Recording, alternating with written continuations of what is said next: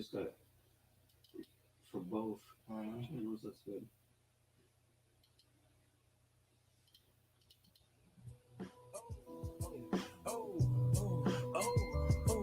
Everybody throw your sets up. My diary. Diary, dear diary. My first day, finally got some pussy. Oh boy. Just happened to be the first time I hit a raw. No names, ladies and gentlemen, no names. But the pussy was so good, I had to get it. Had to go again and again. Raw, it's not to be fucked with. So it's me and Eddie Bravo and Tate and this big. And you must pull out. Don't let her trick you. I'm on the shot. I'm on the pill. It's a lie. But this girl, she was so fine, so fly, and the chick was smooth, my man. So we chilling, watching an old jam, the 5 Heartbeats, that is. Jesus Christ. Yeah, it's just loud as mine sometimes. What's going on, Jesus? I like that, niggas. Hey, LA, I was thinking the same thing. You saw what we said. I said, niggas late, boy, on CP time. Listen, no, for real, man. I was sitting here watching videos. I was like, oh shit, I said I was gonna go live at 8 o'clock. Hey, I was just on Courtney Michelle's show with Nate and my goodness, what's the other dude's name? He's usually on Anton's show. He's usually on Lapeef, the guy from Atlanta. Shit, there's a lot of those. I know there's a ton of them. He's the one who always is laughing. And, Atlanta, who's a cheeky? Nah. Logic. Yeah, Logic. Yeah. And then Nate, is it Nate? The guy y'all are talking about? Nathan Daly? The guy who was the ex-police officer. Yeah, Nathan Daly. Yeah, Nathan Daly. Yeah, he was on there too. All right, well, here, let's get over here. Let's go ahead and he already want to come up here. Jesus Christ. That goddamn jigaboo, Mr. LA Will. What is man, he's always in these. I thought I was in these YouTube streets. Yeah, man. LA always in the YouTube streets. Look,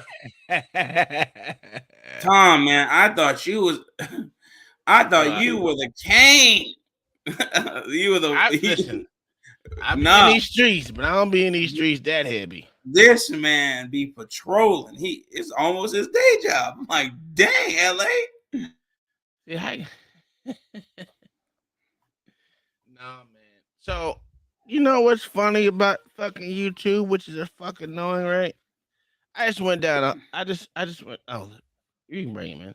I just went down a whole bunch of damn videos, right? Hey, boy, you weren't lying about that school resource officer stuff, man. Hey, you should sit. He said you retarded. Yo, they got me out of there after a week, man. Yeah. After a week? It wasn't the teachers. It wasn't the teachers at all. It was just the police department.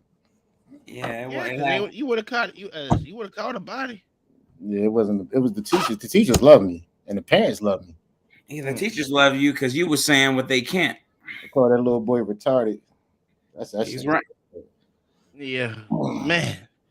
I just went down on my Uncle Tom page, right? You know how you got all the subscription pages, even though they're not subscription based pages. I'm not on none of them like that. Yeah. And I just seen these motherfuckers glorifying motherfuckers getting killed. The whole channel is called No Lacking or some shit like that. Best, huh? Nigger than that is best. Man, listen, not it's even that. It's called No Lacking. Yeah, that's the channel. I think it's like No Lacking or something like that. Some crap like that. And I was like, every freaking video of someone getting shot in the hood. Every video. I was like, how is that? I How's get that on kicked. YouTube? Man, look, They said no man, violence, but I know they hate me, man. they went raw up in you, boy. They said, Yeah, take this. it was the liberals that got you up out of there. The kids was right for the prison system. Listen. Oh my God, hold on 1 second. I'm gonna send it. Let me get back to my page because that's what I was doing when I was fucking bullshit sitting here. Damn, I don't got it no more. What the fuck? Matter of fact, let me go to my motherfucking history. Black, you said Nate up on Fight Club last night? No, I ain't see him, man. What'd he do? No, I was asking you. You was talking about him earlier. Oh no. This was just a moment ago, man. I was up on not K Michelle. Courtney Michelle. I was on I was on Michelle's page. Oh yeah, he went on there. Was it live or the show before? It was live. It was just now. Now. And I was up there talking.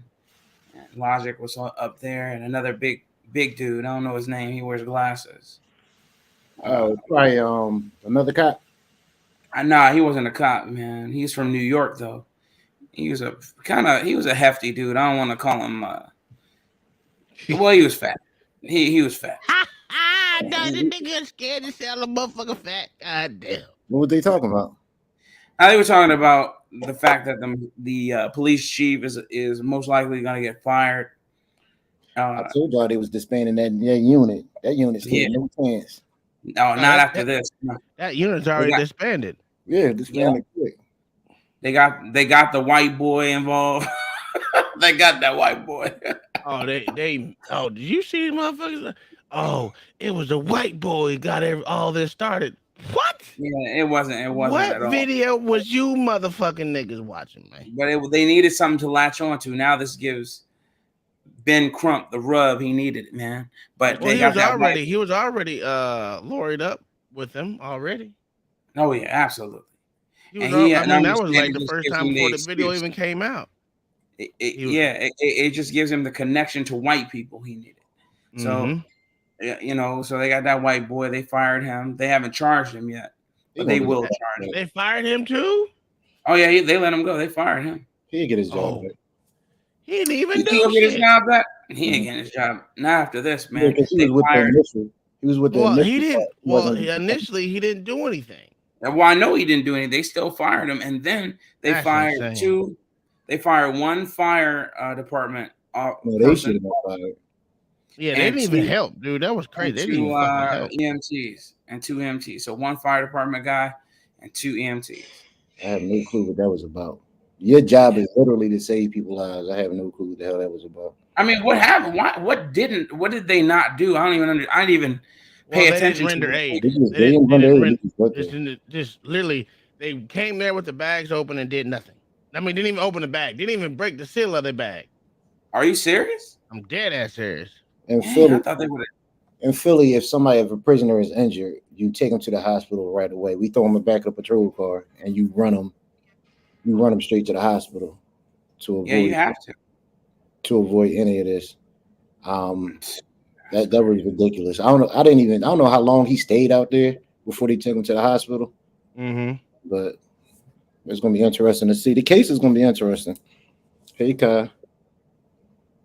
Yeah, it's gonna be something. It's gonna be. It's definitely gonna. I think personally that these police officers are definitely getting some jail time. I don't know how much. I don't think they're gonna get over 10 years, but they might. I do. You think they'll get over 10 years? Yeah, they're gonna do a bid. Well, the dude. They're gonna do a bid. The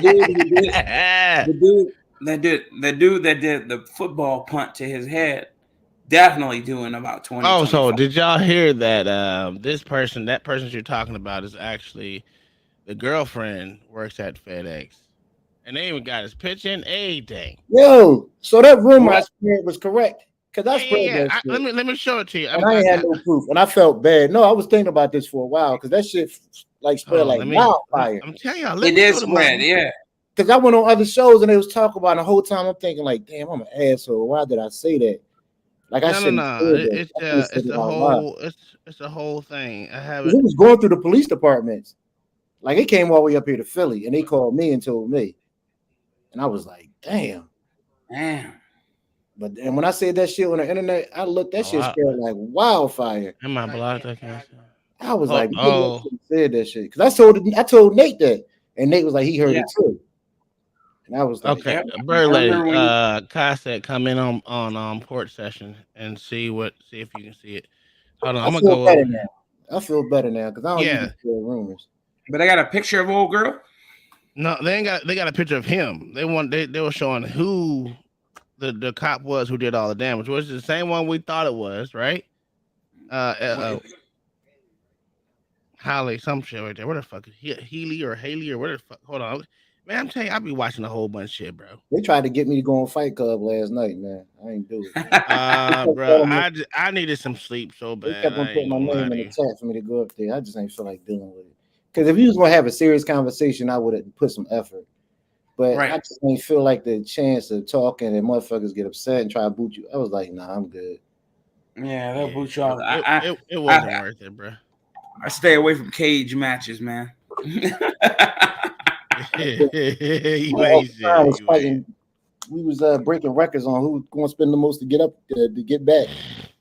At the That's while, Yeah. like great. 3 o'clock in the morning, I'm just going to fuck the bed. I ain't proving nothing. I still didn't go to bed till almost 4 o'clock, 5 o'clock in the morning. It was like 4:30 when I got up off Once there. I got booted, and I came back said, "Niggas, I'm broke. I ain't broke. Pay the 500." Next year, people start dropping 50. I was like, literally, I have nothing to do. I have no kids. I don't got a mortgage. I got money to burn. This is what we're gonna do. Yeah. Hey, listen, They them all kept motherfuckers. janging up against me. And next, you know, Uncle Tom started running his mouth. They got on his ass. He started dropping hundreds. He started dropping hundreds to get back. I You said, "What are crazy? you I ain't doing with dropped it?" no hundreds You did drop 100. once, Okay. maybe. Yeah, you did drop 100. Then you dropped 50 because they kept on getting me for 50, and I kept coming back. Dang. I'm like, yo, I'm not fighting all y'all. Making money hand over fist over there, man. Who? That's that nigga over there. I don't know. What he talking about. I ain't got nothing. I don't know nothing. My name Bennett. I ain't in it. Andrew, I should Where have the said fuck is something, this but at that video point, at, I was bro? just being an asshole. I should have spoke. I don't know why I Yeah, I didn't. know. I'm looking through my shorts. I'm weird, man. I just do shit sometimes. I don't understand it. You know how many shorts I washed, babe? It was a lot of them some bitches. Man, I can't even find that bitch. They lucky they don't get the death penalty. They fucking around. If it was definitely over a girl. Yeah, man, they had his whole face up there. I was like, oh, the same dude we thought it was that motherfucker. He looked like he was Hoyt. So the thing was, he sent the pictures of after he whooped the hell that dude's ass. Sent the Yeah, pictures to to the the girl. girl. Yeah, Yeah, I didn't want to say that, but that's what's also going around the police department. What is yeah. it? That's what You said what? He took pictures of the dude and sent it to his girl. was ex girl because that was baby mama because that's what she was. Oh, I didn't know that part. Yeah, it wasn't that it was girlfriend. It was his baby mama. And yep. I think I just found it. Hold on. Oh, he took pictures of old dude and sent it to old girl. Yeah, that's what Yeah, he did. saying look what I did to your man. Man, that's dumb, man. Yeah, this dude Hey, Nick, I tell was you, it worth these motherfuckers is something else. it? I guess it was worth it, man. Yeah, Shit, okay. Something else. These It's always seemed worth it. these That's why I idiots. just said when All Negroes right, don't think. all right. Let me see. Let me figure out what I gotta do because I'm. I Oh, ain't never met no piece of. all right. There we go. I'm No gonna piece leave of that ass alone. that great. Yeah, I feel you. Yeah, in my life. But Not going to jail. think about dudes in the hood, man. They All always right. do stuff I like knew it was him. this. How did I know it was him, man? And look, he the simpiest simp looking dude on there, man. I knew it was him. All right. So let's see. Let me He see. looked How do like he I raised by a single mother, man, too. this? I knew it was him. How did I know it was this dude, man? That's I know. insane. Yeah. So it's him. And let me see if I got sound on it. I'm fucking with two damn things. Hold on. Tyre Nichols worked at FedEx, and Demetrius Haley's ex and mother of his child worked at FedEx too. Demetrius took a picture of Tyre Nichols on the ground and sent it to his ex. All the officers involved went out battle over this man's personal issue. Tyron Nichols and his ex had a relationship. Turns out They had a whole relationship going on. I was just messaging him because I Damn. wanted money, so I'm like, let me flirt back and forth with him to see if I can get money. And I did, so that was whatever. But it's like, Back from Houston. no, I don't know. Okay, that's something different. But yeah, that was that crazy shit right there. I'll He tell you, does man. it. More Yeah, that was countries. him. More But no, countries. I have something for you. This is for goddamn Mr. LA. I know this is what he He was like on right some here. bullshit. This is what he like. That's what you like. Even in my drunk days, I wouldn't have hit that. You lost your damn mind. That gotta be a dude. Yo, it is. The dude said, he said, these hips don't lie. Not with a D, but with a Z. They don't lie. Oh my god. I hate That's, this world. hey, that's Jay Will, bro. It's for you, homie. I hate this world. I hate this world with a passion. Me too, man. So here's the It's going to glorifying. hell. This one's the video of the what do you call it? Of More the countries, channel. more kingdoms. Bro, glorifying prison life right here. You gonna have him? Look like they about to kill us. Bro, that shit is ridiculous. I do not get that close to another man. Listen, when you go to the channel, it is nothing but prison stuff. Look at this. All prison shit. I told you I seen. I was on Angry Man show, and with that pineapple shit, the dude called the girl from prison. I was howling. That's crazy. Look, they make What a a midget TikTok in of this. prison? Huh? Oh, What is that? A turkey? Oh, they're frying chicken. I forgot they can do that in there. oh, they crying and complaining in the background.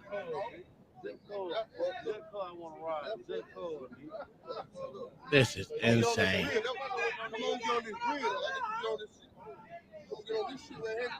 It's a Where third the world. prison? Where the prison guards at? I mean, you missed the prison. Nah, bro, it's a third world country, brother. He Yeah, probably my knew- wife, he got a whole ass fire going on. Yeah, he do. Bro, they making chicken where they doo doo and piss at. they probably waiting Disgusting. for the chicken to be done. Mm. That's it.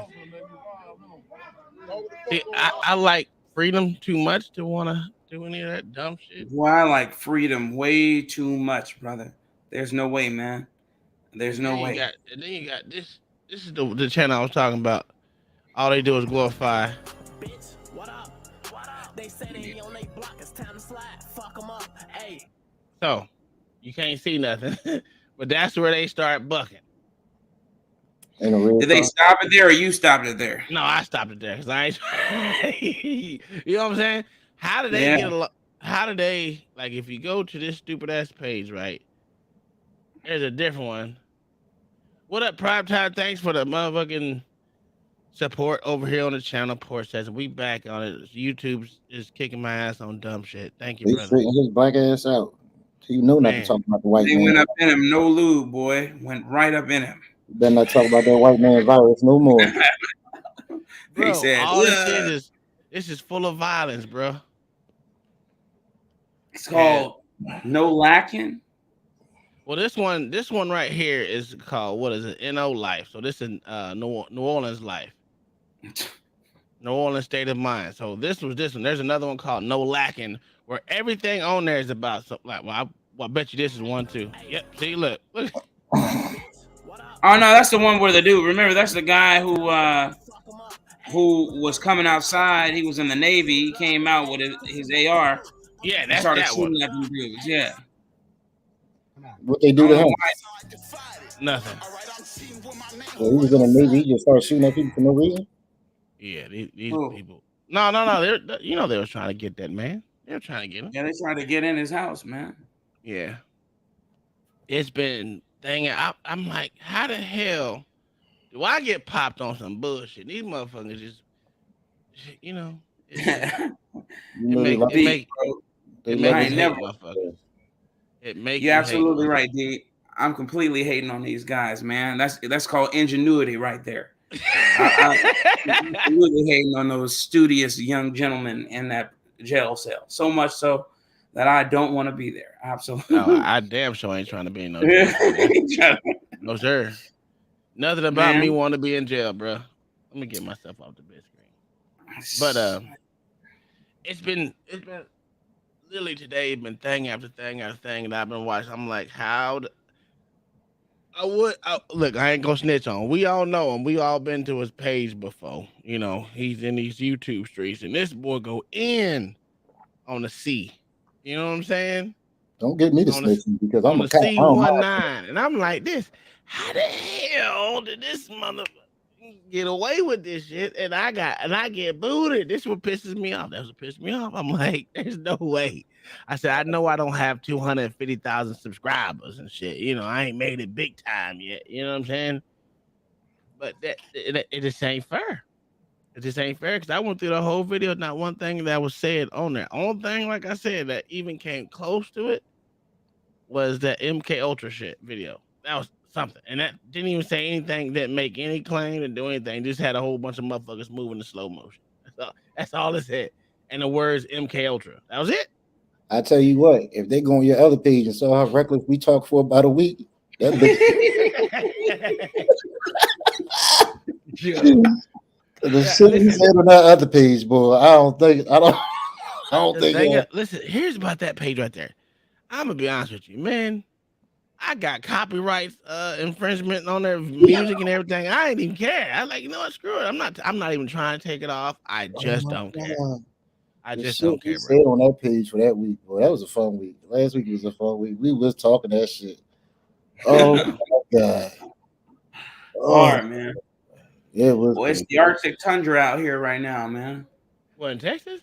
Right where it's a freaking ice rain and everything, man. It's nothing but ice rain on the ground. How cold it get there, man? But it's probably right now it's 28 degrees. Hell no. And it's usually not like this. Right now, it's how y'all niggers can do it. I thought black people don't like cold weather. Well, you know, I was born and raised in it, man. Oh, that's right. You from Chi-Town. That's from Chicago, man. So God. I was born and raised in Arctic tundra, man. This is nothing. This isn't as bad as Chicago, but you know, surprisingly, it's here, man. Then we got ice rain coming tomorrow, day after tomorrow, everything, man. My ex living what is it called, Evanston in Chicago.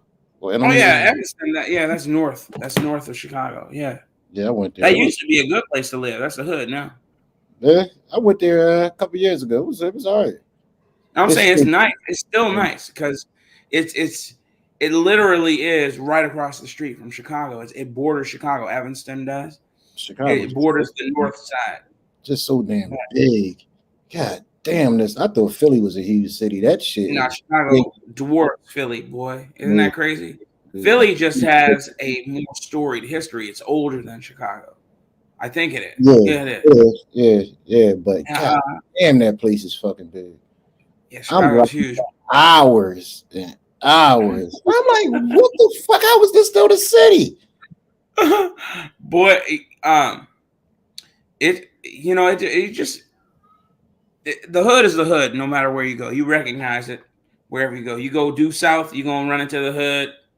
You go due west, you're gonna run into the hood. You know what I mean? That's every major place, though. Jeez. Exactly. You know where it is. Everybody, you go far enough south, you're running even into Florida. You go far enough south, you're gonna run into Miami. Far enough north, you're gonna run into Jacksonville. East, you got Tampa and all that. Man, listen to everyone think Tampa cool. I'm sorry. Yeah, west. But Tampa ghettoed in the mofo, bro. I didn't know that, man. Tampa ghettoed in the mofo. You know, but it is what it is. Especially in where the autumn clubs is. I mean, I do not be in Tampa on a Friday or Saturday night. I'm probably gonna be out at Camp Pendleton in a couple months. California. I gotta facilitate some classes over there with for the government. And then I heard it was gorgeous there. I never been. The All the Yeah, Marines Pendleton. wanted to go to Camp Pendleton. Of course you did, man. That's lovely over there, man. Speaking of being a Marine, were you at where's that base out there in North Carolina. North Carolina? Yeah.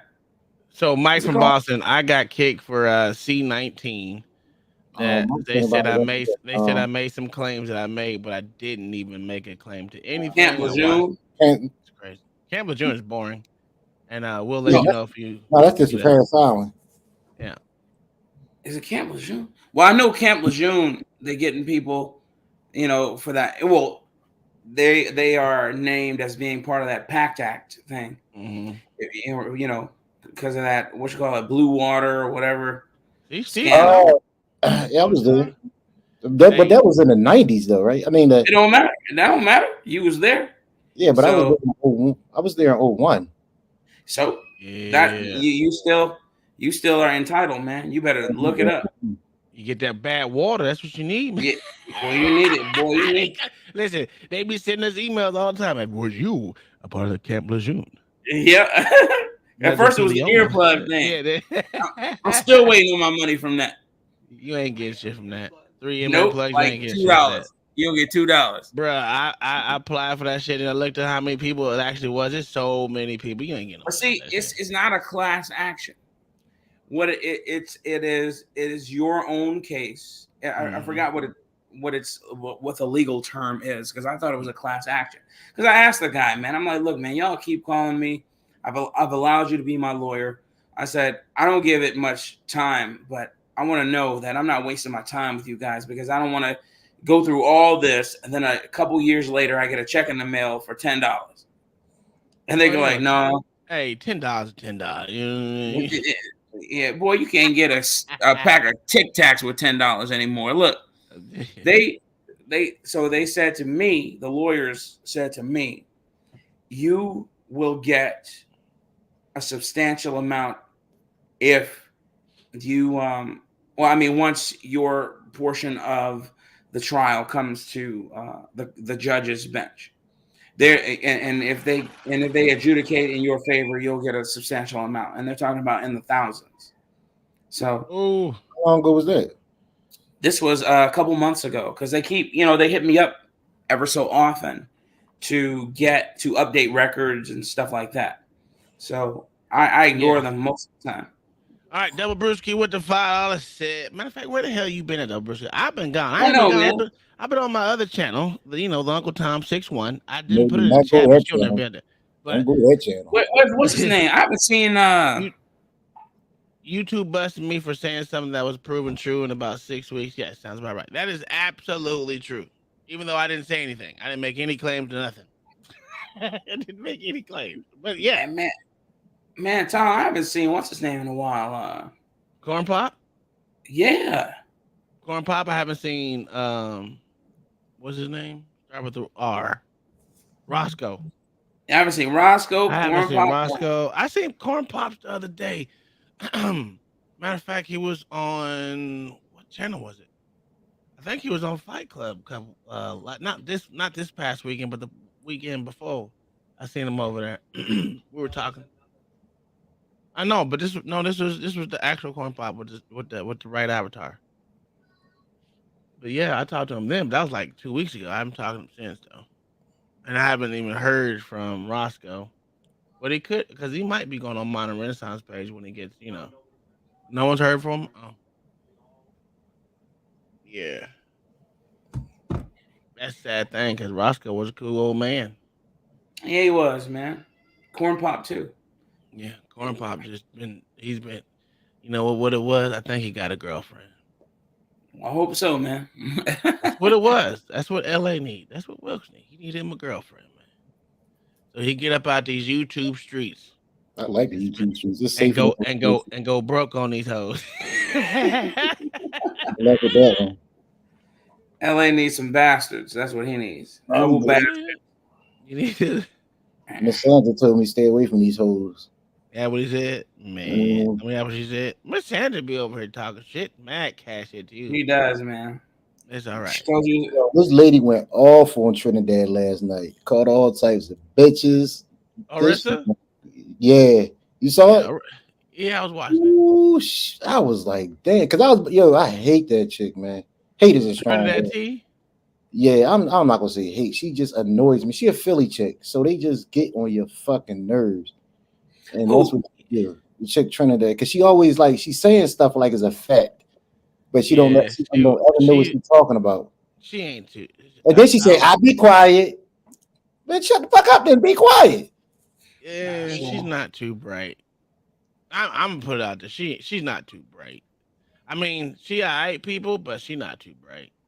Even her take on the shit last night when they were going over that wasn't too bright. And then you know what pissed me off about what the last night show is when what's his name? Not Trucker.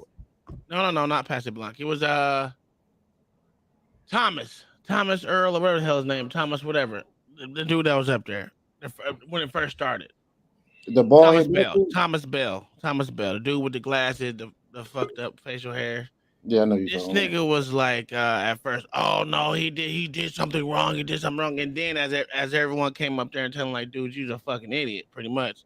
He's like, oh no, that's wrong, and this is wrong. I'm like, dude, stick to your horses, stick to your guns that you said it was wrong at the beginning. Don't change this shit up. That shit was irritating. I was like, dude, you can't trust a motherfucker like that. You can't trust a motherfucker like that. Matter of fact. Call her old bitch. I was done. Called her a bitch. I was done. We say that's why I haven't been on much. Oh, that's right. You do got that new lady. Yeah. Yo, Double Brewski fucking up though. Double Brewski, you listening? You fucking up. You setting them standards now. Once you come back to YouTube, she gonna start yip yapping. You know it. You better make sure you let it be known, baby. Make sure. Why Black Thought sound like an old pimp? You better let it be known, baby. Yeah. Black Thoughts, we all looking at that watch like, what time is this Negro starting? He talking about he was caught up in there watching YouTube shorts all day and forgot he told us 8 o'clock. Yeah, I heard him talking that bullshit. I looked up and it was 8:05, and I was like, "Oh, I gotta take a piss first. Hold on." She's great. Oh, that's cool. Hold on. He looked up. It was 8:05. He said, "I gotta take a piss first." It started at 8:20. You might want to go see Dr. Seuss, bro. Negroes, man. He's finna be racing people on South Beach today. Man, that shit fake. Yeah, it's fake. In the mofo. Yeah, what am I doing? What am I doing? Oh, I was gonna go back. Let me get back to the nitty gritty of this shit real quick. Somebody better tell Double Brewski my pimp hand's strong. It ain't strong as Bob's. Bob, you know what? Bob, it ain't strong as Bob's. Bob, listen, Bob has not been online in a minute. He popped up on a group chat today on some bullshit. Yeah, that's what I'm saying. You know what, Bob? You ain't shit. I just want to throw it out there. If you listening, you ain't shit. Because you know what? Your ass was in the group chat and couldn't say nothing the whole time you was in Arizona. Just because you in Arizona, motherfucker, don't mean you can't motherfucker respond. You know he was tricking. That's all that Man, leave Bob alone. He probably knee deep. Like, I ain't looking at these Negroes chats. You know what I mean? He was knee deep. Like, I ain't got nothing to say to these Negroes. Pilot outfit on, walking around the streets of Arizona. Man, listen, Arizona's not worse. I can't stand Arizona. Well, I think I hate New Mexico more than I hate. Oh, New Mexico is terrible. Arizona. Those two states that, oh my God, I can't stand either one of them. But border Mexico. Have I been to Mexico? No, you said the two states that border Mexico. Yeah. Those, they trash. They are fun. New Mexico's terrible, man. I can't stand that place. And now they say that the what's that city right outside of El Paso, man? I can't think of it right now. New Mexico. They say that that's the number one place to raise children now. Like, says who? A lot of Americans going over there and probable cause, taking over. Like, okay. Well, no, I'm talking about New Mexico. It seems that. Yeah. All right. We're gonna sneak watch this real quick. Right. I'm not comparing it. I'm using it. Pause this shit right quick. I like Auntie J, but boy, her face be like this.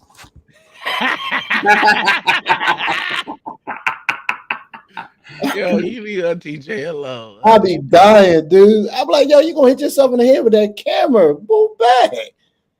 It's her phone though. That's the problem. Oh, her face be so close. She just need to get a laptop and call No, it. I don't know why she don't get a her some laptop. glasses, man. This don't make any sense. Back up.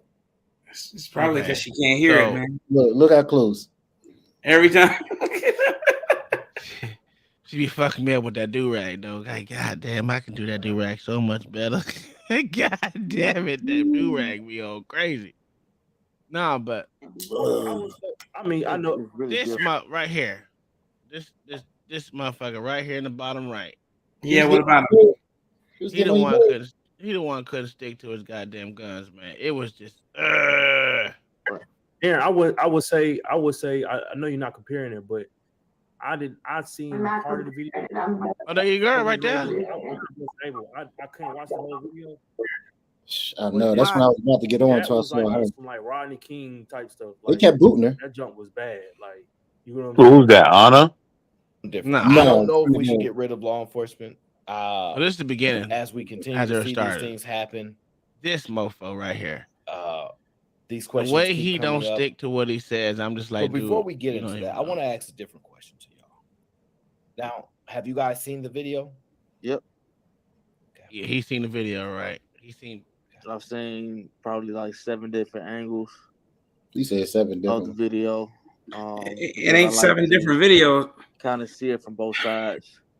Hey, what actually he happened. Got that extra angle. If it's as bad as people, as the mayor or whoever that lady was said it was, you know, it's bad.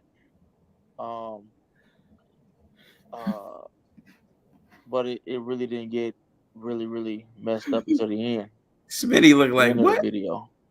In the beginning, anybody ever tell Smitty you look like a Klingon? I don't understand. With the wrinkles in his forehead? Yes. Figure out why they pulled him over.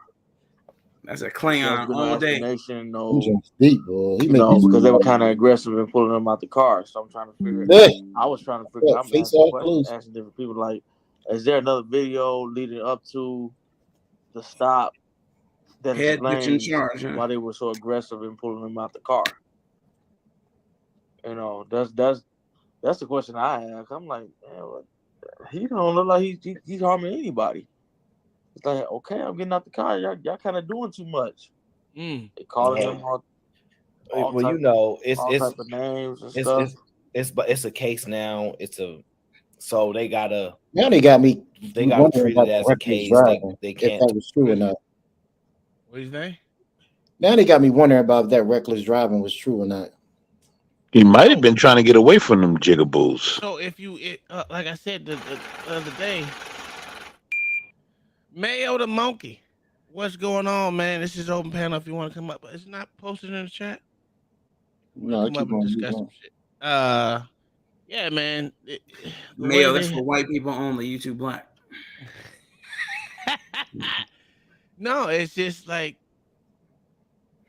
when we watched it on that day, LA, and at the end of the video, they were complaining about them stopping someone else, or got someone else in custody over the same reckless driving. I'm telling you, they got the wrong motherfucker. Well, they got the right people, but the wrong people, if that makes sense.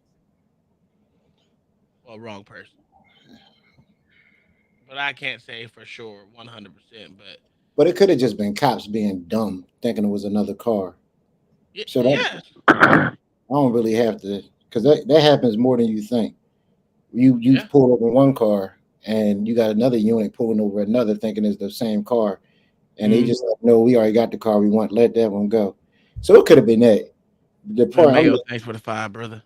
I'm just thinking about. I mean, it could have been, but the fact that old dude's baby mother worked at that FedEx, and he ended up working at the same one. That's too much of a coincidence. Oh, and the malice for which they were, the malice that they were working under was it a coincidence? Man, I'm about to run in my mouth. But was it I don't think it was a coincidence. That's my point. Did they know his route? Mm-hmm.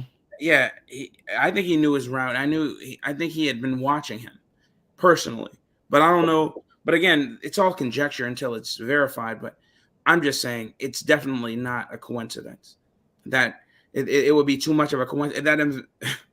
It doesn't make any sense that he just by happenstance ended up working at the place where the mother of his children works.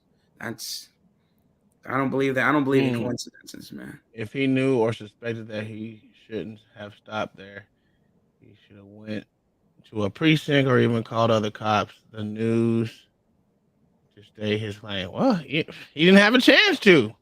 Now I don't know. What is he talking about? What you talking about, Buffalo Man? If he knew that was the cops following him, he should have just never pulled over. He should have kept going to a precinct or something. Well, how did he might not have knew where the closest? I don't think he knew.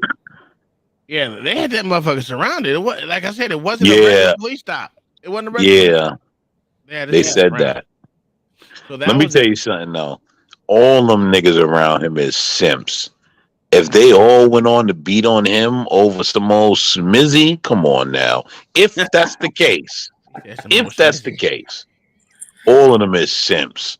Because I'm not beating on no. I'm be like, bro, listen, if you got an issue, you gonna throw their hands with them. We gonna grab them up, run in the back alley, and you gonna throw their hands with them. But I'm not about to be over here kicking and punching on no nigga over no smizzy. Like, fuck up out of here. It's people like L.A. Wilkes that would. You know what I'm saying? He's like one of them niggas. Man.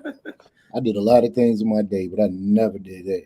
Nah, I'm messing with you. I I never fought no one else's for someone There's too else's many girl. women in this world. I'm not even I am not even fighting girl for mine. What are you talking about? You crazy? There's too many women in this world, man. Yeah. There you go, bird lady. You got it. No, but let's go. I want to hear this Thomas's Bell take as we talk about certain evidence they can't possibly. I'm gonna show you what irritated because they're probably going to be indicted. Hey, Black Cross, you think Smizzy's in the Urban Dictionary? Might be. But we heard his he's seen 7 different angles that no one else saw, but you know. This is when I be like, some people should just say, I don't know. Well, he one of them, bro. Definitely. Jesus. But when he get into his little spiel, I'm sure there's some limitations to what we can know and things that they have to hold back and whatnot. But I want to ask y'all this for the people that seen the video. Oh, and they were covering their body cams. You know that they were covering. I don't. It didn't fall. These are going to be a little bit. Yeah, I can see that. Uncomfortable. Like I've done that before. I never did it. I used to work the body cam room, so I used to see guys do it all the time. My best to challenge things. What do you think?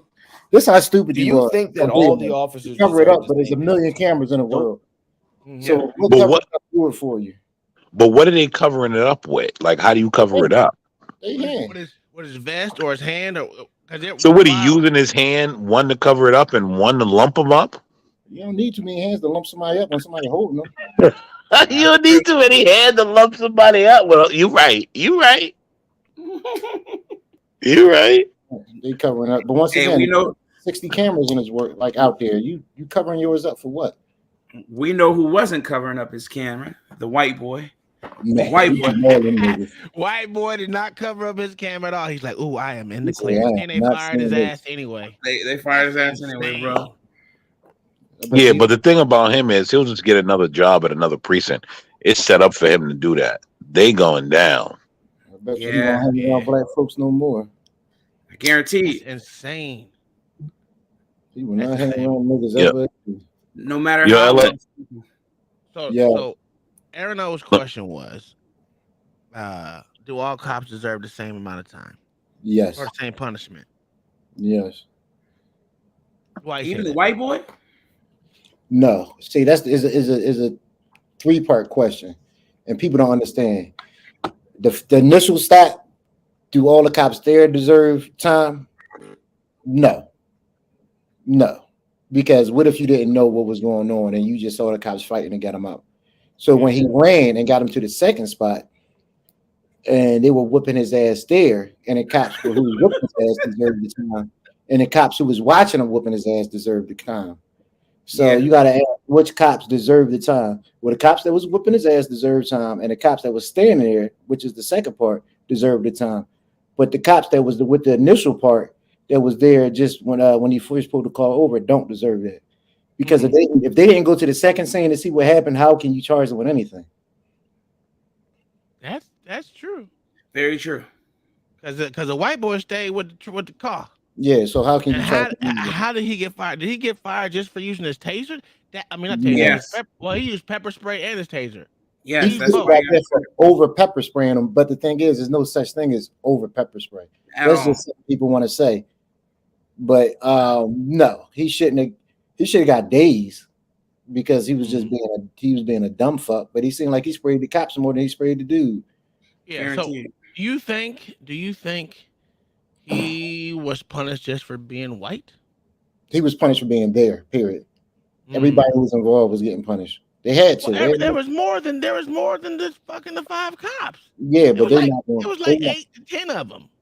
And all 10 of them motherfuckers gonna be looking for jobs. Well, they only got 5 right now, or 6. Yeah, but they ain't got. There's no statute of limitations when they can fire somebody. I guess so. So was it the initial guys that was there? Is that what it's coming down to? Like the initial cops that were there, they're all getting fired? Because I mean, the unit that pulled up 20 minutes in, you can't be like, yeah, you're fired for pulling up 20 minutes in. What is the thing? If they saw him sitting there and they pulled up 20 minutes later and they still did nothing, yeah, you got to get that smoke too, because none of you had enough common sense to take him to the hospital. Yeah, I can agree with that. That's the reason why the EMTs are getting it. You sitting there watching him on the ground bleed out. What the fuck for? So my question is, why didn't the EMTs do their job? Nobody know. Yeah, see, that's why I'm always, I don't know, part of me is always in conspiracy mode, because it's just kind of wild how that came out, same time as Nancy Pelosi, Paul Pelosi. Didn't something else come out too? Wasn't there something else going on? And all of a sudden, all we focused on is, the media is kind of upset that there wasn't no mass destruction going on. The media is upset that there wasn't no mass destruction, bro. I mean, have you watched cool today? Miss Sandra, we cool today? Let me know, because I dropped down. I ain't got time for your ass tonight. How you all doing? Miss Sandra, let me know. Just let me know how we starting this night off. Let me know. Well, just drop down. Oh, I don't like no one threats. She said she here for all the smoke, bro. But let's hear. I want problems. I said I do not want peace. I want problems always. How many times do you think she's gonna pick on me tonight? I give at least 5. But Miss Sandra only pick on me. She don't never pick on none of y'all. This is me. I don't know. What? You crazy, Miss Sandra? Let me tell you something, Miss Sandra. You say some old weird shit, she coming for that ass. No matter who you are. Especially Gary. You hear her huffing in the background. Whenever Gary gets up here, she huffing. She like. I think they used to date back in the 70s. There you go. Miss Sandra, you and Gary used to date in the 70s. That's why you always go at it. Don't start. You can't play no dozen with me, so you might as well shut up. The day he playing victim, right, Sandra?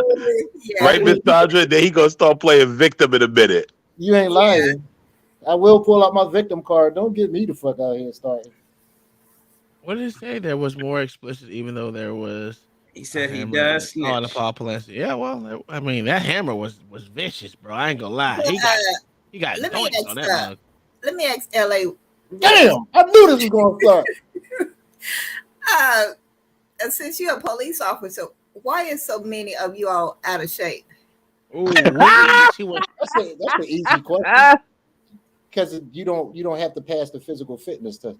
But me and Nate had this discussion. So if you require that, which they should, you're gonna have a lot of cops drop off, and then you gotta wonder what should be the age limit on that, because you can't have an old 65-year-old cop trying to run 10 miles or 2 miles to take a PT test. So that means, what do you have to get an age requirement to retire? And There is an age requirement. No, I'm saying I'm sorry. In Chicago, there is an age requirement. Once you reach 63, it's done. You mandatory done, son. retirement. Yep. in Philly is not. In a lot of places, it's not a retirement age. That's why cops retire one place and go to another. That's right. Here in Texas, there's none. Yeah, they should. Yeah, in Texas, they don't trying have to get as many bodies. They trying to get as much bodies out on the street. Yeah, and sometimes you drop quality off when you're trying to get quantity. Simple as that. Very true. Can anybody say United States Army? They dropped their physical fitness standards. Well, yeah. They Oh my just God, yeah, it's ridiculous. They just dropped the standards again. They changed them from what they had originally changed it to just a year or so ago. Now they're changing it again because it's not fair and it's also not working. So, I mean, look, you can't deny that whoever came up with the 2-mile run, the as many push-ups you can do in 2 minutes and as many sit-ups you can do in 2 minutes was the standard.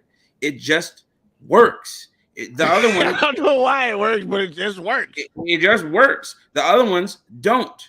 All this shuttle run and combat carry and all this other, just like with the Marine Corps. Well, the pull-ups. There was the pull-ups and the sit-ups and a 3-mile run. Yeah. The thing about it is when you're doing, if you can't, in the heat of the moment, you're gonna pull that motherfucker up and keep it moving. Yeah. No matter how much it is, it's the adrenaline in you. You're gonna pull your battle buddy up and you're gonna move out with him. And then Except for women, because besides women, I already told you how I feel about women in the middle. Leaving that dead weight behind. Man, especially if she ain't give you none. Motherfuckers don't get shot behind women. That's how just stay out. Facts. But if you want equality, I will make sure we have nothing but female units and send them in first because we know they are the backbone and the front bone of the military. Put And their get ass boned. up there for us. Yeah, the backbone, front bone, get boned. And the Marines, women couldn't serve in infantry. I don't know if it's there now. I don't know if it's like that now. They might have changed. They can serve in combat MOSs now. Yep, Rangers. You couldn't do it when I was in there. Yeah. I think it started towards me getting out 2012, 2013. No, I started around 2015. A little okay. after. Well, really? Right. Yeah, right when I was getting out, I got out in 2015, and that's too, when but they were already doing it though. No, they were talking about doing it. Remember, they hadn't solidified anything. It was after that. It was after we got out is when they solidified it completely. And now women are in combat roles. Man, that's a detriment to any male serving. I'm gonna tell you why it's not. Right? Go ahead. They're gonna be able to release some stress. And downrange, you gotta at least have 1 or 2, 3 of them in there. Sometimes you gotta just relieve it, and you'll be all right. It's gonna be. Listen, they're gonna have to get rid of the standard where you can get put out for sleeping with your coworkers. They're gonna have to do that because if you put them in the combat role, what kept a man on his toes was they were sexually frustrated. and what you put them in combat roles, and they can be in the combat units. They're gonna be stress reliever. I'm telling you, that's what it's gonna be. Yeah, that's exactly what it's gonna be. It's always been that way anyway, but it's gonna be even worse, man.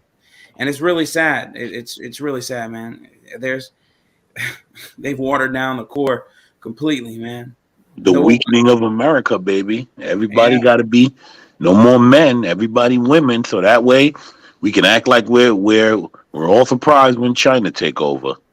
Yeah, don't be surprised. Shoot, it's insane. Y'all need to quit. I think China been to go. Y'all tripping? They already got where all the what do they say? All the Air Force bases are. They got all the. They bought all the damn farmland right next to airfields. There's a reason why they did that shit. Yep, there's a reason why, man. There is a reason why. The guys that was holding him up, and the guy that was the guy that was punching him. Bro. Those guys deserve to be indicted. It was 2 officers that actually sprayed themselves that weren't even a part of. They were a part of it. Walking away, trying to get the spray out of their eyes. So I don't think those officers, because I don't think at that point they were even paying attention to what was going on.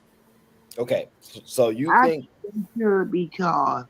Everybody. We had an old cop named And the reason McCray. why I say that is because even though those two officers didn't partake. What's that? Oh, one of these dudes lied on here too. He said the cops got to get sprayed with mace during to get used to it. That's only in the military. That's He used to have to go in a gas chamber. He just made that lie up. Yeah, Smitty. Well, they do. They do. Don't y'all get? Yeah, I thought they did do that. They did that. No, you get the taser, but you don't get sprayed with mace. That's just in the Oh, you don't military. In the military, we went in the gas chamber, but you Oh, don't no. get sprayed by mace. You don't Oh, get no. sprayed by OC spray. No. Oh, he said. And where I'm from in Oklahoma, they got sprayed with mace. But did the OC spray in the police department? Yeah, Yeah. I'm talking about the police department. Chicago, got they sprayed did with it mace. too. You're not gonna get used to OC spray in your eyes. Oh, No, you're not of course gonna get you're used to There's it. no way. But it's Yeah. just like you're not gonna get used to it. Goddamn, gas Yeah, chamber either. Hey, They by did the it, time you're used to it in your eyes, you're already blind. Yeah. That's like there's no way. There's no way. Yo, LA, let me ask you a question. Yo, did y'all have to train with the NYPD ever? No, but when we used to go, so a lot of times they might hold national training sessions, and everybody go. Like if something, like if a major incident happened in like New York, because something happened years ago. What the hell was it? It was something that happened years ago in New York, and we all went there to help out with the patrol. Where they were hitting him with the dude was ran him over on the sidewalk, was running Yeah. over people. Yeah. So we went out there and helped them with the patrol. But you it's a volunteer thing, so we all went there, just like with Katrina and all that. So LA something. went out there for the hose, man. I didn't go there. I wasn't on in. I got in on 06.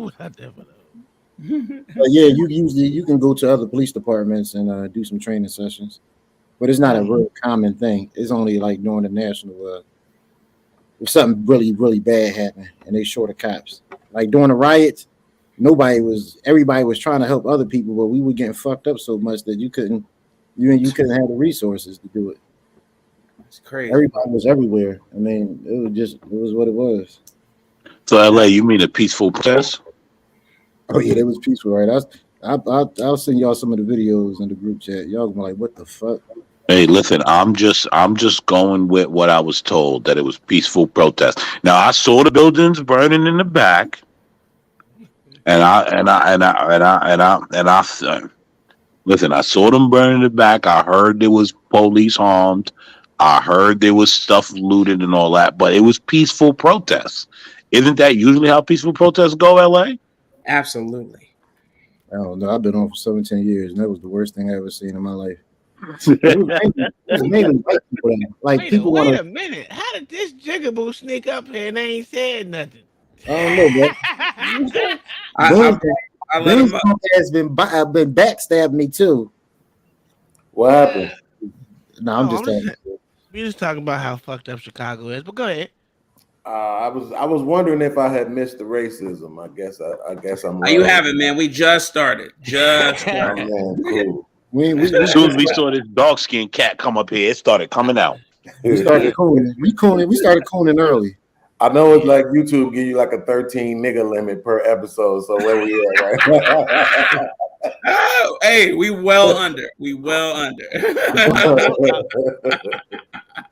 I don't know. I know you came up to this panel last night, right? No. On Fight Club, didn't you come up to the panel last night? Or was it the Fight Club. I would think I was on there earlier today. Oh yeah. It was very long. They had the extended Fight Club. That shit went on to like 2-3 o'clock. What's the name there? Sway. Sway. Yeah. I was like, yeah, it was pretty good though. I ain't gonna front. Mayo, you're right, man. Yeah. You're right. They are. Well, I'm going off what this one was right here, because Thomas Bell was totally inaccurate in his statements, and he just. Snap! Smitty was there. Yeah. I'm finna cuss Smitty ass out, bro. But I'm finna say he ain't been coming to my show, but I ain't did no show for him to come to. So. I really just wanted to hear this guy's take, because it just was full of absolute BS. Huh? Stuck What'd on you that. say? You stuck on that bull. Yeah, because that's irritating, man. I hate. Know what I hate? I hate when people can't just say I don't know. What's his That's name? one thing. What else did he say, man? What else did he say? Wait, no. All right, hold on. I got to. Nope, I got to drop down. The title of the show is YouTube went raw in me. You don't know why I said that? Oh, okay. Come on, man. Oh my God. Listen, you don't understand. Listen, I got a community guideline strike for absolutely no reason. Wait, you actually got the strike?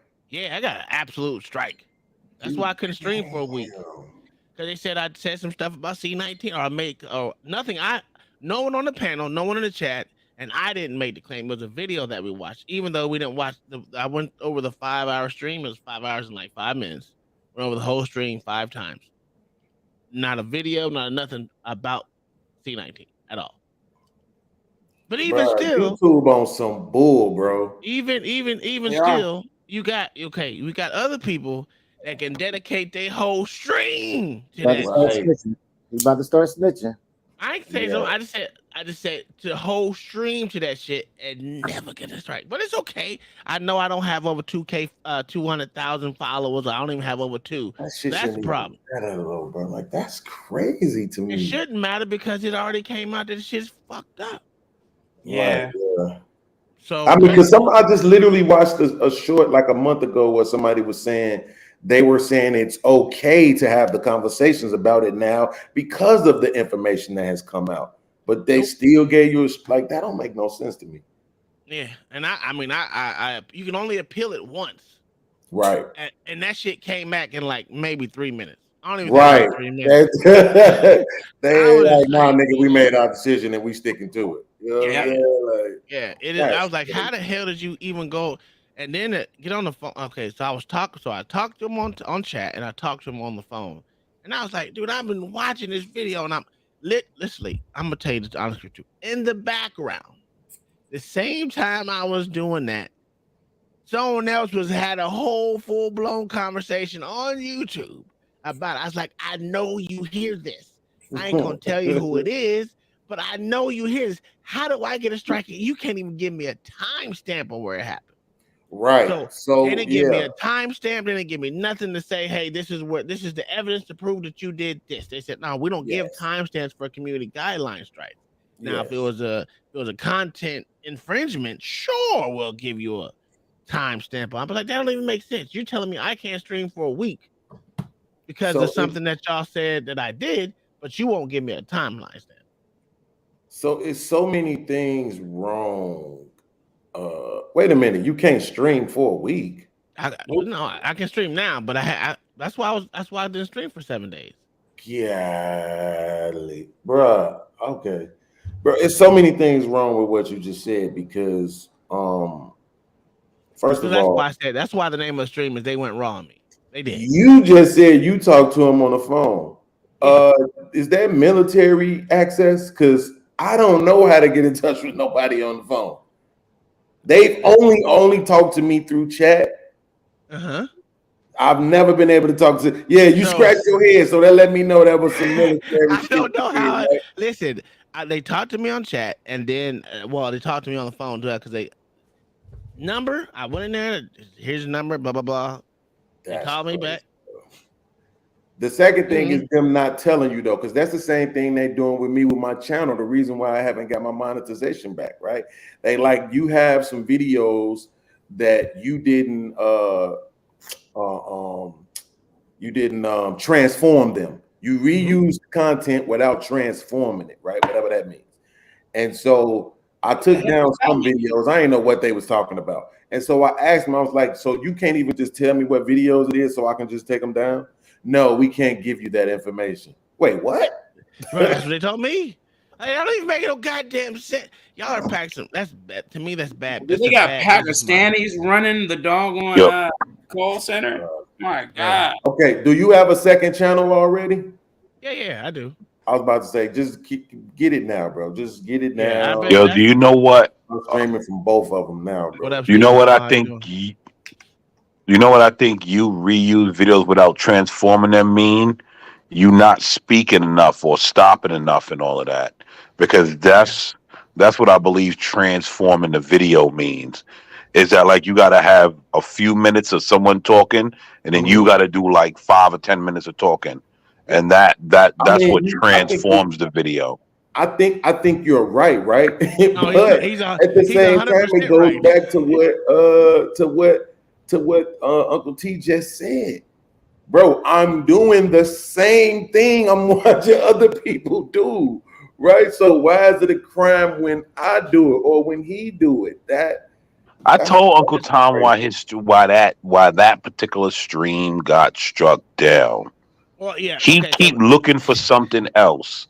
That is why. Okay, so what happened was so the thumbnail is, what is the thumbnail again? Let me bring it up. It was something about Joe, and then it had Hunter.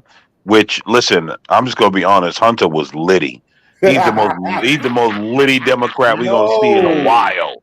All right, and it had him in the scarf chilling. Oh, and I can't even show it, but see, I don't have it no more. They took the whole damn thing down. Yeah, but that's what I'm saying. They said to my video today, they didn't give me a community strike, but they said if I upload another video of a what you call it, a minor engaged in a fight, I will get a community strike because I uploaded the video. I did a short watching the video of the girl that was in classroom that jumped on her teacher. You know what I'm saying? Yeah, you shouldn't have did that. I didn't think that was gonna be no problem. I guess that's just for Instagram, though. I guess they got us policing ourselves, man. I'm gonna tell you something. It's on the way. You jigaboos up here thinking y'all can do whatever you want after the white man told y'all stop doing it, but yet y'all still want to keep doing it. They tired of talking to y'all. Bro, no. I've seen fight videos on YouTube. They tired of talking to y'all. Stop doing it. Well, no, we would be able to get away with it. The problem is we just talk too conservative. If we start dancing on the left side, we'll be all right. We'll be able to do what we want. So what you're saying is this particular movement with YouTube is a leftist ideology? Absolutely. I don't know if I see that. That's because you were blind, bro. I thought the left shit was all about being a liberal. No. No. Hold on, Uncle Tom. Let him finish. Okay, I am, but I want to say one thing. It's because you have your oppression goggles on, and you can't see. But go ahead. No, I'm asking. You know, I don't care about this shit, right? So I'm saying, but I thought the leftist shit was about being liberal, and I thought liberal was about like less policing, right? Less control. At one point in time, absolutely. In 2023, they're all about Mao and Stalin and H and all these guys that don't believe in none of that free speech, none of that your rights, people that want to control you. You see it. What happened? They all got 6 masks on telling everybody to do what? And if not, you're unclean. Come on. Pay attention. Who does that? Oh, was the mask thing really? I thought that was everybody, bro. I mean, I didn't. To be honest with you, I never wore one, though. You say you thought that was everybody? You wasn't paying attention to what was going on YouTube? And I'm in Kentucky. So, I mean... Y'all still ain't learned y'all lesson talking about stuff you ain't got no business talking about. YouTube is these jiggers. We didn't make a claim though, so at least nobody made a claim. I just said mask. That's it. I didn't know saying mask was an issue.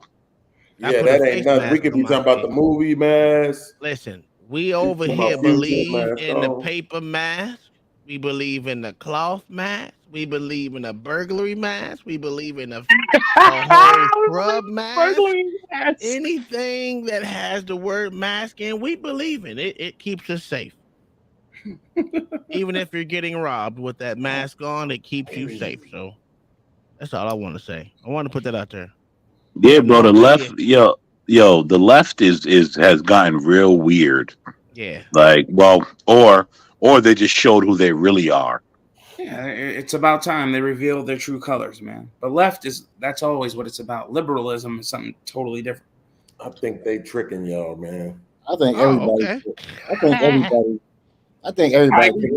Shit, man. Yo, there was a quote that Thomas Sowell had that I can't remember. Why the hell you bringing it up? You all one tonight, ain't you, boy? Nah, he right. But I'm just saying, it was a quote that he had that it was really good about like liberalism and like just like where it's gone. Like liberalism used to be about things. Now it's very weird and it's very racist. Like liberals, it's gotten very Liberalism weird. has become leftism. Leftism is a very and totally different thing. It is Maoism, it's Marxism, it's all those isms, all those things that require you, that says power to the people, but under my rule. Power to the people except under my rule, and we have to make it a police state, and that's what they've made it. Just everything, man. What I'm wondering is if I go outside, right, and just find the first leftist person that I meet, would they even know who these people was? Yes. The Maos and the Stalins. Yes. Yeah, they would know who Mao Zedong is. Okay, let me rephrase that. The average leftist black person. No. No. They don't know.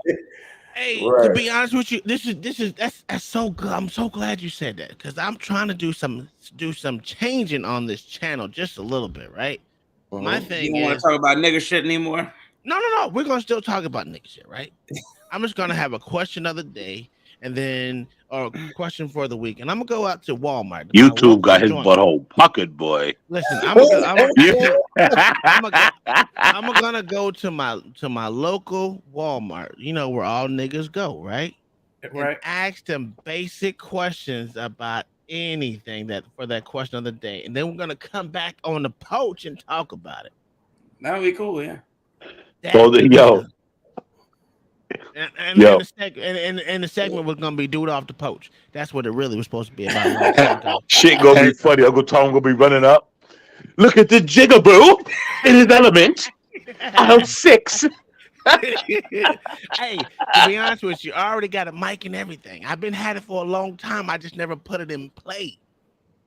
This dude is as a frequent Walmart shopper, they're not gonna get none of them questions right. Crazy though, bro. I know, and that's why I want to ask these questions, because too much. I hear so much. There's so many YouTube fucking talking points, and I just want to start debunking them shits with the average fucking person. Yes. Does the average person think about this same bullshit that we keep saying goes on YouTube? I don't. And we all know the answer is no, but No. I want to show it. That's all. Well, you niggas is defiant to the end, ain't y'all? Y'all still do what y'all want. You niggas is defiant to the end. I didn't say anything wrong. I said jigaboo. That's a good So word. basically, this is proof that they just want you to stick to the gender war, basically. Not just gender war. There's let me take myself out this big picture. Oh, gender war and gaming. Not even gaming, bro. I swear, you don't understand that they want everyone to be on different sides, and it's so fucking annoying because at the end of the day, we're all pretty much the same people. We think well, we all don't think the same, but when we have our ideologies, we stick to them motherfuckers like glue because that's our ideologies. But conservatives want to talk about things, and these other side just want only their voices to be heard. And they're the only ones that can tell their truth is the truth. That's why it's their truth, right? Everything they say can be their truth. Instead of just look, I'm open to speak to a leftist. I always like talking leftists. Matter of fact, I love to make leftists look stupid because their arguments break down with common sense. There's no more common sense no more. It's just sense. It's just there's nonsense. Yeah, it's something. Hey, What did you say? let me tell you when I knew the American people had gone downhill. When the guy did the video asking people, do you want Obamacare or the Affordable Care Act? And people were so adamant. I mean, just gun ho. The Affordable Care Act. Well, because it's good and it's for the American people and this and that. And I'm like, wait, these people don't know that's the same thing? No, they What don't. up, Samuel? And what up, Dub Will? You on the show, Dub Will? It's been a while since you've been up here. What's going on, brother? What's going on? My laptop You got broke. you got anything to add? Dub Will, you got a wrench on Courtney's show, right? I do. Yeah, I saw you in there. Yeah, I hopped up on the panel after you got off. Cool. Ask my little question to the policeman. To the little policeman? God damn. Yeah, Nathan Daly. I like Nathan though. I do. I like Nathan too. I mean, I still don't trust the police, but I like that he's fair. He tries to call it down the middle. Oh my God. Well, we got a police. Yeah, I just left from her panel. I was just on her panel talking. We had fell out before, so that's the first time me and him communicated since we had fell out. And it was pretty good, man. You and Nathan? Yeah. No, I know that. Yeah. How you fall out with someone that's fair? I was just getting ready to say that. How the fuck you fall out with Nathan? Nah, because bro, like sometimes people, and I'm not trying to rehash anything, so I ain't gonna stay on it. No one said you ain't got to spend the whole time on it. Just yeah, sometimes, bro, sometimes what it is, somebody said this to me, and I said I gotta go back and clip it just so I could play it every time it happened. He was like, bro, the problem is that people think they better than you. And when they think they better than you, they don't listen to you to hear you or understand you. They listen to you to respond, right? Yeah, well, that's basic people though. That's normal. And in the beginning, when Nathan and I were talking, he assumed that I was just another guy who had run-ins with the police. So that's why I wanted to say the things I was saying about police, and not that I actually have put thought into what I'm saying. It's like, bro, if you listen to me talk, I talk about all the times the police let me go home when they hear me dead to rights, because I want people to understand that my opinion isn't based on bias. It's just based on how it represents, how it looks. You know what I'm saying?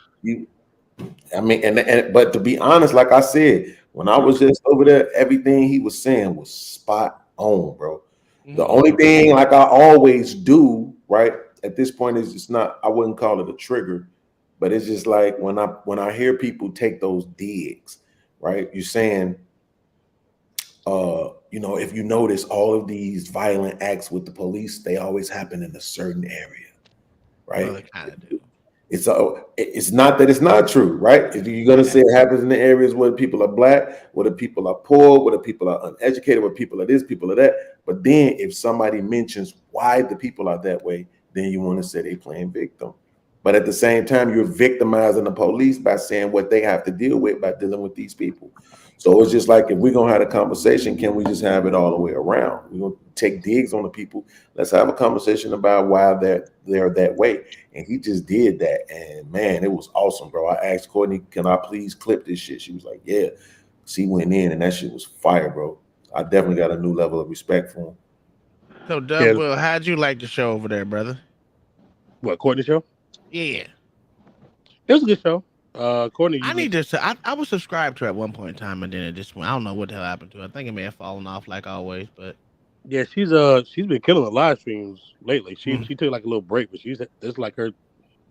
It seems like she dropped one every other day now. But yeah, it was a good show as usual. She's usually on point. She's really good at doing her research and being knowledgeable on the topic. So, hey, is it weird that I'm pissed off that you got that strike?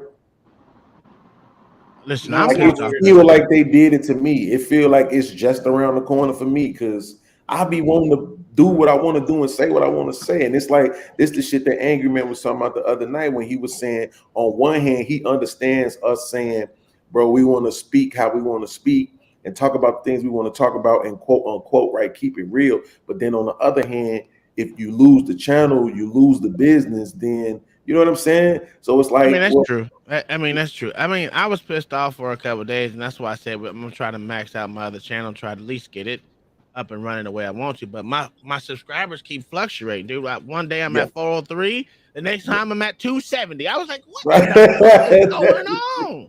Yeah, have y'all listen. thought about going to Rumble? I think somebody told me when that was happening to my first channel, they said that's because sometimes the subscribers be bots. Yeah, see, my wife just said at 406, I was at 383, and now I'm at 361. It's like, I'm like, what the fuck is going on? I don't get it. Yeah, Didn't somebody Crowder told me say sometimes the what? subscribers be bots, and that also sometimes YouTube automatically unsubscribes people to you. Yes, they do. If you've been, especially if you haven't posted anything for like a week or so or something. I'm like, Dude, bro, I've been it's too much to think about, It bro. is, Honestly.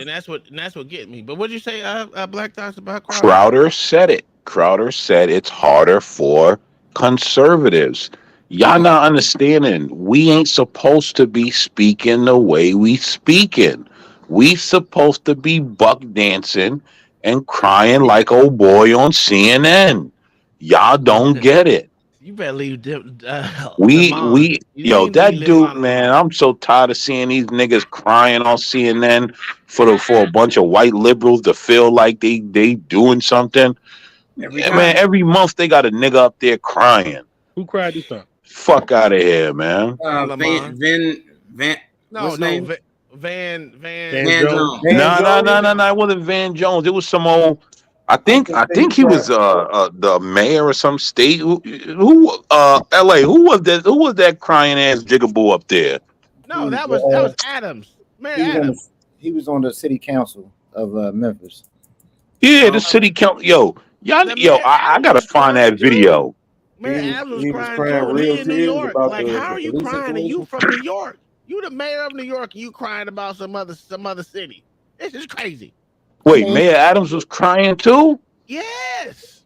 Man, all these niggas is weird on CNN crying to Don Lemon. What's wrong with these weirdo ass niggas, man? It's all for money, man. It's all for money, bro. I don't know how I feel about this right now.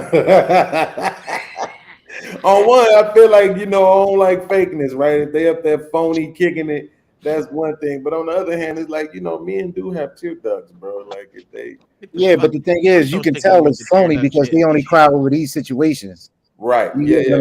Oh, that's phony kicking it. I'm with you. Yeah, so you can tell they're doing it just for the ratings.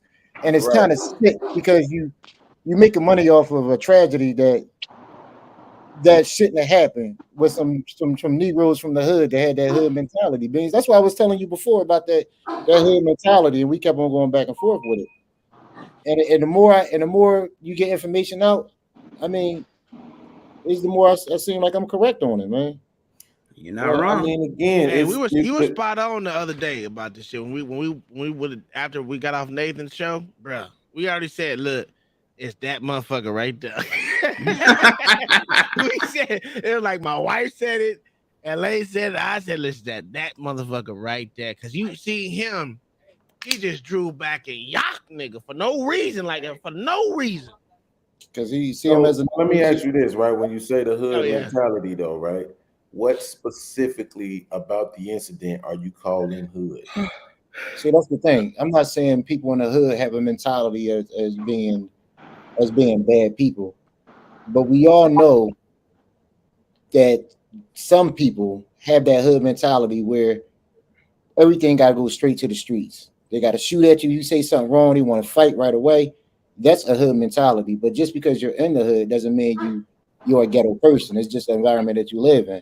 But we all know some people, man, that you just can't get it out of them. Like you scared. Come on, Beans. You know some people you just won't take somewhere because they just gonna act a goddamn fool. They're gonna be loud. They're gonna embarrass you. Them motherfuckers like that. I got family like that. I was that guy for a long time. But Jesus Christ, but how's that not surprise me? But but see, again, it's a reason why I was that guy, right? It's not like my DNA is terrible or it's because I'm black. See, I think you go deeper than people even think about. More like me, I do. I can care less about. Listen, I can care less about your past. I'm only looking at what's present in front of me now, and that's how I pretty much live my life. If I say you're a fucked up person, it's not because of your past. I can give two shits about your past. I want you to understand that right now, when I'm looking at you, you acting like a dumbass nigga. And that just goes for anybody, whether you white too, because I told you, I call my wife nigga all the time because she be acting like a nigga sometimes. Sometimes you gotta let a motherfucker know, You acting like a nigga. Stop. I wish this stupid camera was up. You stop acting like a nigga. And, Hey, and a nigga can be any color.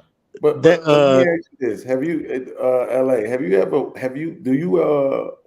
watched old black and white movies, old cowboy movies and shit like that? All the time. Oh, all right, so so what I'm saying is, these motherfuckers. What did you say? Draw at 12 noon, like right?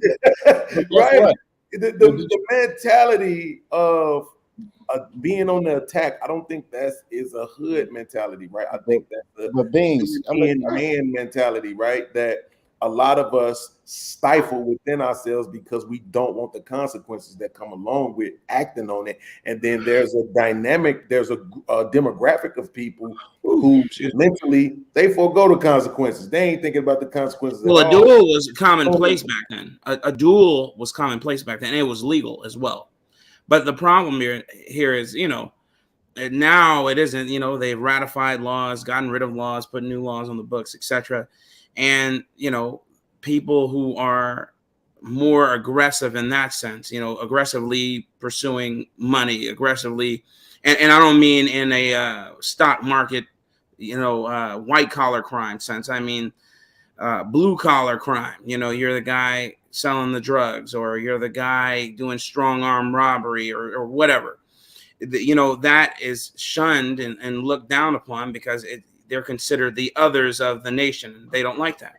And now, again, what's the difference between the guy with a gun, strong arm robbing you, and then the guy with the suit who's, you know, stealing out of your bank account, but doing it discreetly? Absolutely nothing. There's nothing wrong. They both, except, well, the other thing is the other guy, the one who's stealing from you with the suit on, deserves a special place in hell.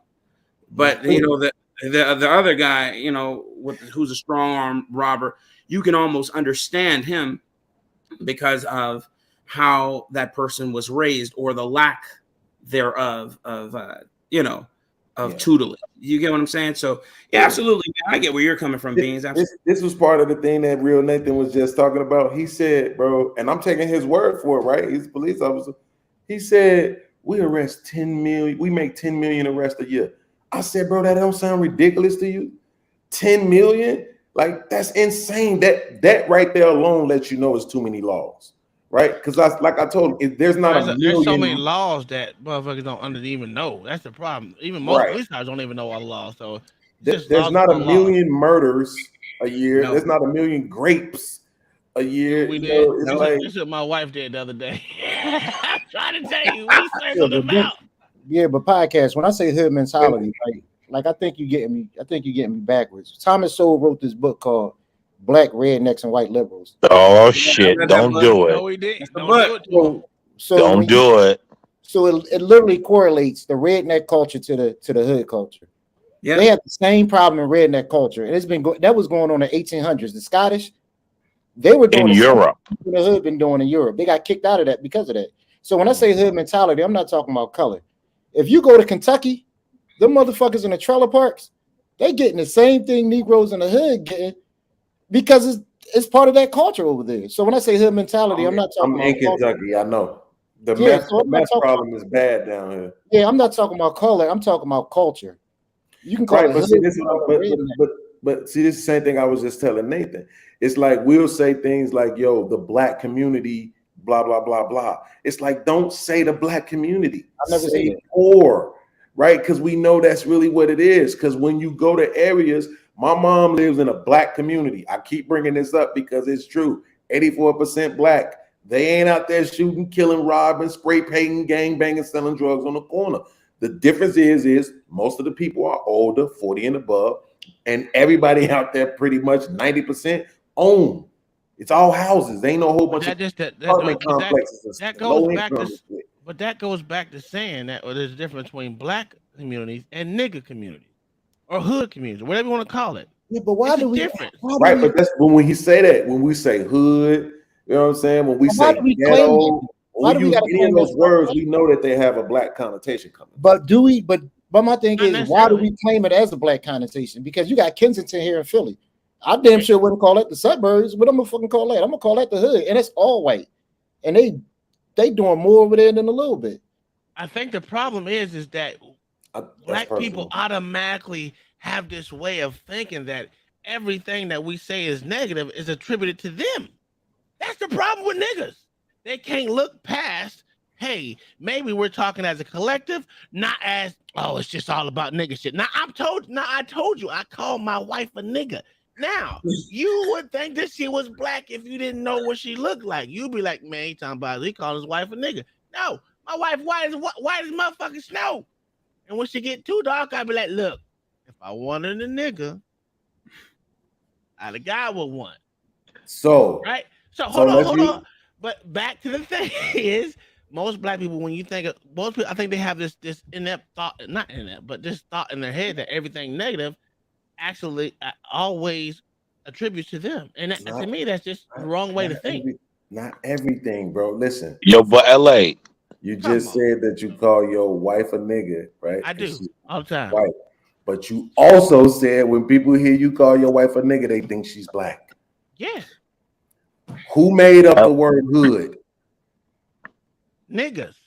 When you say the word hood, people are gonna wait. Hold on. No. The word hood. Do you know where that originally started? It digressed from neighborhood. No, that's no. Do you know where the word hood originally started? That was like for the gangsters back in like the prohibition. No. Do you know where the word hood originally started? In Germany. Okay, so now that we brought it back, okay. So here's what I was gonna. He's not bringing it back because hood over here did not come from Germany. Are you? No, bro. Hold on. Do you know? Ghetto. No. Do you I don't know know about ghetto? I ain't gonna lie. I don't know about ghetto because Elvis got a song called Germany Ghetto. as well. Ghetto came from Germany as well. Yeah, ghetto. I don't know about Jewish hood. people had the ghetto. It's not a black thing. Jewish people had ghettos. The Italian people lived in Yeah, ghettos. that's what I'm saying. And that is the origins of those words. Yeah, it is. So that's the thing. But of course, we're not allowed to speak about that because it's hate speech.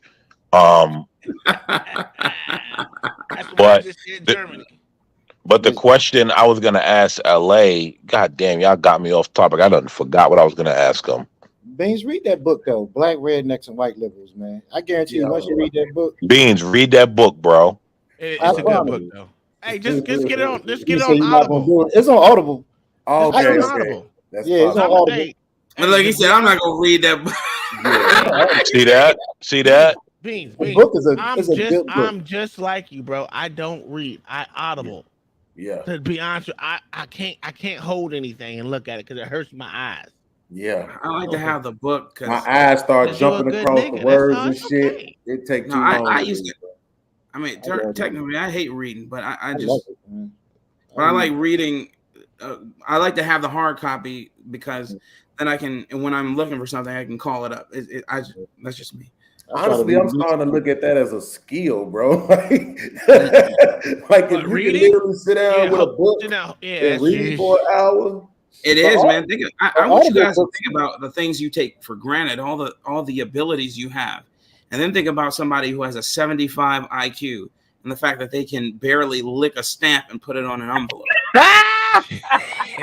You can get as much as from Audible books as actually reading a book. I will say that because I got a lot of Audible books too. And the Black Rednecks and White Liberals, I got an Audible book and a hard copy. What's this guy? Those are the 3 firemen that are fired from that night. Hang around with the niggas. Yeah, let me tell you, right? Okay, one black female, one black male, and one white dude. They need to be. They stood there. That sounds like a bad joke. One black female, one white dude, and one black dude walking. And she had the rank over all of them. She has the rank over all of them, and they fired all of them. You don't get immunity for being stupid. Well, you should, because you know how black people, you get right, Beans? Black people are all stupid. What you mean, right, Beans? I want to make sure I put the oppression in the right way. No. Yo, Beans, have you ever listened to Thomas Sowell? I have, and I watched a couple of videos of him in some interviews he did back in the day. You know, he was a Marxist at one point in time. Yeah, Sure was early on. Yeah, he grew up as a Marxist.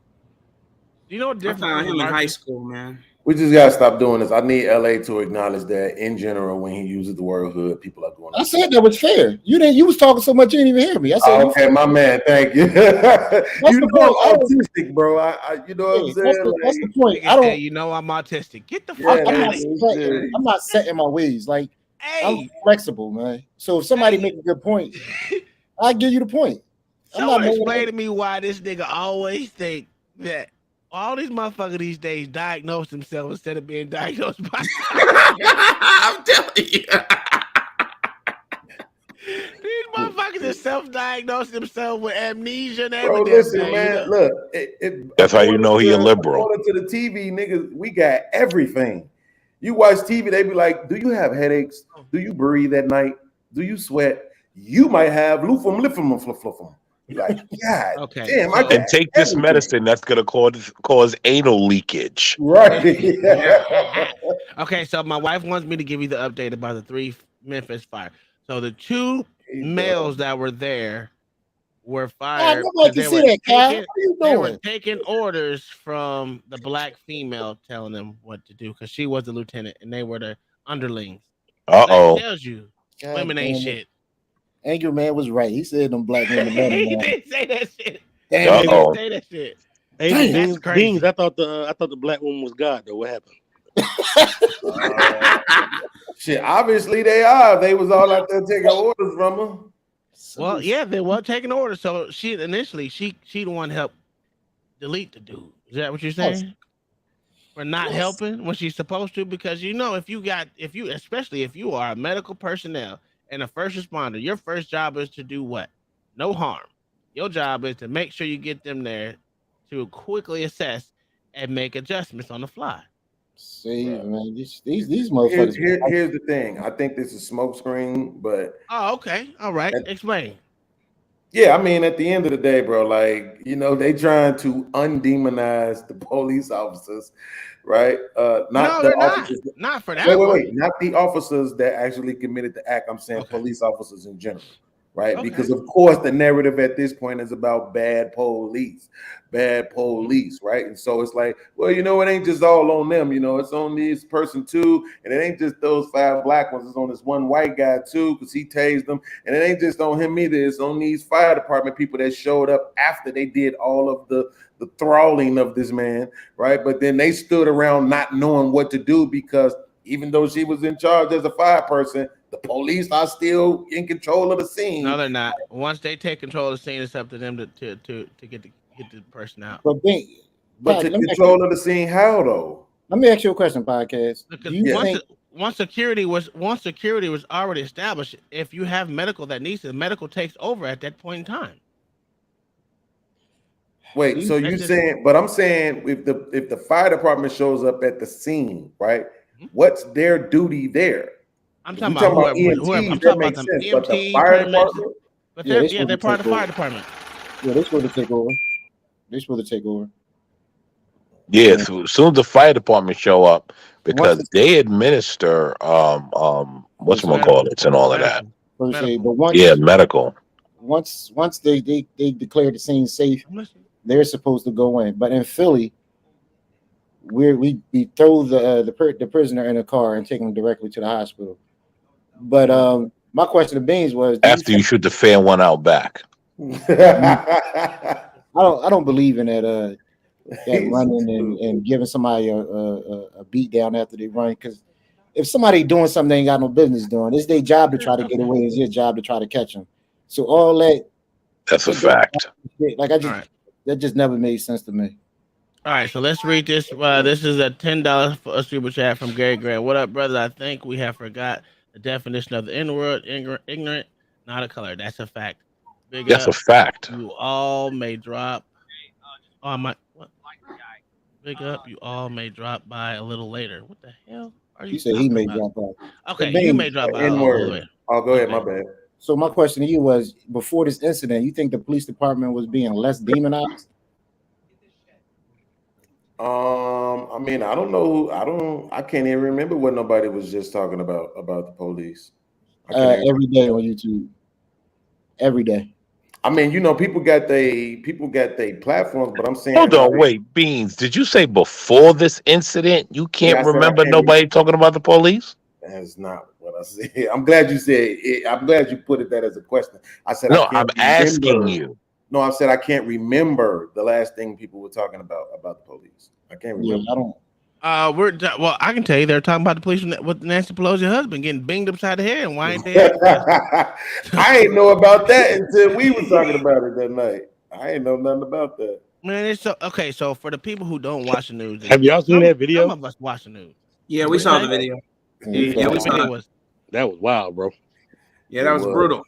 That was So the weirdest my thing thing, ever. okay, if we want to segue to that, I mean, So y'all feel bad for Paul Pelosi now? Yeah, I do. I feel bad for the old man because he's married to Nancy Pelosi. How can you not be? I'm about to see one of you jigables on CNN crying, ain't I? Which one of y'all was looking at her titties? Was it shows that CC or I'm was it always Uncle looking at Tom? her titties, bro. Uncle Tom was looking at her titties. Nasty motherfucker. Them motherfucking 25-year-old titties on that 80-year-old y'all woman. better listen. Y'all better motorboat them bitches. This show gonna get canceled. No, but to be honest with it, I said, okay, the dude broke in. We don't know what happened from when he broke in to when the cops were there. They said he had the hammer to dude's head while he made the phone call to the police and made sure he said what he wanted him to He gonna say. get blacks a migraine. You know he don't believe none of this. You know he. I know blacks don't, but this is what I'm saying. He don't got no proof any other way. Blacks will not get off his square on So, this. according to this, according to the media, everything that they said in the media was actually correct. If you really want to watch the video and go back to everything that was said, everything matches up. And it made Republicans look stupid if you want to go with what the video said versus the conspiracy theories about the dude coming up in his draws. He was in his draw, but he can have an excuse for it and say, you know, he was sleep drinking because he had a drink in his head. It's home. He can have his drawers off in his house. Yeah, exactly. Yeah. But then look, for full transparency though, that wasn't a police, right, attacking or beating or shooting or maiming or killing somebody issue. Yeah, but they ain't act. So whatever they had to say about the police and that was probably like derelict of duty or some shit. Yeah, well, they ain't gonna do nothing to them. The problem is either you gonna rock with the police or you're not, or you gonna be fair and objective across the board and say everything is just fucked up at this point. Yeah, and I'm with the police department, and I'll let you know everything is fucked up because it's bigger than just the cops and robbers and what the general public think. This thing go all the way to Department of Justice, who put in power, who they put in power, and who. Like this thing is much bigger than what anybody will ever believe or even think. Like they make a lot of talking points, but they don't. Everything in Memphis from top to bottom is nigga. So I mean, you can't say systemic racism, even though they pushing that on the media right now. This is still systemic racism when everything. No, come on. When everything from top to bottom is nigga. Come on, come on now. Sometimes you just gotta be like, hey, there's a fucked up position and all that, and you can say what you want. If everything was white, then y'all be like, well, everything is white. We don't have no one to police us that look like us. These are the same art. So if you do, you're damned if you don't. No, it would be the same thing if you have a black gang and that black gang has Latino or white members. People still blame the gang. Right, the gang is still looked at as the problem, so it doesn't matter who you put in there. Okay, and that fact you still can't say systemic racism, and that's my problem with it. Systemic racism about what though? They said all this that happened with Tyree Nichols was systemic racism. This is what we can't call it. We can't verbalize it as systemic racism, but that's what they're pushing it though. But you can tie it. Because a part of systemic racism, right, is the actual loathing of black people, black skin, bro, to a certain degree. From black people. By black people. That is a fact. So what you're saying so what you're saying is that black people can be racist. Because in one breath they say black people can't be racist. No. What I'm saying is black people can not like black people and hate black skin. as a product of what they've been taught and dealt with in this country for a very long time. Man, That a lot of us. But that's not. Wait a minute. I'm about to get in the chat for the race hustler. It's not about bro. Listen, what I'm saying. We're listening. We're listening. If it applies to one person, bro, you can argue it applies to a million. And how many millions of us are there on the globe? So it's not like I'm saying something that is facetious or it only applies to one person, bro. But it is kind of facetious because the whole point for systemic, their whole platform for systemic racism is that it is a uniquely white thing, right?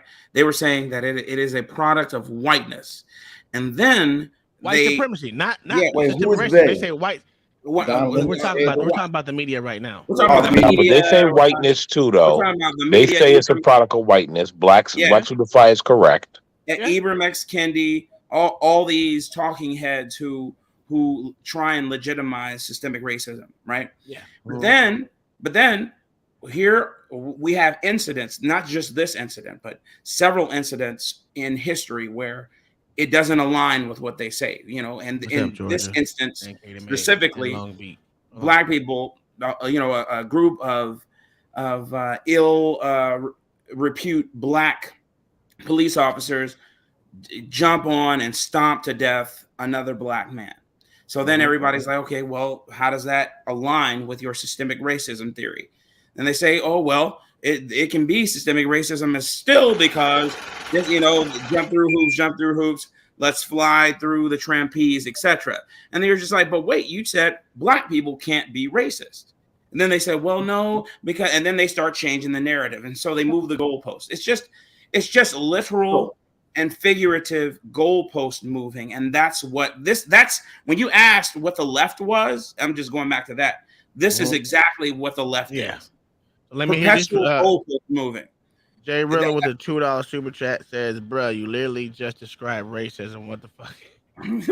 I mean, like, yeah, I mean, I don't know if he's talking about me or you, but I would have said you did. But because the thing what I'm saying is this, right? Thank you, Jay the way we speak about our own people as if, like, yo, you niggas was fucked up before white people got here, and they got here and they came to fix everything. And it's like, I'm not gonna subscribe. Are you talking about me saying that everyone needs to be colonized? I do think. No, I'm not talking about you. I'm saying, okay, well, I'm saying that. Wait, go ahead. Finish your thought. Ask your question when you done. Yeah. I'm saying in general, us as Black people, particularly on YouTube, we talk like as if Black people, like what we are today, we were always that, and white people have just been trying to fix us for 400 years, and we won't accept the program. And it's like, nah, bro. The reason why Black people hate Black skin is because they've been programmed to by things they have been going through in this country for a long time.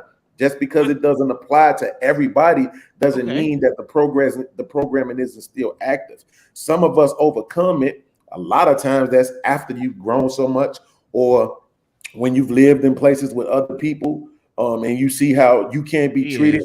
When I moved to Iowa, bro, we talking all white people. And I would say 80% of those people, literally the town I lived in, we was the only Black people there. Did they beat and I would say 80% of those white people, they treat. We was in a town called Fenton. Okay. I heard that before.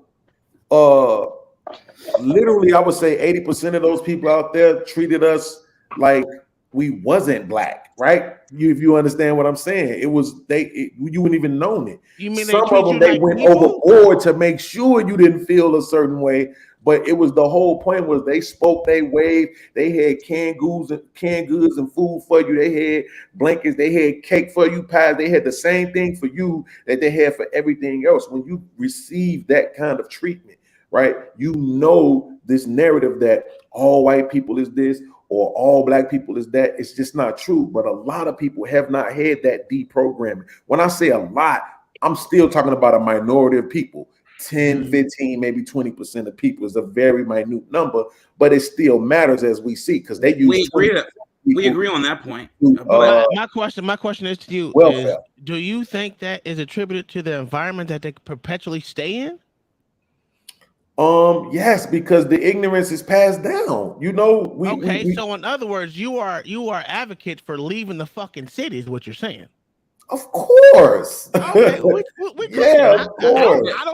I don't think black people, niggas, whatever you want to call them, need to be in city. That goes for white folks. I think the country is big enough where we can spread ourselves out. I don't think anybody on this. Before you ask your question, LA, because I know you wanted to speak, I was going to say to podcast, I don't think any of us on this panel especially believe that all black people are one way and all white people are one way. I think you explained it very eloquently in that last couple of sentences where you're like, it's only 15% right of any given race that does some of the debaucherous actions that that particular race is known for, that exudes what we see on a television show or on a movie or something like that, or what they say in the news. And they just perpetuate that because, like Uncle Tom said, they just want to amplify derision and division. That's it. But anyway. Yeah, I agree. So let me ask you and Will this question. Have you ever heard of a dude having a child's mother and somebody else knocking off his child's mother and they had some sort of beef? And that dude see the guy out there and him and his homies are together and they jump the guy. Have you ever heard of that? No, but I wouldn't doubt that it happens. I see it all the time. I've seen that. I've seen it a lot in the police department. I've seen that a lot. So would you call that systemic racism, or would you just call that some crazy shit? I would call it passion. Now you been come on, man. Bro, it's literally called a crime of passion when white people do it. Why can't I call it a crime of passion when the black? See, that's the point. You putting words in my mouth. Did I name a color in this state? You didn't. I'm doing that. I'm naming the color. But you got mad at me when you thought I added words to yours, right? Yeah, but I'm not using derogatory words. I'm just saying white and black. I'm not saying hood or ghetto. Right? So my point of this, so you an asshole. I'm not, bro. You're talking Uncle Tom. Is this a nigger telling me what to do?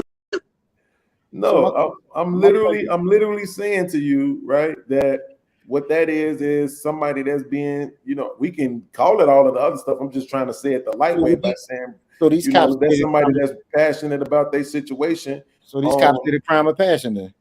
Yeah, it's still a crime. It's a crime of passion, and I wouldn't say that has anything to do with systemic racism, because no, like you just said, any color would do that, right? They don't have anything to do with the color.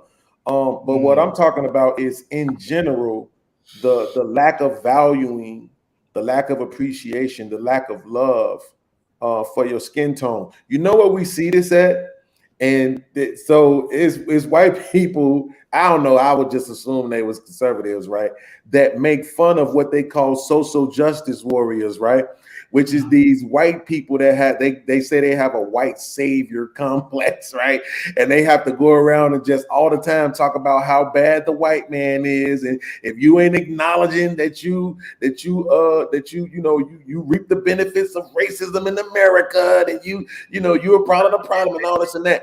And so people would say that those people have a problem with their own whiteness, right? Because they're carrying around this guilt of what white people have done to people in the country and what white people in power continue to do to this day, right?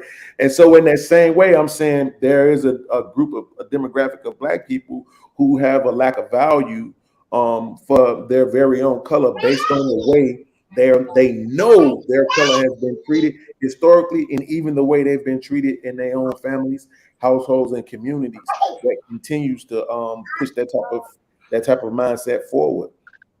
Yeah, but I don't disagree with you on that one. What you're saying right there. Yeah, but my point is with this situation, and I'm only solely talking about this situation. Yeah, it was a dude that's apparently, I mean, I guess it's true now. That saw the guy that he was having problems with because he was knocking off his child's mother, and they went in on him, and they killed him. Yeah. So I mean, listen. So I agree. Yeah, I remember when you said that. I accepted it. I think that the fact that The way you just said that one, what you just said about both sides doing this, pretty much both sides do the same thing about as far as knocking out people's speech, and ones do they both that's what I don't like about both sides do this shit. If one says, "Oh, we shouldn't speak about this," the other side says the same shit, but to a lesser degree. I will say this on the leftist side. I'm not gonna say right don't do it, because the right does try to quail freedom of speech and try to act at it stupid. Both sides. Because me personally, everyone should be able to allowed to say as long as they say what they want to say, as long as they ain't threatening to hurt no one. And even then, I even if you can threaten me all you want, as long as you don't put your motherfucking hands on me, we straight. You know what I'm saying? Sticks and stones.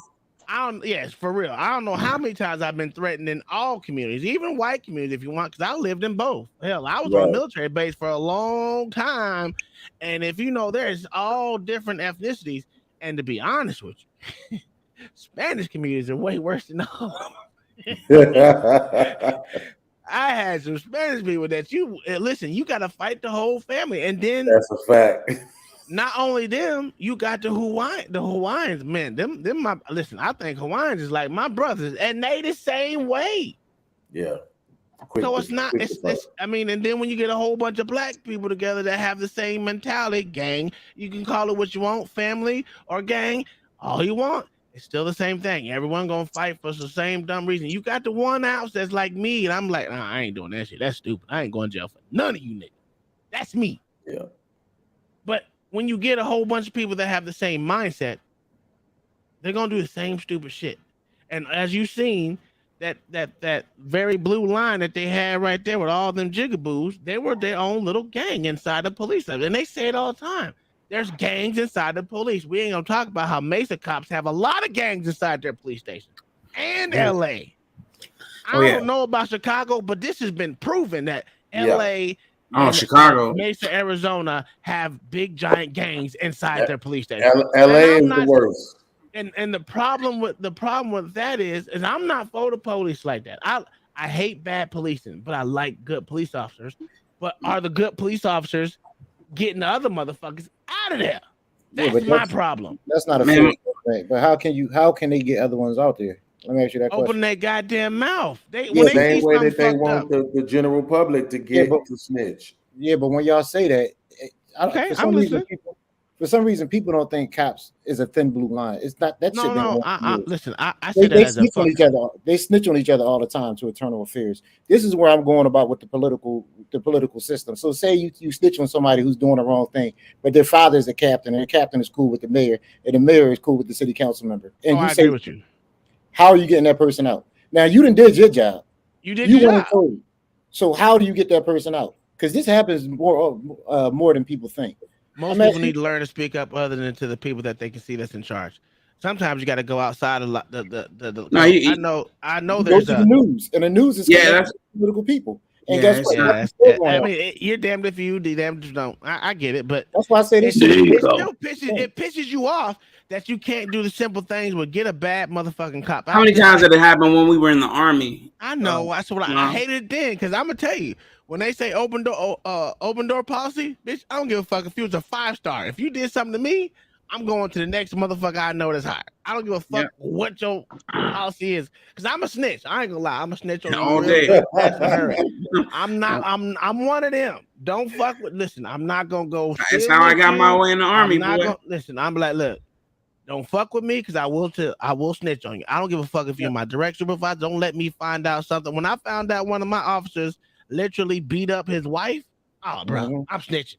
Like I am snitching because you fucked me over in one shape or form. So my brother, my older brother, he's about 10 years my senior. This man grew up in more of a household than I did. You know, he had my father and my mother when they were in their younger years. You know, and my father would take them to Mississippi and go fishing with him. By the time I came around, my dad was like, "Yeah, I ain't doing that no more." You know what I mean? He did a little something with us, but the majority of the time he was just like, "Yeah, I'm too busy working, mom, etc."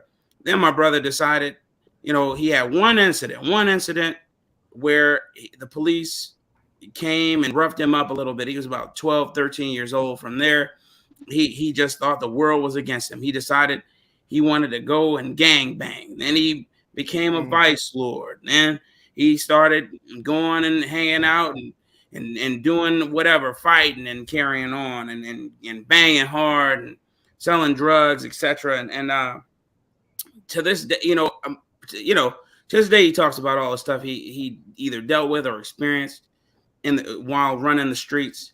And my point is that it was a decision. He decided to do this. He had nobody, no adverse relationship with his father, no adverse relationship with his mother. In fact, they did everything to bail him out of jail, borrowing and scraping for money, etc. But he made the decision to engage in what he engaged in and to be a part of what he was a part of. And I guess that's my point. My point is that a lot of these guys, not all, but a lot of them, they just make the decision on a daily basis to do what it is that they're doing. And then they get, I don't know, but at the same time, that's majority of people. Majority of people just want to do their job and be left alone, go on with their life and not be fucked with. It's that 20%, that 10%, that 15% that just like to fuck shit up and ruin shit for everybody. Exactly. But there's another way I view that, right? Because let's hear it. Let's hear the bullshit. It's coming. I look at things, right?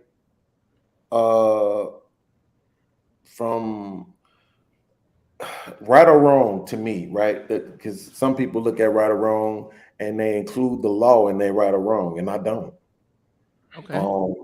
There was a time when the law was you weren't supposed to be able to read if you was black. There was a time the law was you ain't supposed to smoke weed. Both of those laws have changed, right? So I can't. I might not be economically autonomous as a person who has Section 8, but I am definitely autonomous when it comes to thinking, bro. Where's your morals? What does your morals tell you? My morals tell me morally, you got to have something that I don't care about the right or wrong as far as cops versus law and all that extra. What does your morals say? Your morals will basically tell you it's wrong to kill a motherfucker. Your morals will tell you that shit. Yeah, until you walk in the house and find somebody on top of your daughter molesting her. Exactly. I understand. Right. So, and in that case, it's justifiably true, right? But that's what I'm saying. But the jails, as it were, right, are made up of people who've done things, right, that can be argued were justifiable, and that's why it's very hard for me. They better try harder to get out of it. That's the thing. True. I mean, sometimes you got to figure out a better way out of it. You can go to jail, right, for driving on a suspended license. That's true, and that's stupid. You know what I'm saying? You could end up doing a year in the penitentiary not paying child support. I think so, there are stupid laws. I get that, but sometimes you gotta live within the same bullshit laws that you have. That's a part of life, bro. And that's a product. It sucks. That's the way it is. And that's a product. You will not go ahead. Wait, hold on real quick. I'm not saying you're wrong, right? What I'm saying is you're a black man with a white wife. There's another black man who wouldn't touch a white woman, right? You have a white wife who has a black husband. There's another white woman who wouldn't touch a black man. I'm a black man on Section 8. There's some more black men that wouldn't dare take assistance from the government. We all think differently. We made differently. We don't value the same things and all of that. But what happens is when we make certain choices, right? A lot of times we judge and criticize those choices based on the law. And that's my problem with it. So are you an anarchist? I don't know what that means. In certain ways, he is. In certain ways, I don't know what that means. An anarchist means that they're not for anybody else governing them whatsoever. You can govern yourself as well as a government body or a power could govern you, and you don't believe, and your moral compass tells you what's right and wrong. So that's what anarchists believe. They believe that there should not be a central power. There should only be people governing between themselves what is right and what's wrong, and the world would go around hunky-dory, peachy keen. So I would say that sounds like me, right? The problem is while you were talking, I was thinking, I don't want to have to be responsible for my own water. I don't want to have to kill my own animals to eat. You know what I'm saying? I don't want to have to grow my own vegetables, right? And I know if there's going to be other people involved, most in anarchists can't doing those anyway. things. But that's all I know is that if it's people that's involved in taking care of all that stuff, they can't. it's gonna Most be a certain system anarchists in charge. can't self-sustain, so it doesn't really matter about that part. Well, Okay, cool. The most part of theirs is just pretty much the government and having someone else having full autonomy over them, depending on the laws and whatever else. Okay. But that pretty much fits your narrative. But at the same time, if someone did something to someone, you would want the police to interject. Am I right or wrong? Based on the laws as the way they are now, of course. Okay, then so because that's the way it's set up. So that's why I always argue, and I didn't get to say this to Nathan Daly earlier, but that the way the community stands right now, right? No, when to the idea that if you just limit or remove the police, that the black community would police itself. No, way too many women in charge, right? But let's just say the narrative is Bob, true. come to the other channel, not this right? one. Go to the That other channel. if we make We're on the main channel, we can stream on here now. If we make the women somehow, we do whatever we got to do to get the women back in line, the men back in line, and we have nuclear family. Let's say we can get back to 70% nuclear family. I believe the community would take care of itself. It would police itself. We've seen this before, like I said, with the Black Panther Party, with the Deacons of Defense, and other people like that. So what did Uncle T say on one of the first shows of his I was ever on? He talked about how if you come in his community acting like a fool, it's gonna be a problem for you. It's a problem. You know what I'm saying? Everyone around him and his neighbors. Boy, I saw the armory of guns you were shooting on that little short you put up, boy. Armory of guns. It was ridiculous. I ain't never seen. I just bought one that day. That's crazy. Well, what I was gonna say was absolutely podcast.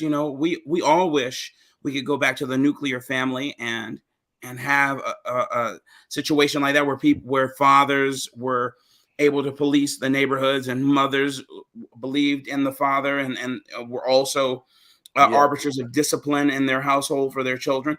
But the issue is we're so far gone, and it isn't because this didn't happen.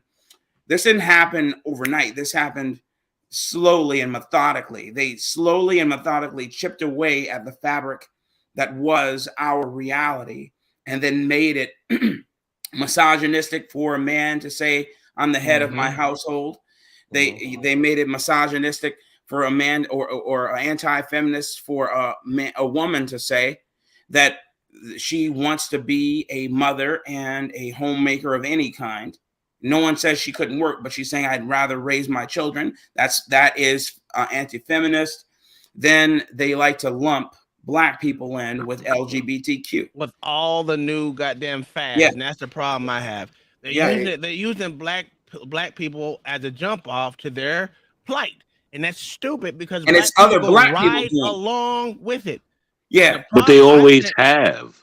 I know they always have. I'm saying it started with the feminist movement. If you really want to get technical, they use Black women. Yeah, they did. And so I'm saying I'm not opposed to more militias. I think there should be community groups of militias that don't let motherfuckers fuck up their neighborhood. Like when I looked at that shit in Georgia, the cop city, all them little white kids that came from out of town to come fuck up their city, you are insane. Yeah. That's when I say the cops shouldn't have to do it all because you are responsible for your own safety. And if these motherfuckers decide to tear up y'all shit, what the fuck are y'all doing? Because literally that is y'all shit. Wherever you are, listen, without the phone and without the internet, that community that you live in for a whole bunch of years before all this shit happened, guess what? That was y'all's community. You didn't go outside that community. If you went outside the community, you ain't know a motherfucking soul because you ain't know shit about it. And that's the difference between when I was growing up and now. Right now, everything's at the click of a motherfucking mouse. Yeah, that was, yes. Then, Information overload. If this is my fucking community, I don't want my community destroyed because if that grocery store gets set on fire, where am I buying groceries? Yeah. But they took, so-called food deserts and all the extra dumb shit that they be talking about. but what Don't you let got to them fuck your shit understand up. is that they took all that sense of community and all that away. Like, well, I ain't even gonna say I they, agree. because black people actually let it happen. All these Negroes like Sharpton and all these other jigaboos, buck dancers, like they advocated for it. Yep. You understand? They told y'all that this was what you needed to do. Yep. They sure And did. so they all led to that, right? And I don't know. The shit is sad, man. I'm different, man. It is what it is. I want to respond to Bob's comment, right? He said, podcast, what percentage of laws that you have dealt with were unjust laws? I'll just stick with the ones I've been convicted of. I got 7 convictions. I will argue that I'm only guilty of one of those, right? One out of the 7? Based on the concept of the laws being unjust. Now, okay. if you just say the laws being what they are, then I would say I'm guilty of 2 of them. But if you're saying the laws being unjust, I would say I'm only guilty of 1. I have 2 drug felonies. I have 1 destruction of government property felony. I have. Now, how do you get yourself into that? You stomping on police cars. No, I'll explain it. And then I have 4 domestic.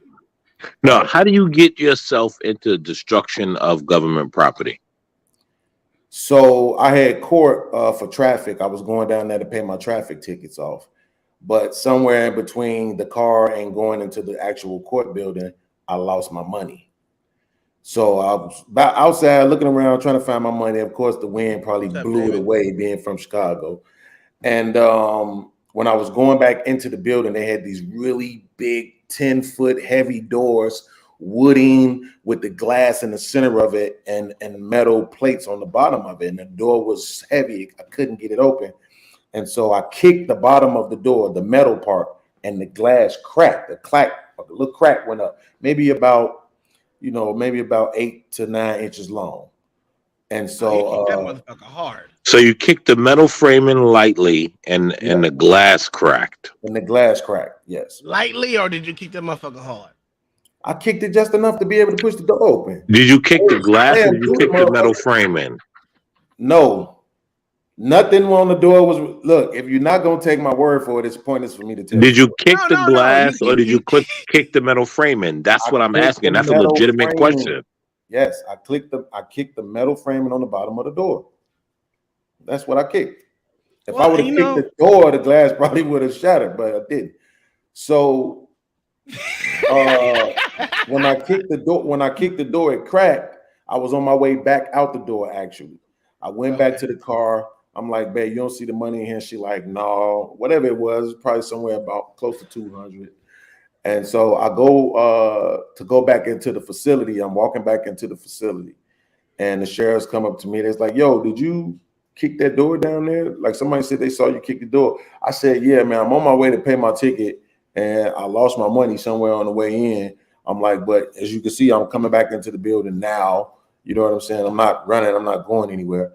So they grab me up, handcuff me, take me in the building. Like they dragging me, my feet skipping across the ground as they dragging me into the building, right? And when we get in there, the lady was like, look, this is a misdemeanor. Don't worry about it. As long as it's not over $500, it's a misdemeanor. Oh, and then she came back and said, they're charging you $510 for the door. Get the fuck out of it. Okay, I hear you on that shit. That's subjective right there. I understand that part. So yeah. if you make it $510, you could have easily made it $499 just so it wouldn't have been a felony. Well, because you're black, your skin is dark skin. It was like, yeah, we gotta get this nigga up out of here. So was it a nigga who did it? Because you were in Chicago, so it must have been a black cop. It was definitely a black cop that came and got me. I tried to tell you. It was definitely a black sheriff. And this is what I said from top to bottom. You got nigga. So in that respect, they couldn't even give a fellow brother a break. What kind of fake Malcolm X shit is this? Yeah. So that's what I'm saying. Like, to me, you know, there was a white lady who drove her car into into a government building out in one of the suburbs. Well, that was $10,000 worth of damages, and she wasn't even arrested. Right? It was it was an accident. You know why? what I'm Because saying? you were Blah, blah, blah, blatantly blah. you were blatantly upset, and that was the problem. You're blatantly upset, so there's nothing wrong with that. Read my next message in the chat. All right. So I was definitely there's trying a $10 to figure super out. chat from Anger Man. Said, read my next message in the chat. It said, Beans is a menace to society. Lock that ninja up right now. Lock all Chicago ninjas up and save the world. Yeah, why he fucking with bids? At this point in time, Yeah, I'll no, give New because he York a ain't no pass good. right now. We're gonna say lock all the Chicago niggas up because they be kicking doors and causing $510 worth of damage. I ain't no Chicago nigga. I live in Kentucky. I don't know what y'all talking Oh, about. you Kentucky now, but you're Chicago. I'm only a Chicago nigga when I'm being tough on YouTube. That's it. Oh, Switch up, boy. You know how to code switch, don't you, Bean? You code switch better than the switching. He cool switching. Be the hold on, be the code switching ass dude. Yeah, it's all right. He's Kentucky now. Hey, Angry Man, thanks for the $10 super chat, my guy. I'm here for. I'm from wherever the rent is the cheapest. we was in Iowa. We had a 2-bedroom apartment, right? Full kitchen, full living room with a dining room area, 2 bedrooms, bathroom. Well, you know we expect 2 bedrooms to be $400. full kitchen and full bathroom. Say that one more time. One more time. Post that video. I just I said, you know we expect 2 bedroom to be full kitchen and full bathroom. That's me and Riley. $400. Oh, $400. That's good, but you ain't got nothing around you. What's around you? That shit. Well, we was like I said, this was that life, baby. Egypt, Iowa, right? So this is one of them areas in Iowa where we was 45 minutes away from Minnesota. It's like every town was 20 miles away from the next town. Nothing around you. Right. So if you needed to go get gas, that was a 20-minute drive up the highway. You need to go to the grocery store, 20 You in minutes the boonies. Hey, yeah. I can't do that boony shit. But see, no, this is what I'm talking about. We were talking about this the other day, and I'm like, dude, why would y'all live in a place where y'all paying? You ain't got that much money. You paying motherfucking $4,000 for a 2-bedroom apartment in the sky when you can go take that same little money, go out to the outskirts and pay a whole lot, $200-$300. That's crazy. $400, $700. That to me, you're living outside your means for no apparent fucking reason, and that's just stupid. That to me is plumb dumb stupidity. But that's just my take. But the question is, so is living in the boonies working for you? Well, I don't live in the boonies now. It worked for me because I like it. I mean, the boonies is great. Like I've lived in the boonies. Was here, this would be great, but shit, I just missed the. Yeah, I don't listen. I don't know what all my peoples mean, but I don't want a bunch of Negroes around me. Like I feel like I got too many Negroes around me now. Like it's too many Negroes and too many avocado pickers around me. I don't like it. The avocado pickers, Jesus Christ. Yeah. I mean, listen, and to finish answering Bob's question though, right? Because the first 2 cases was those drug cases. I mean, to me, I don't think no drugs should be legal, and I trust the source from the documentary that I watched. You mean illegal? Yeah, I don't think. Yeah, that's what I meant to say. Excuse me. The heroin? You don't think heroin should be illegal? Illegal? No. That's crazy. I mean, You think fentanyl? All right, so listen. fentanyl should be illegal, right? Yeah, but that's not even. I don't even know what that is, right? I'm just starting to hear that word in TV shows lately, and then everybody's starting to talk about it on TV. But I'm saying when we look at all of the damage that Big Pharma, you know what I'm saying, has done with their drugs, but we want to stay focused on niggas and crack. Like, you know what I'm saying? Like these drugs that got boys growing titties And these drugs that got people going insane when they try to get off of them. All these drugs that they was giving to kids that was really synthetic versions of heroin, the ADHD drugs and all that type of stuff. It's like, I'm not finished, bro. If people want to get high to cope with life, I don't want to be the one to stand in their way. That's just my policy. White people out there locked up for heroin, man. Yeah, because it's a big problem for them, especially down here in Kentucky. It was really a big problem for them, and so is the meth. But that's what I'm saying. When listen, even when I sold drugs, it was people I wouldn't sell to. I had a conscience about it, and that's why one of my cousins told me this ain't the game for you. You know what I'm saying? Like this the game where you get money. You don't try to pick and choose who you gonna sell to. You sell to who come. So, for me personally, chicken, bro. I just got through eating some fried chicken. That's bad. Kill more people than crack do. You know what I'm saying? Cigarettes kill more people than crack do. No, you ain't telling no black men not to open up a bodega and not sell Newports, though. You feel me? So that's what I'm saying. It's like I'm not gonna sit here and try to, criminalize or demonize one group of people, because the drugs that they're selling just so happen to be quote unquote unlegal, or the drugs that they're using rather just so happen to be illegal. Man, people just trying to cope, bro. It is what it is. Do I understand the damage it does? Yes, but locking people up is not the cure to me. Angry Man. I mean, it's a $10 super chat from Angry Man. I'll give you a pass and consider you a Kentucky dude if you can give him a barbecue sandwich from Guy Fieri's restaurant on 4th Street. You know where it's at? I do. Is it good? I don't know. Bro, listen. The only thing I eat really from here like that is chicken, right? Like, I really don't frequent. I'm a chicketarian, bro. I'm a chicketarian, so I feel you on that. Yeah, the chicken here is amazing everywhere.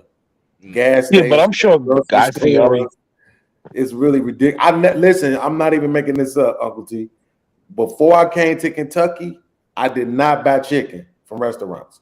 I never went to a place and ordered chicken ever, bro. It's not my thing. I always ate burgers and gyros, Philly steaks and stuff like that. I done came to Kentucky and just went fried chicken crazy because it's good everywhere. Hold on. Did he say gyros? Hold on. Did he say gyros and then you said what? I said zeros. The G is kind of silent. It was gyros. You niggas is weird. You see this, you country folk ass niggas. Motherfucking gyros. What the fuck y'all talking about? This nigga over here gyros. This nigga gyros. Man, what you tell me what it is? Gyro. It depends on who listens. With a G or a J? It starts with a G, but they pronounce it gyros. The person from Philly and New York know this because that's all they got. Y'all niggas is gay. What the fuck are they talking about? Y'all niggas, man. You know what? Let's kick these niggas off the panel because they. You know what? Let's kick these niggas off the panel. No. You try to get Negroes a pass, and they always let you down, bro. Listen, I'm gonna tell you like this. So, I've heard it both ways. I heard it. You did not. You heard it from there both ways, but you ain't never heard where they. Even in Afghanistan, they call it a gyro. I was about to say, I'm pretty sure it's pronounced gyro everywhere else. Because even in the restaurants, they say gyro. In Afghanistan, they call it gyro? Yeah, I'm dead ass serious. Maybe your country ears heard gyro. Oh, get the fuck out of here. I'm so sick of you niggas, man. Yeah, I go. I'm about to tell you, listen, I told y'all before. Say, let me get a gyro. And they be like, yo, give me the gyro.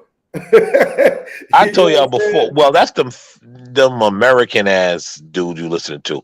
I lived overseas. Ain't nobody ever said, all right. Okay, you ain't the only person that been overseas, all right? I've been other places besides Afghanistan. All right, some Negroes have traveled, okay? You ain't the lowly Negro traveler. All right. Well, look, and then there's another part of that too, though, right? Because the people who have these restaurants, they always be Arabs. So if they say gyro, I gotta go with them. But I still. It's because hold on, no. Arab like gyros and all of that. The reason why most of them are Arab because that's a Middle Eastern thing. It's a Middle Eastern dish. They want us to get back on Black track. Dots, can you read this? I mean, I think it's a question for you because you're a black conservative. Did he wait? Wait, did he just ask a black man to read? That's crazy. Fucking, you fucking racist. I don't have a white woman up here to read for me, so. So how do we get back on track? 15% of the population creating the most crime. Are most blacks conservative? Hmm.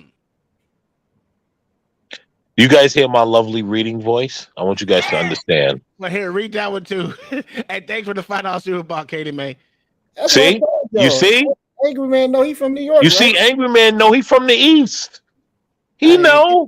I don't, You listen, got I don't even know not what the fuck pronounced it's called. That says two eyes together make an E sound. Jai. No, it don't. Stop it.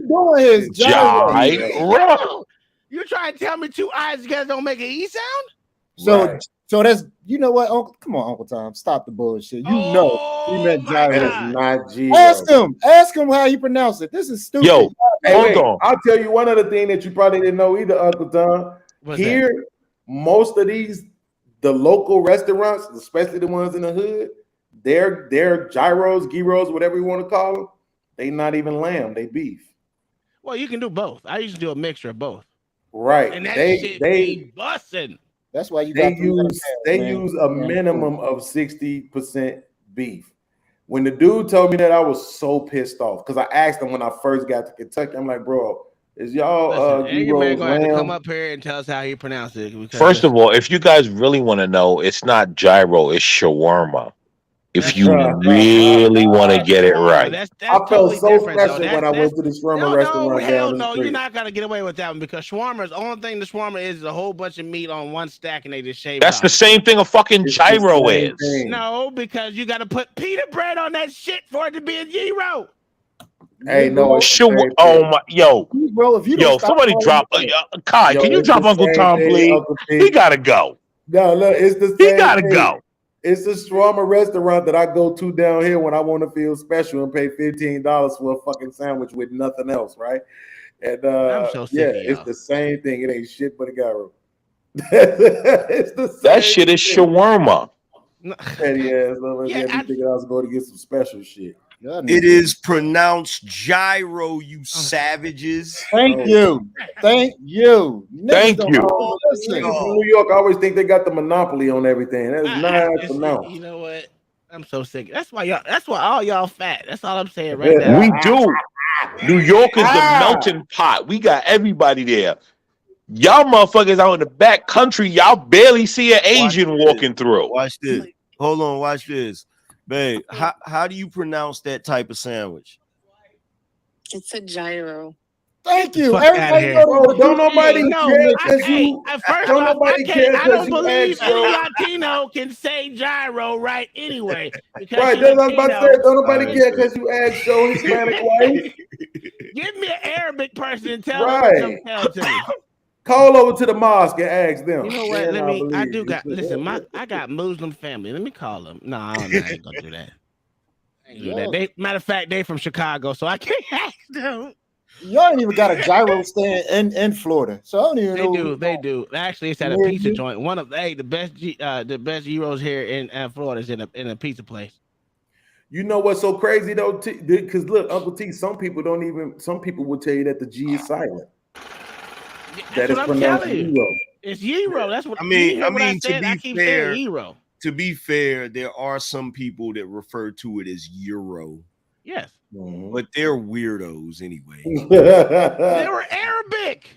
Man, they don't know what they're talking about. Get the fuck out of here. Bob, you've been ignoring everybody's text for a whole week. Shut your ass up. Yeah, Bob. Yeah, Bob ain't shit. You know what, Bob? I say, Katie, man, can you leave the watermelon grape soda chicken and talk to another panel and get back on track with some serious issues? So, what were we talking about? We were talking about little podcast, goddamn oppression. Okay. See, it's because of shit. It's because of man. We gotta stop this narrative. It's because it's of not shit making like me that. no money, so we gotta stop it. It's because of shit like that. I will not buy watermelons in the grocery store because that right there. That right there. I don't Monday buy night donuts. should be called Nigger Diaries. Oh my god. I don't buy donuts. You can never see me in a damn donut shop ever, man. Ever. Thanks for the $2 super ball. Never in my life. Listen, that's the reason why I don't eat watermelon. I'm not gonna lie to you. The only reason why I don't buy watermelon because I hate that stereotype. Because I'm a chicken. Yeah, bye, I'm a Kai. Because you chicketarian. just try to take her for your husband. Bye. No, This it's don't make the any truth. sense. It's the truth. Nobody told you go in the dictionary and look it up. Let me tell you something about the stereotypes. Move down south and watch how many white folks got fried chicken between their teeth 6:30 in the morning. Hey, they love. I ain't never, man. I ain't never seen so much fried chicken going out the motherfucking door so early until I moved down south. I'd be like, what the fool? We eat this much fried chicken? Uncle Tom, post that video, Uncle Tom, so I can Go to a share it. Bojangles and a Chick-fil-A down It looks south. so distorted, so you would have to play it for you. I mean, you can. Hey, Angry Man, you know it. Let me tell you something. The reason why you'll never see me in the grocery store buying a watermelon is because I feel like every time I pick one up and look up, there's a white guy looking at me like this. This nigga Angry Man stupid.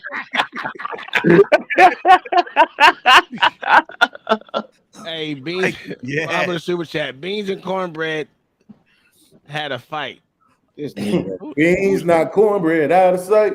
Yeah, that's crazy. That's like Popeye back in the day or some shit.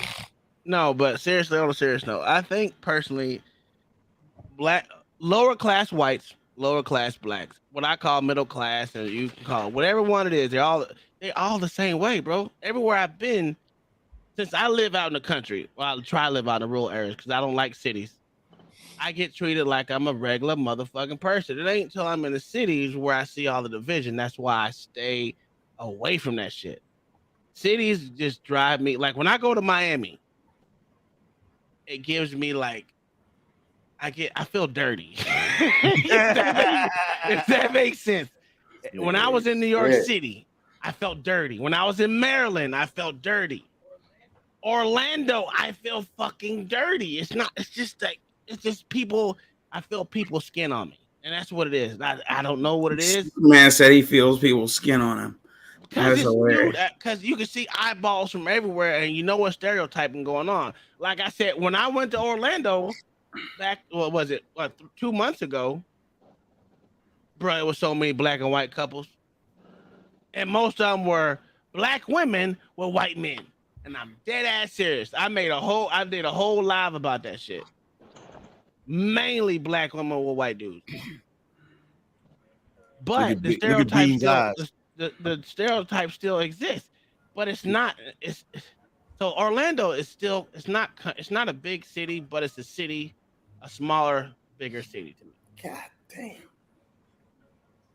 Yeah, she's lost her voice. She's sure shit gone. But when you get into those spots, you don't see the division until you are in the smack dab earth of that bullshit, which that's why I try to stay away from it. But because we're all the fucking same, and I must not rather be treated like a motherfucking jigaboo than a regular motherfucker. Just like I had the argument with motherfucking Black Beauty about America. When motherfuckers start considering themselves American, we'll be all right.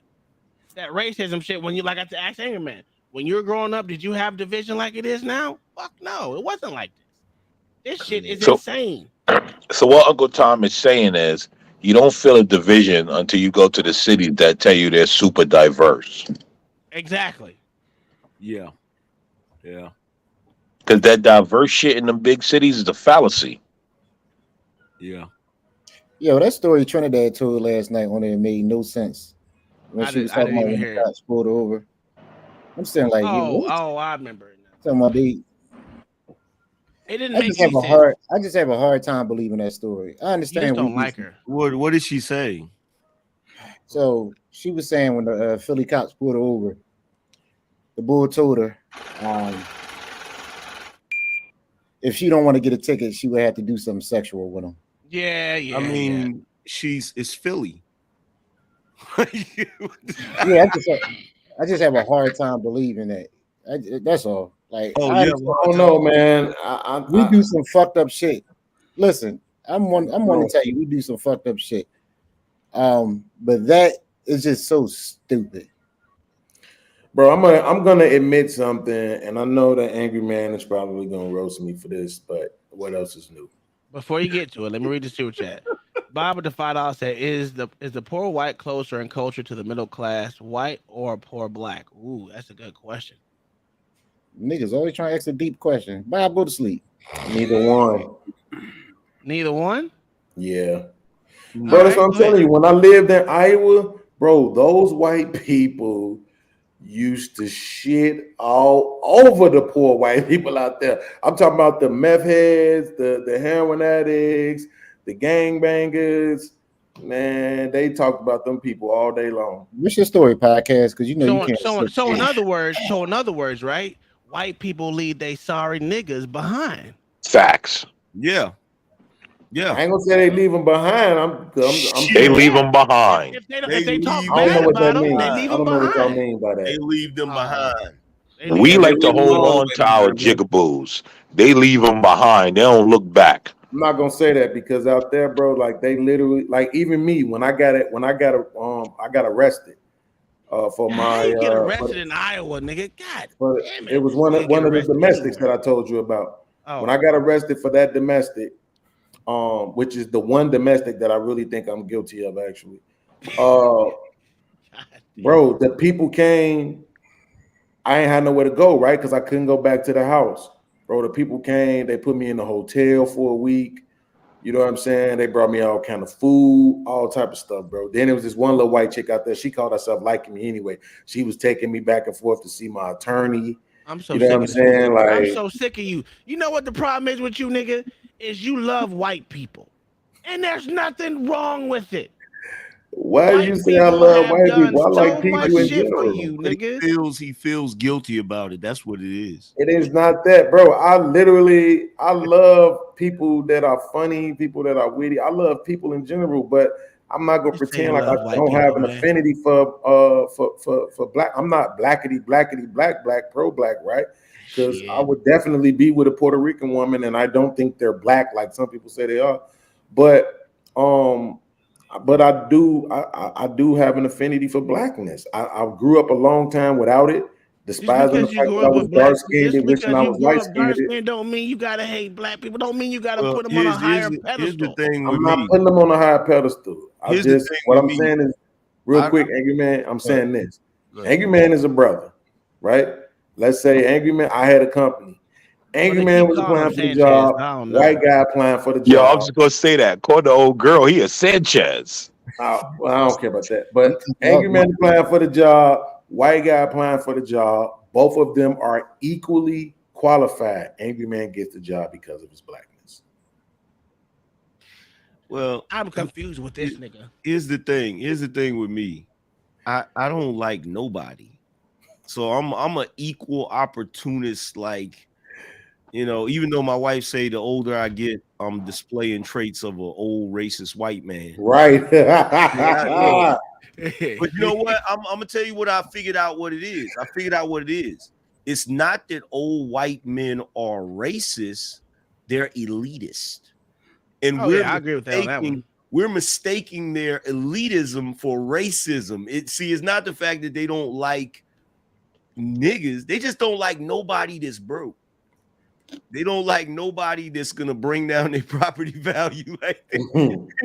That's why they want your grass cut and every damn thing else cut around today. You bringing my property value down. My wife says that shit all the time. Look at these dirty ass white folks down the street because they got tractors and shit in the fucking front yard that literally brings the motherfucking property value of where we at now. You know I say it, boy, every day. No, wait, hold on. Let me get this out. Wilkes, what I was gonna say was this: what I said, Angry Man go judge me, right? The reason why I believe the story that you say Trinidad told is because every time she is on a panel, nigga, I be wanting to put something in her mouth. Every single time, bro. I can't explain it. Don't ask me why. I know she come off like a drunk parent. I don't know, but there is something about that mouth that screams "feed me." I believe that a police officer would say that to her. Yep. Now y'all got me thinking because in our homicide detective unit, right? This is a true story. Y'all can fact check me on this one. He was actually locking black dudes up and interrogating them and sexually harassing them. And this was going on for years. He was making them give them head and everything else. I think he got like 30 years in jail. That's crazy. Oh, he was a gay detective making people get mad. Yeah, he was a white dude, and Dudes was doing it. I can't say if he was or wasn't, but apparently he was sexually harassed. Depending on what he putting on you, bro. Jail ain't no fun place. Well, I know. That's why I don't do shit. That's why I stay in the country. I can see a nigga like you finna put 30 years on me, or I gotta give you head for 5. Nah, I'm gonna take the taking. I can see niggas like, yo, nah, I'm gonna give you this, bro. Taking the 30, bro. Right.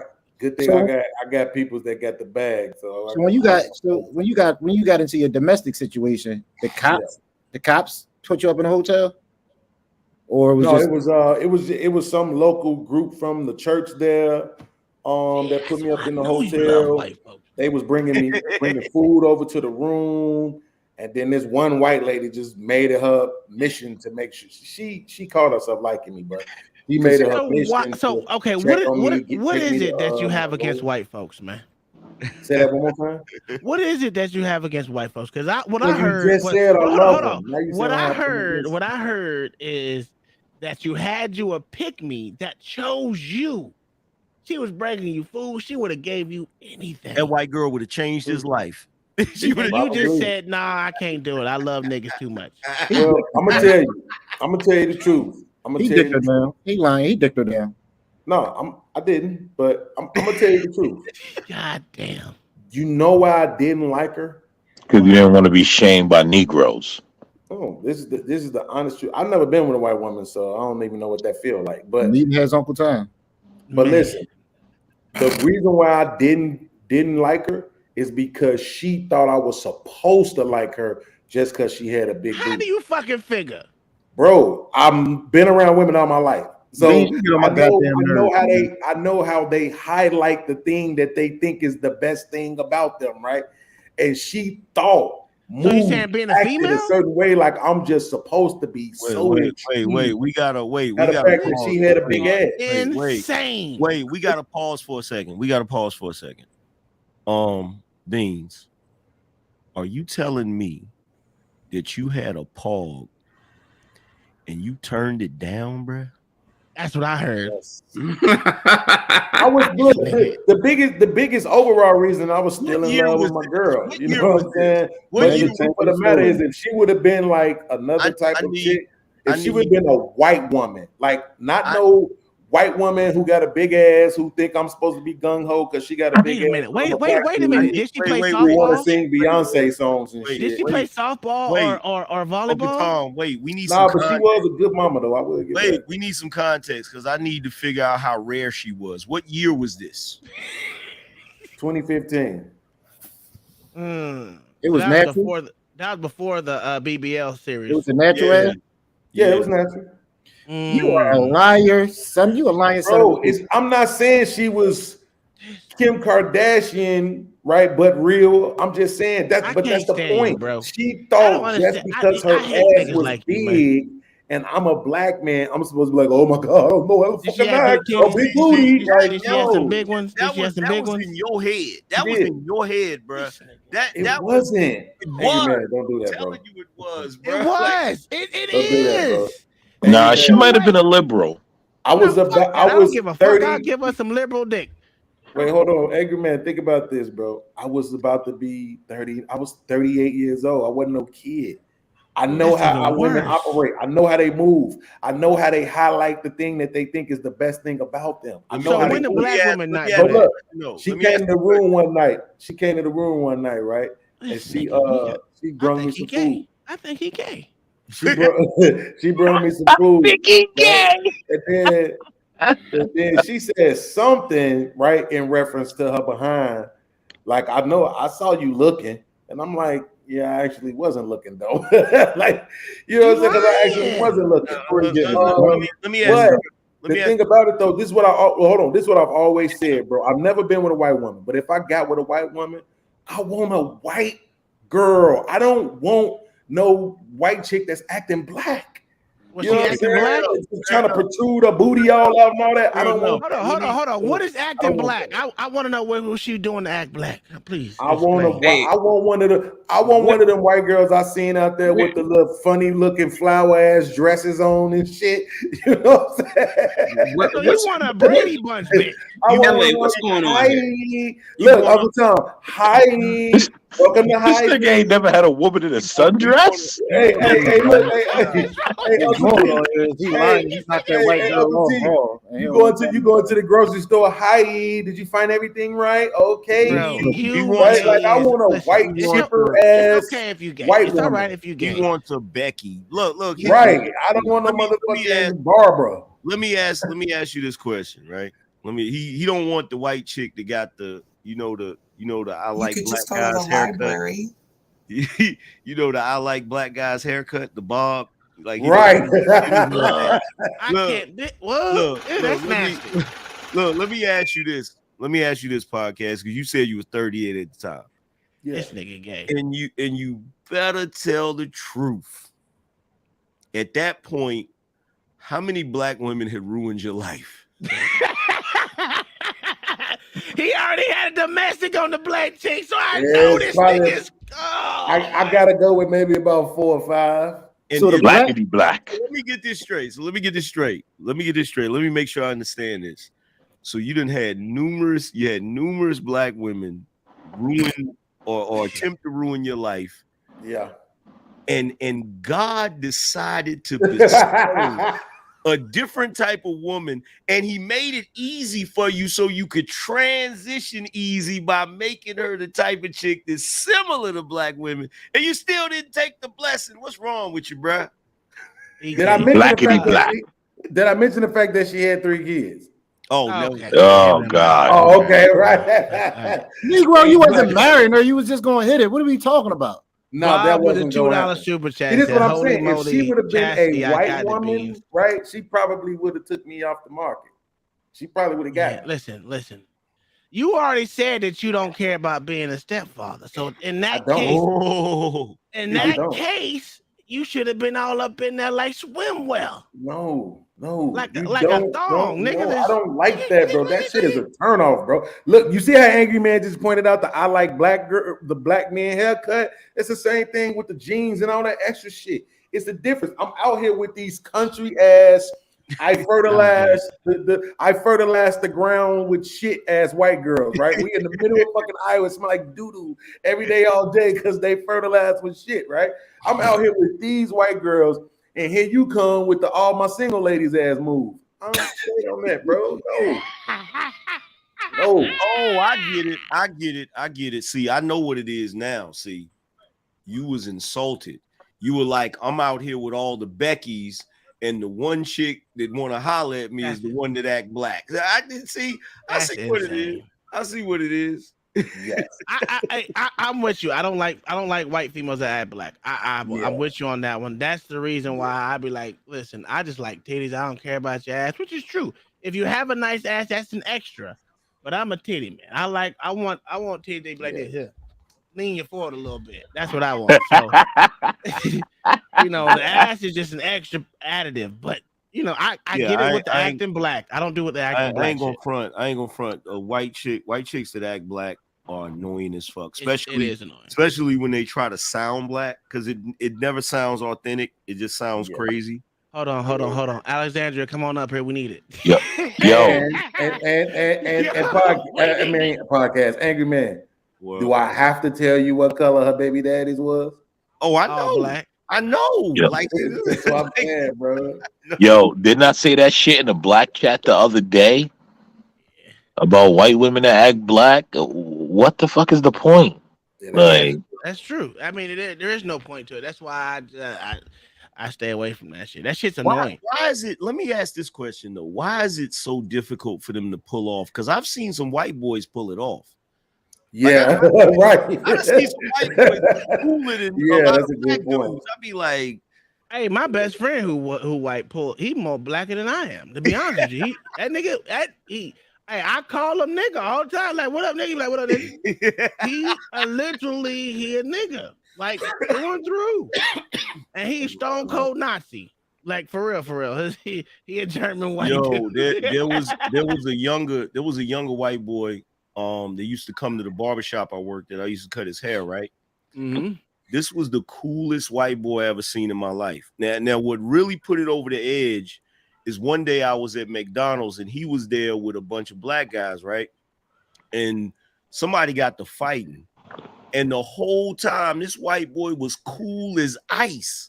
Like he was in there breaking up the fight. He wasn't getting, he wasn't hyping shit. I'm like, God damn, this is a cool ass white boy. I was like, yo, how the hell did this even happen? But the funny thing about it is, if you really think about it, if like when I was in Oklahoma, I'd much rather get in a fight with my Hicks than any kind of nigga, because when it comes down to it, these motherfuckers just want to fight, and it's cool. Oh, them white boys can fight. That's the funny thing. Like them country boys is where you listen. My homeboy name his name is Bobby Dale, right? That's already a country name. That's the first and middle name together, all one. Bobby Dale. This motherfucker was the coolest nigga. He didn't try to be a black dude. He was a straight hick from Oklahoma, and I went out throwing hay with this nigga almost every summer. Throwing hay, riding horses, riding bulls, all that shit with him. He act just like that's what I say. They act just like they're brothers. And as a matter of fact, he's still my brother to this day. Yeah, country white boys can fight. I will say that. Yeah, he wasn't trying to act ghetto nothing. He just trying to be a white dude. Yeah.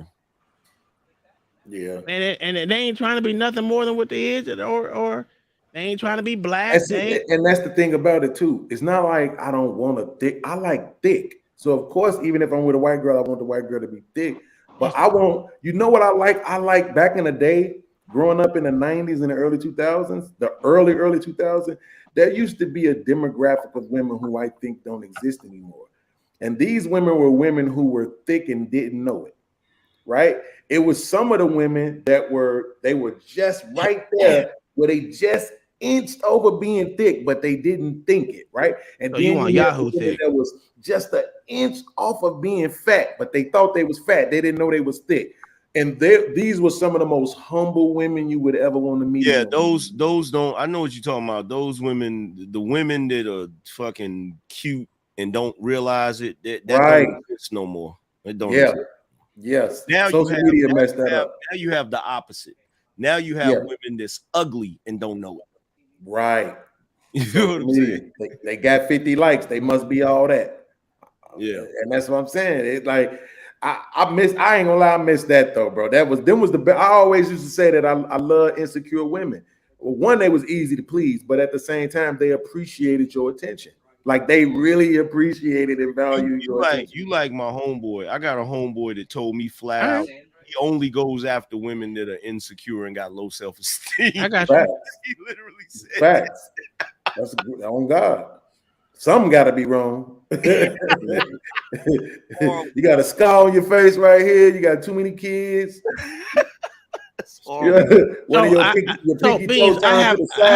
I have a question for you. Since I don't know if you sing or if you got a girl or whatever. I don't know.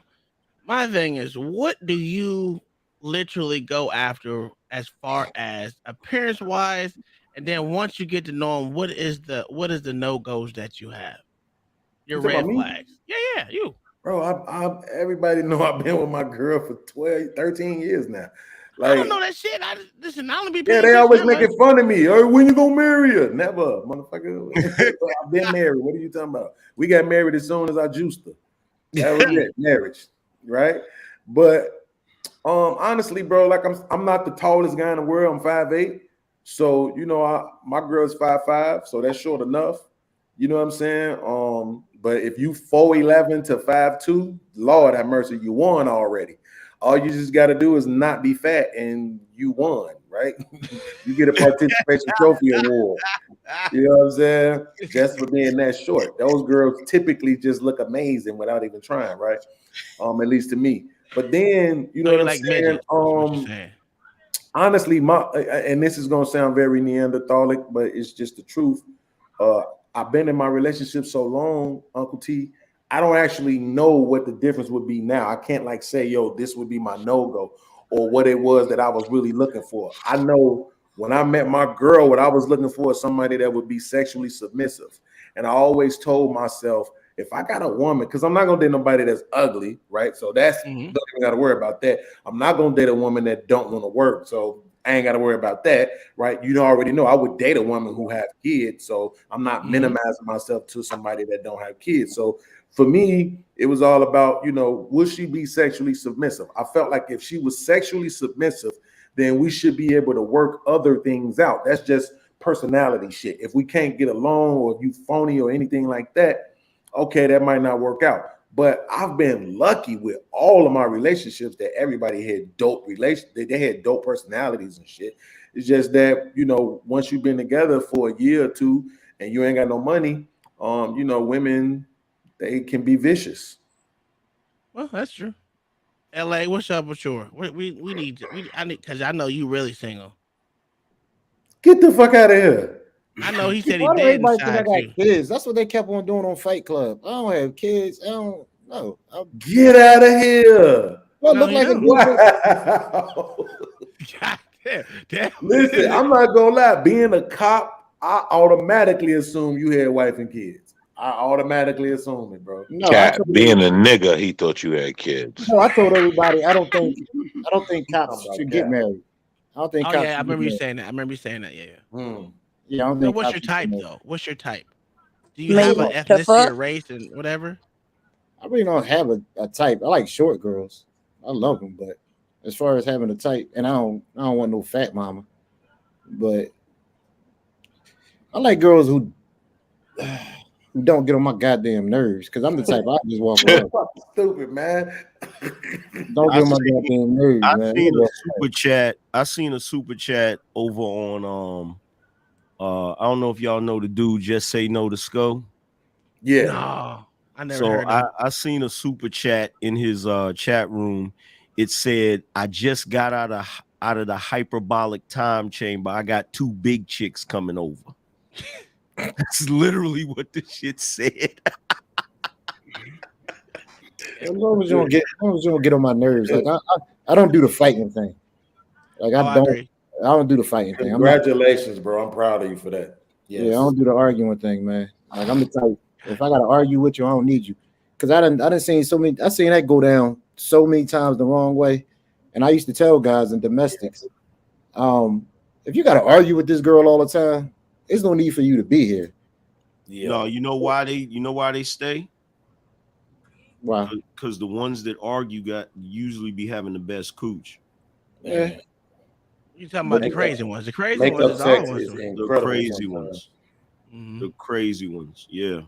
That's what I mean. Problem with crazy is it don't wash off though afterwards. Yeah, and you're that's right. and that's part of what I'm saying, because so now you know why I got so many fucking domestics, because I get with these women that are sexually submissive, bro. Like, listen, I'm not gonna lie to you. It has crossed my mind, right, that there has to be some level of craziness in a woman to allow, not just allow you to force her head down on your cock until she gags.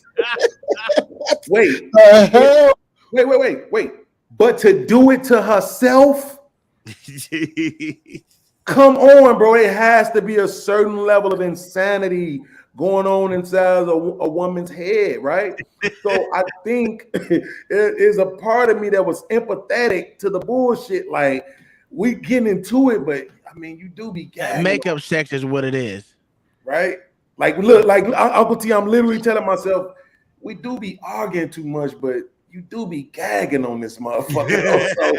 So, you've earned the right to talk your shit. You know what I'm saying? Like, I know that ain't all the way true now, but I know it is. I'm not gonna lie, I know it is. I'm not promoting it as logic.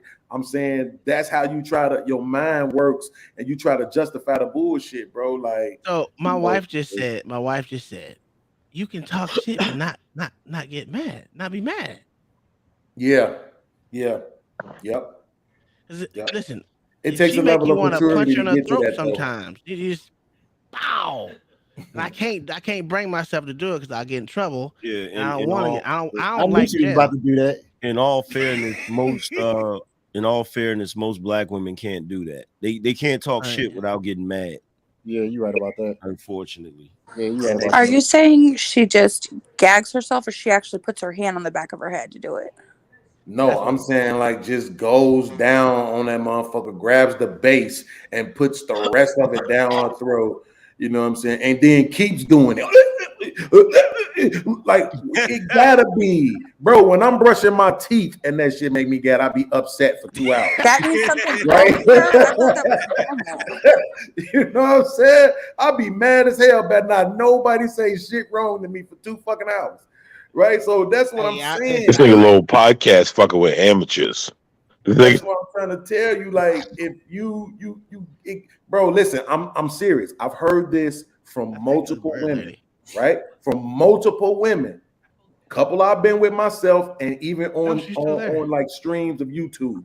No, she's Bro, not there. She's not there. when you screwing a woman a certain way, right? They say that shit makes them feel crazy, right? And we think that they just being, that they're just speaking hyperbole. They're not. They really mean that. You got a woman that's letting you pound her up her anus. You don't think that shit. You don't think like, that's making her a little bit crazy? Like, listen, that's gotta be podcast, making you her a are little bit listen, crazy. you listen. Whew. This went down quick, didn't it? This went down quick. Well, we know you ain't gonna get no community strike for this talk, right? But I'm serious, offended bro. by the fact Bird that lady you was always in the think back. women go Talking. crazy. We think Oh, they was just it Bird Lady? bullshit. Yeah, they mean that shit when they say that. I didn't see her. This conversation. Oh went no, it left. came up and My man said, "Woo." Oh, yeah. This Jesus conversation Christ. went left. I'm boy. just offended that he's dating a girl that does this crazy. Like, that's rude. Man, okay. All right. Listen, the women have said it out of their own mouths. You drive me, you making me crazy. What makes a woman take a can of gasoline to a man's car, bust out his back window, pour the gasoline in there, Now that's crazy. light the shit up and blow her own motherfucking face off? If that's not crazy, then what is? Did that happen to you? No, y'all didn't see that video? Yeah, that was on YouTube. No. Man, She was stop. going around. She blew her own. That I did is see that one. crazy. I did see That's that what one. I'm saying. Yeah, I did that one. Ain't Mayo, no money okay, making no we need to woman get do off that. podcast because podcast over here That's talking dick crazy making shit. them do that. Listen, we That's need to what go I'm to a saying. white dude because he has some sense. Mayo, what is your type of woman? Please don't make it as graphic as Beans because there is children in this world. No drama. I don't want any drama in my life. Yep. That's about 95% of women that. Exactly. That's why I'm still single. Mm. God damn. That's it. That's not a high qualification. She can be butt ass ugly, but as long as she brings you no drama, you good with Oh it. no. But I'll tell you, the most beautiful girls I've ever dated wound up being the most evil creatures that ever walked the face of the earth. Did you still hit it? Because they know it. Yeah. Hey, What's look, the saying? Have you ever had a redhead? Hey, though? Beans. Hey, Beans. Oh yeah. Look, I ain't gonna front. But if they didn't have a vagina, there'd be a price on their head. Hey, look. If Mayo, Because ain't no man be allowed to walk the face of the earth acting the way they do. Hey, Beans. If Mayo drop knew down a so chick, Bird Lady can come. if Mayo knew a chick and he described her that way to me, especially when I was young, he's like, man, she pretty, but she crazy as fuck. I'd be like, what's her her number? phone number? What's her number? Swear to God. Bro, the experience will be worth it. But those are the ones you give the wrong number to and the wrong name. Well, I did that for a long time. My name was my mom always calls me fella, so that was my club name. I guess I just used to live dangerously. I don't know. Wait, Angry Man. Yeah, wait. Y'all didn't see. I just thought about this. Y'all didn't see the video. The light-skinned girl, she said the dude, he got you bent over like this, one hand on frontal, mine. She said, then you talking about some, why am I outside your grandmama house acting crazy? No, you acting crazy.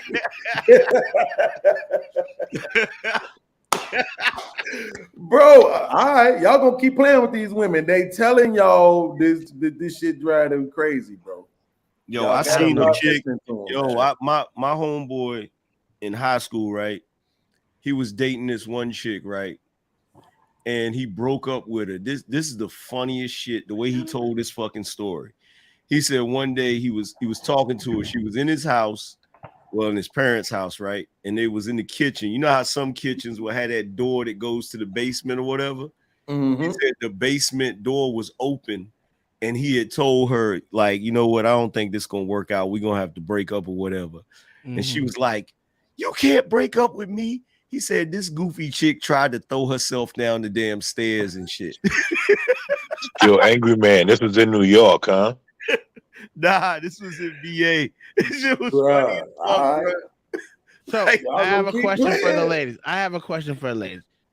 Especially Sandra. You can go first, Miss Sandra, and then we'll go to Alex. So, Miss Sandra, out of all this, do you like crazy dudes as well as these dudes up here like crazy females? I mean, I like bland, borderline, sane women, that don't have any pushback. But what type of dude do you look for when you go out and look? My man said borderline shade. Pay Right, attention. they don't have any pushback.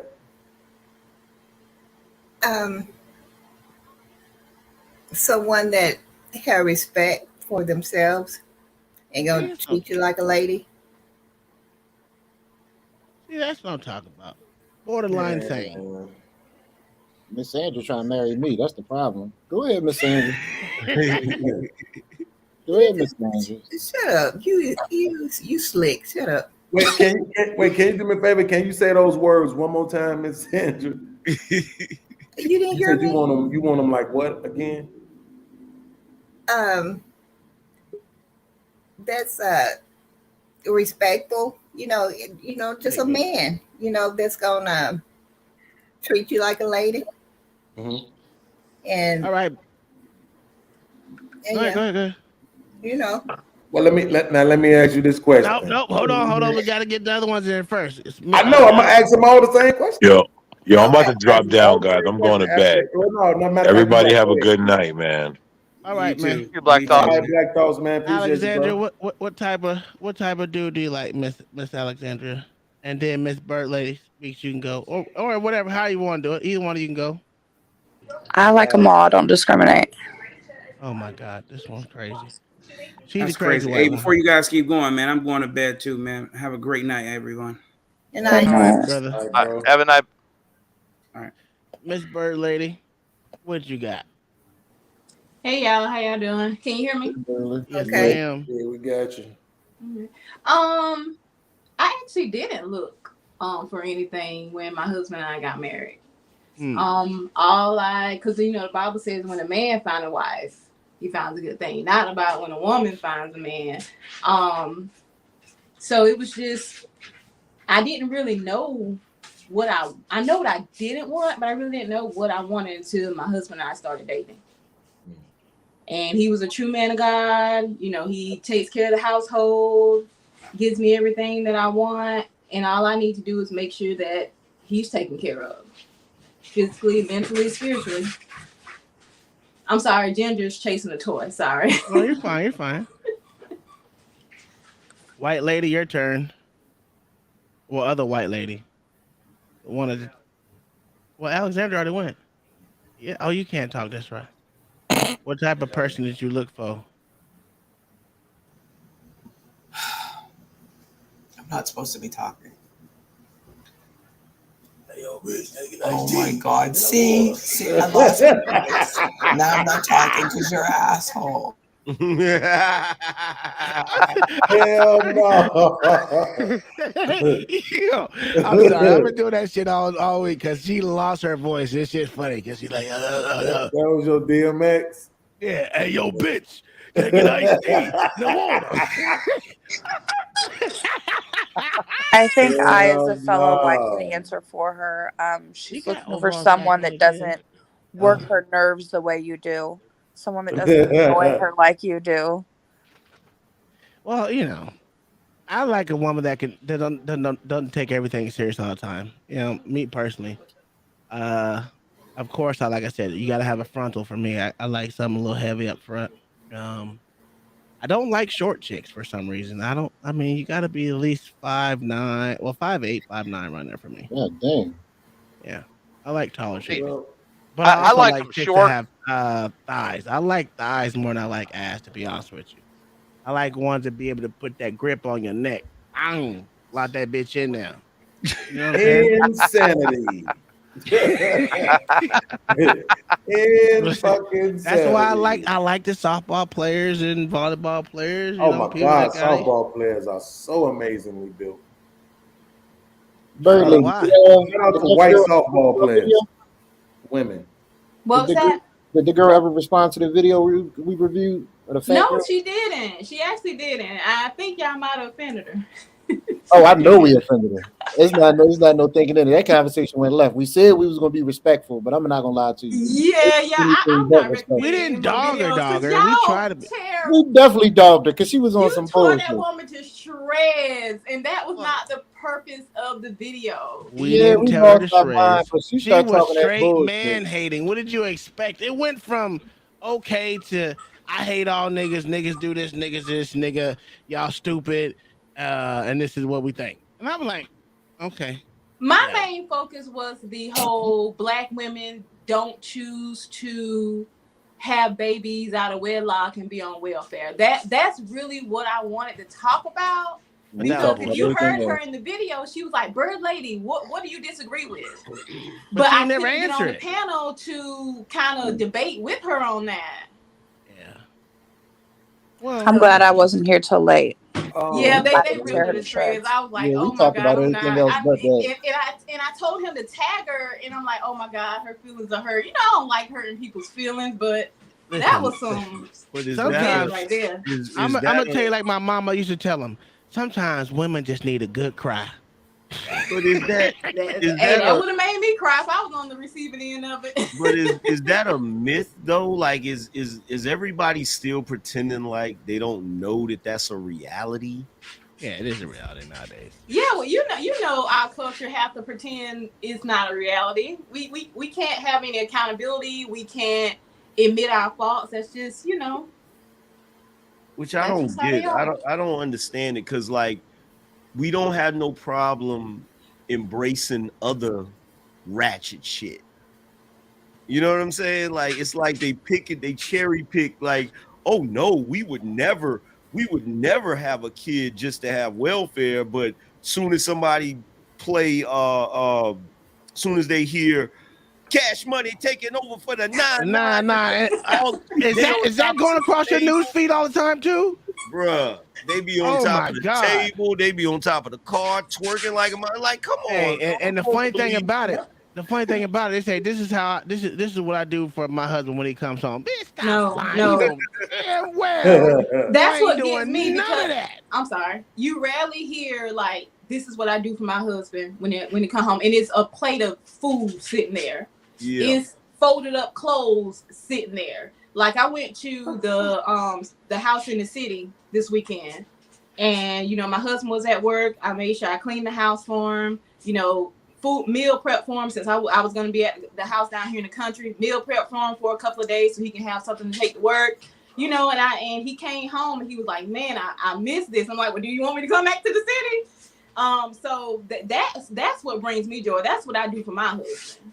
You know, I make sure that he's taken care of. Even if I'm not there, I'm making sure that he's taken care of. Even if it's just covering him in prayer. Even if it's just surprising him with the DoorDash going to the house to make sure, you know, that he gets his favorite, you know, firehouse It's just the sub simple that day. shit. Most You know, men it's just small want things. Like, you simple don't shit. want me twerking. He'll look at me crazy if he see me twerking.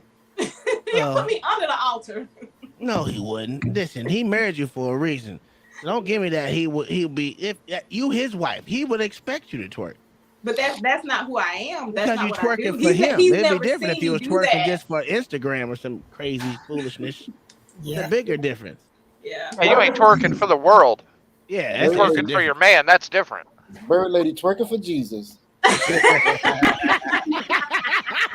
Oh no, he didn't. Twerking it for daddy. Twerking it for daddy. No, it's I mean, like I ain't gonna lie, this cold conversation about what do people like. I mean, and what do they see in a man? Because no one ever says what kind of red flags they have. That's my problem. Like I know my red flags, and I'd be like, nope, gotta go, can't do it. I gotta walk Women away. love red flags. I know, but I'm saying for me personally, there's a lot of things I won't deal with. I can't deal with a crier. I can't deal with a clingy person. I can't deal with someone I have to always call. I can't. Man, it's a lot of shit I can't deal with. Cause I'm. If you can't cook, man, Jesus, bye. I can cook better than most of the women I've dated. Dang. Listen. That's usually a Hey, fact. with Mayo, men, guess though, what? For real. Guess what? I haven't cooked in a long time, and I prefer it that way. Only thing I don't want my wife to do is fold my clothes or hang my shit up because I do it better than she does. Because I'm bougie with my I love clothes. doing that. I love folding clothes. And hanging Hell clothes. no. I I'll be like, nope. love it. Oh, I love it. Listen, it's don't therapeutic. leave my shit in the bucket. I'll do it myself. I Now, do when it it comes to every week. When it comes to the cooking thing, you know, my husband, he had to teach me a couple things because, you know, yeah, I'm country, but I don't cook country. He said I cook like white people. You know, I identify as white. And I don't do a lot of seasoning. So, and, you know, I don't eat meat or anything like that. So I don't taste a lot of the food that I cook for him. So he had to give me like a lesson in seasoning stuff. But with our age difference, I also think about his health. You know, he has high blood pressure. She over He's there giving them diabetic, rabbit you know. food.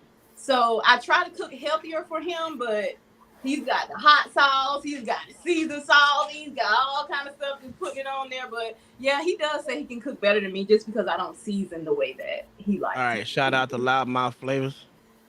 Was it Loudmouth? Yeah, it's Loudmouth. That's Black Suda Suda Fire. Fire. Yeah. Yeah, I I'm just waiting ordered on his some from him website. today. Yeah. Where's his site at, Uncle Tom? Well, he only had two. So It's on the internet. Yeah, it is. I'll give you the website. All right, man. I ordered some today. I ain't gonna lie to you. He got his 2 seasons. He said he's coming up with his 3rd season coming up soon. But go ahead, y'all can talk about it. What do you let's go with podcast because see no what no let's go. Oh, Bird Lady, show us your cup, my wife said. Which one? Okay, It don't so matter. this is the Bring one them that all I'm up. working out of now. This is the custom Bird Lady. Well, I have 2 custom Bird Lady tumblers. One is a 24 ounce. I don't know. You talking the wrong one. One is a 20 ounce. This one is a 20 ounce. This one is a 20 30. ounce. This one is 30 ounce. This is you know what? They're big. Both So are these 30, are she said. She said they're both 30. And this is the one that she made for my husband, Cowboys tumbler here. That's his name, Lamar. We them boys, and it says fueled by haters. So that's the Cowboys one that she made for my husband. Wait, She your also made husband, your husband is a Cowboys fan? He is. He's a real man. That's what I'm real talking man. about. That's what I've been trying to tell him. Hey, don't you, hey, LA, I see you shaking your head, bro. Losers. Wait, did you just say your husband's name is Lamar? Yes. You know that doing well. Shut up, Alexander. Also disrespectful. What, LA? I was just Angry comparing man. notes. Angry man. You know who's going to the Super Bowl. I ain't even got to say nothing else. They having a Super Bowl this year? I didn't know they was having one this year. You know they having one. And you know who won it. Figured they You know who canceled won it. I figured they canceled it. No, they didn't cancel it. We there. We're there. Hey, Don't I worry do about got to pull for my NFC East because that's what I do. I got to pull for NFC East. But Bird Lady, continue what you're showing off of us. Oh, okay. This is another one that she made for my husband. It's a wood it grain Georgia Bulldogs. That's my tumbler college team. with the back-to-back champions on there, and it has the Georgia Bulldogs logo.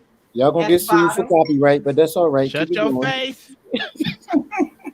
Hey, there's no copyright. And of course, this one is one of my favorite. It's the shell casing here. Bullet tumbler. And it says, holy with a hint of hood. Pray with me, don't play with me.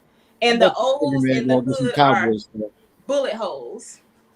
And I have the sea turtles here.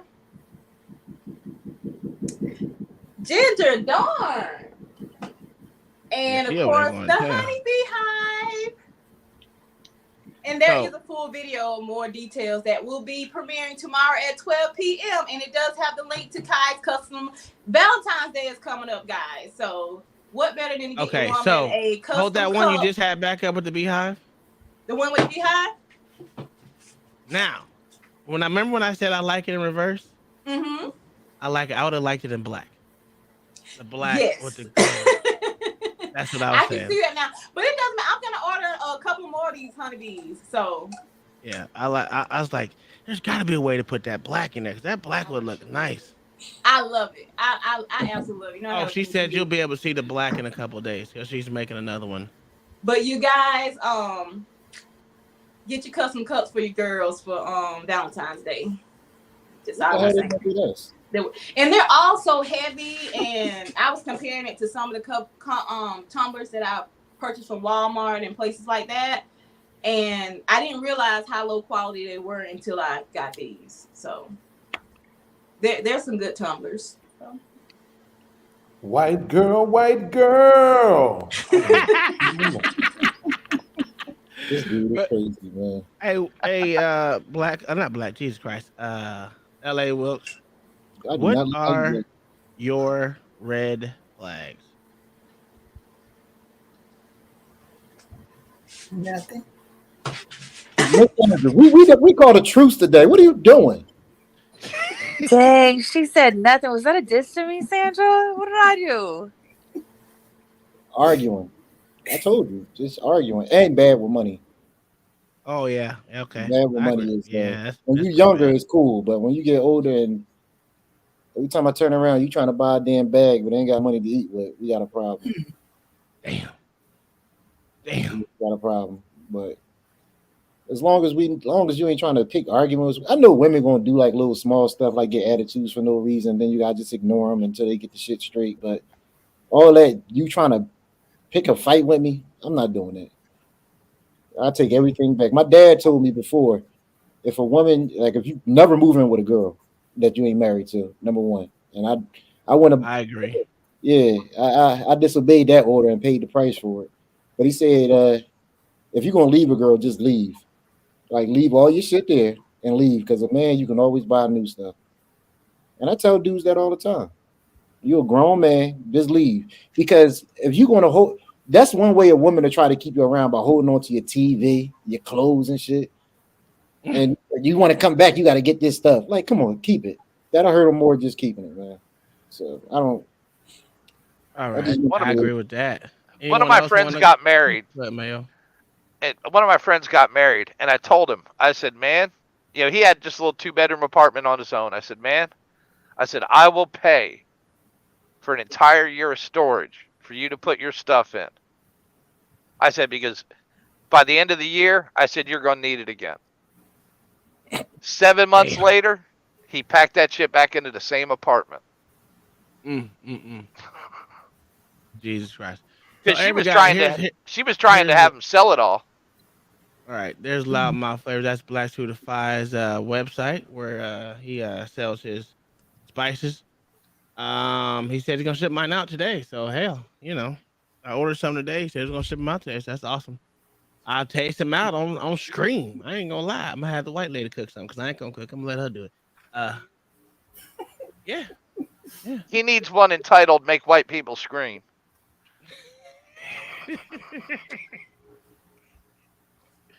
No, but what is your Mayo? Since you're up here talking, what is your red flags besides crazy people? No, you said you like crazy women, so I don't know. Oh no, not being able to act right in public. Ooh, that's a good one. Like I said, I don't want drama, and I don't want shit that don't need to be aired in public out in public.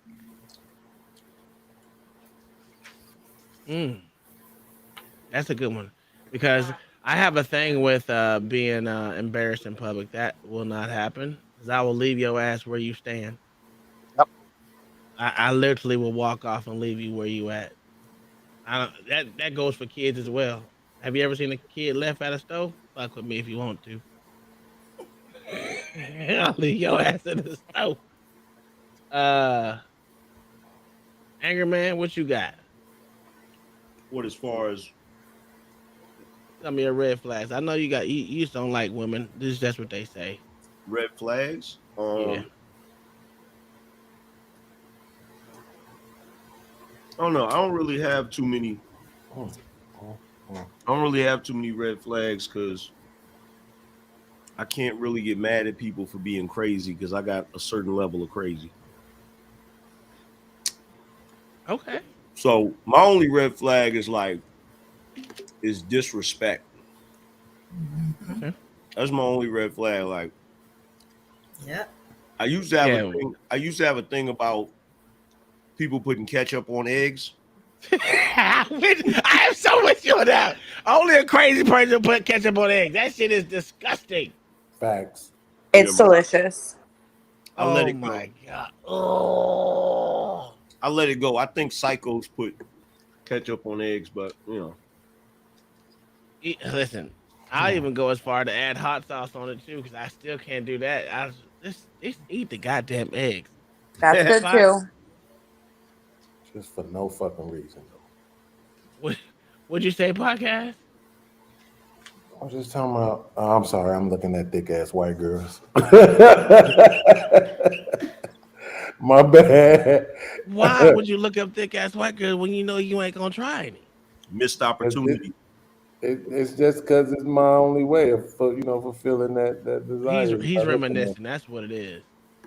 I can't reminisce on something I never had. Okay, again, if she didn't have kids, would you would have did it? No, not her. Not that's what I'm saying. One is about the kids. Her kids will love. That's like one of the reasons why her daughter worked with me at the grocery store. So she came into the grocery store. She seen me. She was asking her daughter who I was. Her daughter told me she was asking You said her she had a daughter who that I was. was. Oh my word! So you know what I'm saying. I know what it is. I figured it Her out. kids were lovely. Here's what it is. I know what it is. You want a white girl that only like white dudes, and you be the first black dude that she was with. I think that's what it is. You want to convert a white girl to a black. That's what it is. And you know what? I don't blame you. I don't blame you. It's a wonderful thing. That sound like that would be fun, but no, you know what it is. I don't know if I should be her first experience because I've watched so much Triple X. My expectations are gonna be through the roof. You know what I'm saying? And if she's not willing to, go all the way, it's not gonna be a problem.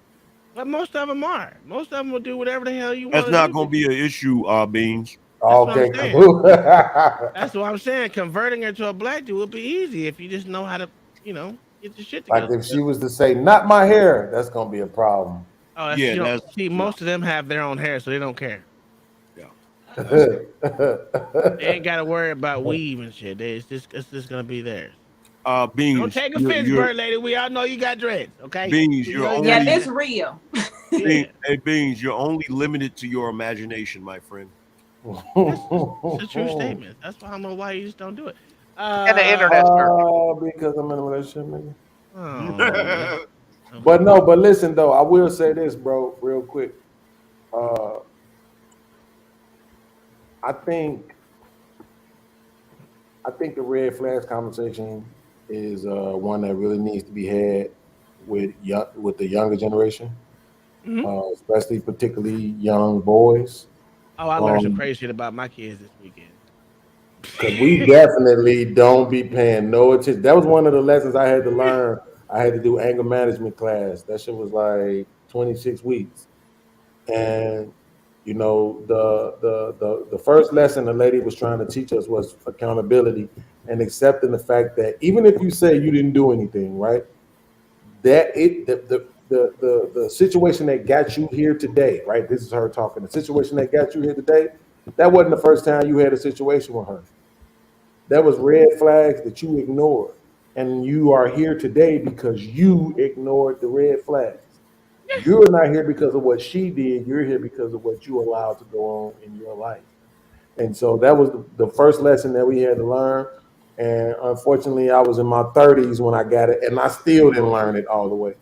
And so in other words, stop being depressing right now. We talking about red. I'm not trying to be simple red depressing. You flags. asked about red flags, God so I'm damn. just saying that Okay, the so red here we go. flags need I to have be. another question for you since you up here talking yibber yapping, right? Katie May said, "What is triple A?" Don't tell her she's Take innocent. too Don't tell long her. to answer the question. Go ahead, Sandra. Go ahead. What's your red flags? Just like an angry man, disrespectful. You keep talking about respect, don't you? I'm just wondering because women say that a lot, but when the lights go out, you want the disrespect. You don't want no respectful dude when the lights go out. That is something to be said. That most women You don't like even know bad what boys. you're talking about. At a young Right. age, most women like bad boys. Right. I ain't I gonna say don't like all no of them. thug. You don't want no man in there, my chérie, my chérie, bon. That's I don't right. want no How do thug. you do? What is that? What was that? My Supposed to be love, my French? dear. Oh, it feels so warm to be next to you. No You know what I'm comprende. saying? You like that, don't you? Huh? Yeah, call me daddy. Right? That's Okay, Miss Alexandria, what is your red flags? Did you give yours already?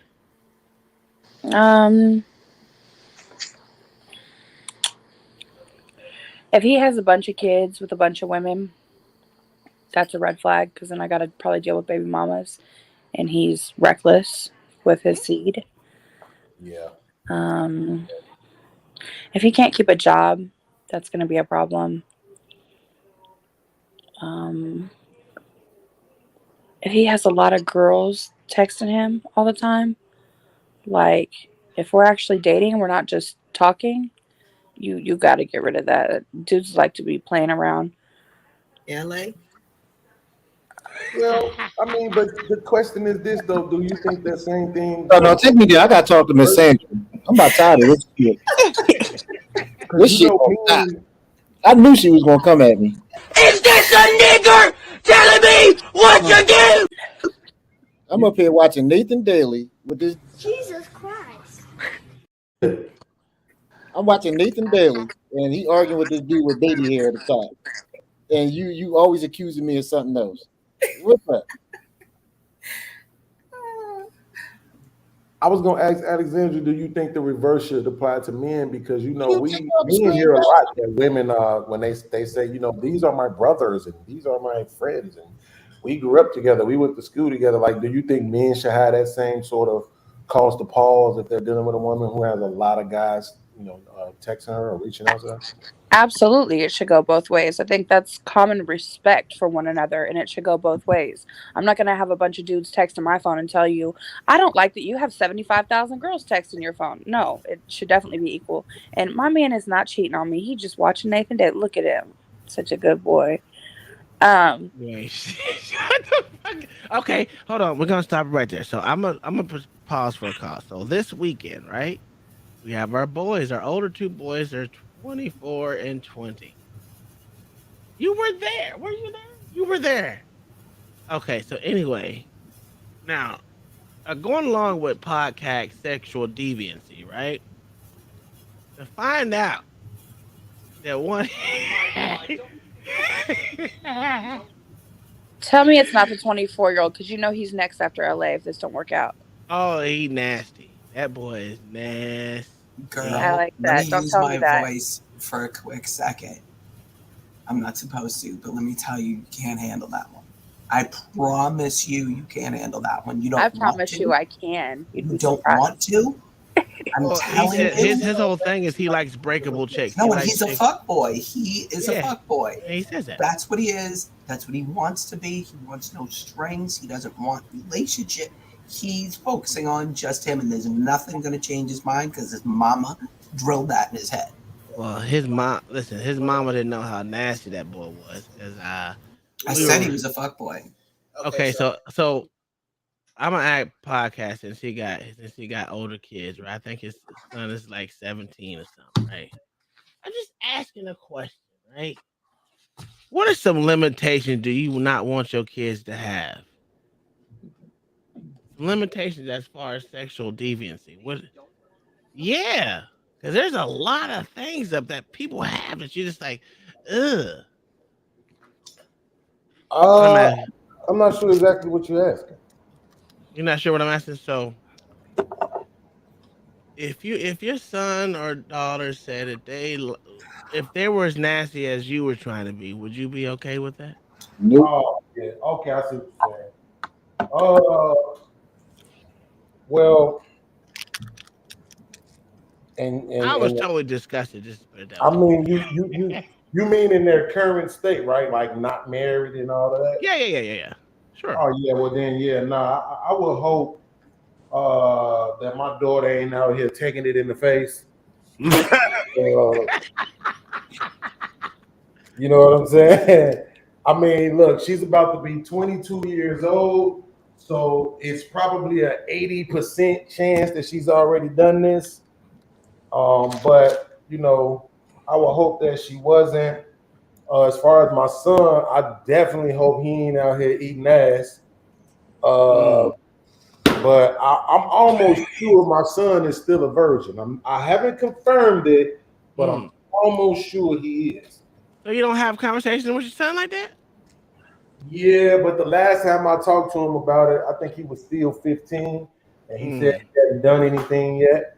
Well, And yeah, so- it's not a real prominent conversation all the time. Because I knew my boys were having sex. I knew it before their mama knew. So You know how I found out my second oldest son was having sex? One day, my wife said something about it as far as like you had the conversation with them about condoms or whatever. Yeah. And I was like, yeah, I had that conversation. And she was like, well, you might want to reiterate it. You might want to say it again, right? So I'm sitting there thinking about it. So I called him up at the time. He was staying at his mother's house. I called him up and I said, yo, you having sex? And he was like, you mean right now? I immediately knew from that moment, like, yeah, he already, because for him to say right now, like, bro, no. Hey, it's just some of the simple questions that you ask. Well, that you ask that they don't fucking. I mean, when they answer you, like, oh yeah, we know you. We know you doing something. Yeah. Oh, you know what else I forgot? I forgot one other thing that I will hope my daughter ain't doing right now again is I hope she ain't let nobody videotape her. That shit might not end well. I can't tell about my son, but I can tell about my daughter. I Mm-hmm. can just look at my daughter, but I can't tell about my son. Yeah. I'm loving this conversation, Tom. I want to know about how you learned that your children were filthy and why you say they're freaks. Well, his mother won't let me tell it, but I already had this conversation with my son. He said it was okay to say, but yes, he did. I swear to God, it was the car. Okay, so I'm gonna give it to you. So my son was like, we were talking about eating ass, right? And I was like, ooh. Well, wait, how did that conversation just come up? Listen, It's me not in and the my middle of kid. dinner, like, Dad, you know when you're eating ass. No, because here's the thing. I like to be, I like to talk shit to their kids because they're not their boys. So I'd be like, this is why I had your mom that way, you punk ass bitch. That's usually my thing, right? Just to be an asshole to him, but like, I had your mother. Like, I know it's your mother. So that's how the conversation. He was like, it was nothing like that. Well, I don't get detail, but when he says dumb shit, I'd be like, yeah, I had you. That's what your mom said or some stupid. Yeah, act like you don't know that. Act like you don't know what I'm talking about. Anywho, he was talking about that, and he said, I had this one chick that like rimmed me, and I had to call the whole crew to ask if I was gay. And then we went down the rabbit hole. I was like, bro, you gay, bro? He's like, no, I ain't gay. Like, bro, did you stop her from doing it? He said, yeah, I had to stop her full stop because she kind of went a little lower than what I expected. I was like, oh, hell no. She did that shit on purpose to feed her. Now that's unfair. That's unfair, Uncle Tom. Let me tell you why it's unfair. How's it unfair? If she's right there at the taint, ain't nothing wrong with that. Especially if you don't have, as long as you don't got your legs in the air, you're good. No, even if you got your legs in the air, you good. Hold That's on. not gay. What? You want to know No, what you his can't answer put your was? legs in there. No, you cannot. No. You want to know what his answer Yes, was? he did, and he's still not gay. He said, as long as you have socks on, it ain't gay. Wait a minute. That's good. Yeah. Wait a minute. I was just like, oh hell no. Listen, that's some shit. No. And I'm then to about to find call out my the attorney other right one now. is just as bad. The second child is just as bad. I have some sexual deviant children. Well, I wonder where they get it from.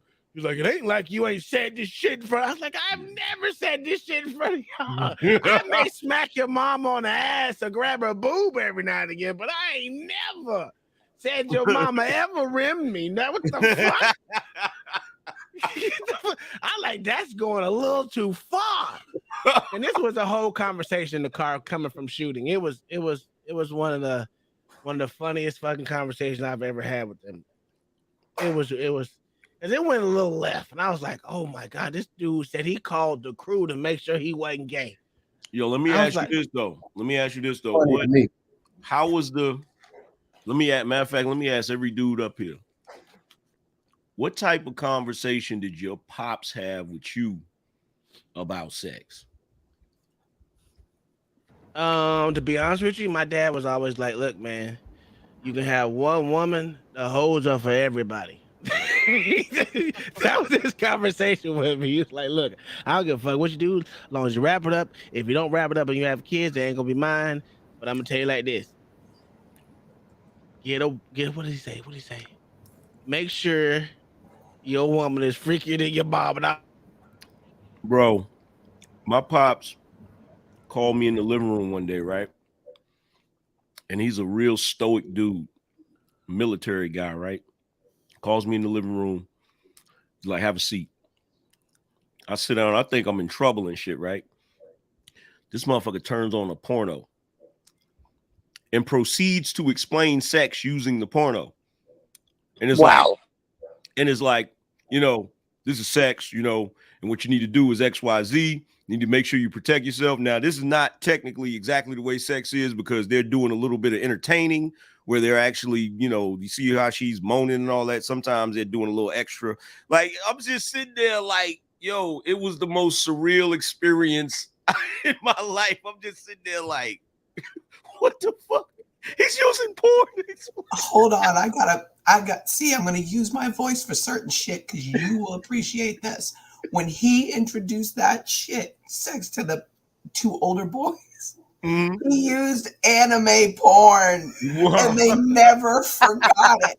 They still to this day talk about it. Oh my god. I'm gonna tell you this.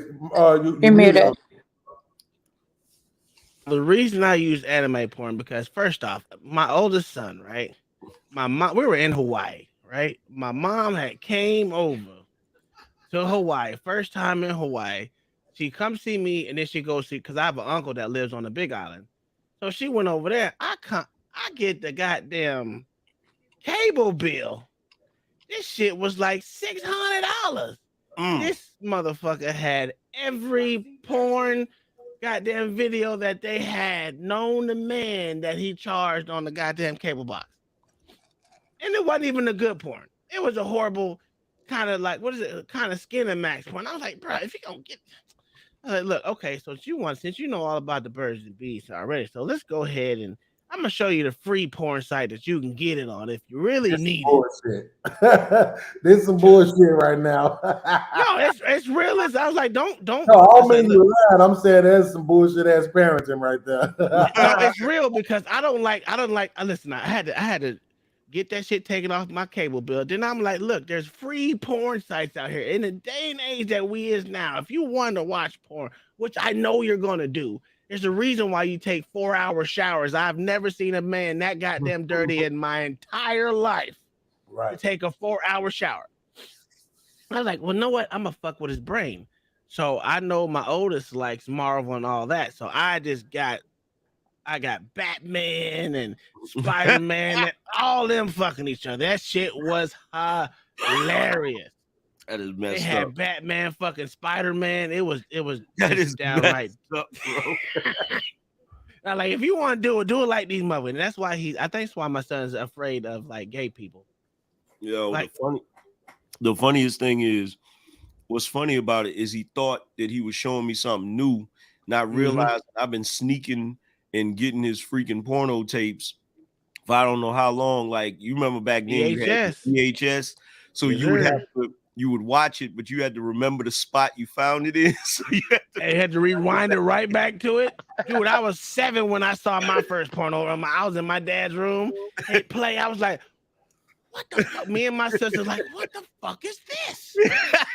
Bro, to this day, I was like, yeah, I was 7 years old when I first saw my first porno going to my dad's bedroom, fucking with his tape.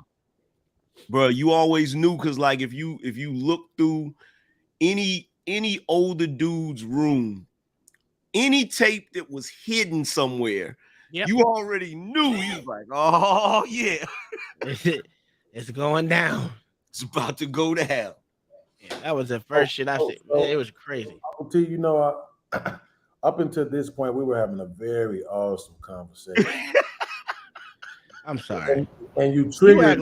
You act like you ain't seen porn before you was age. Oh, stop it! I'm the only advocate in this space, right? Everybody else talking about how it's so damaging and destroying to people. Well, because we have ladies. We have ladies here, sir.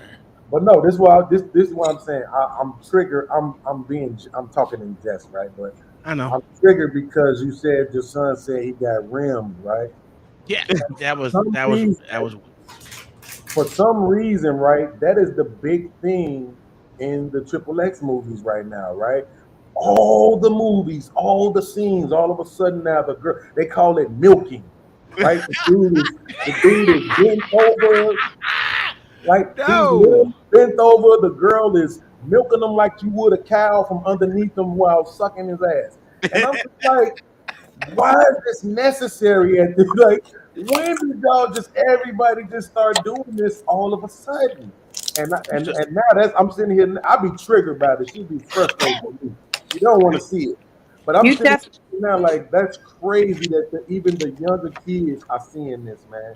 Ain't no telling how much stuff they really doing out here. Definitely watch too much porn because you be speaking in porn lingo. Like, well, it's not.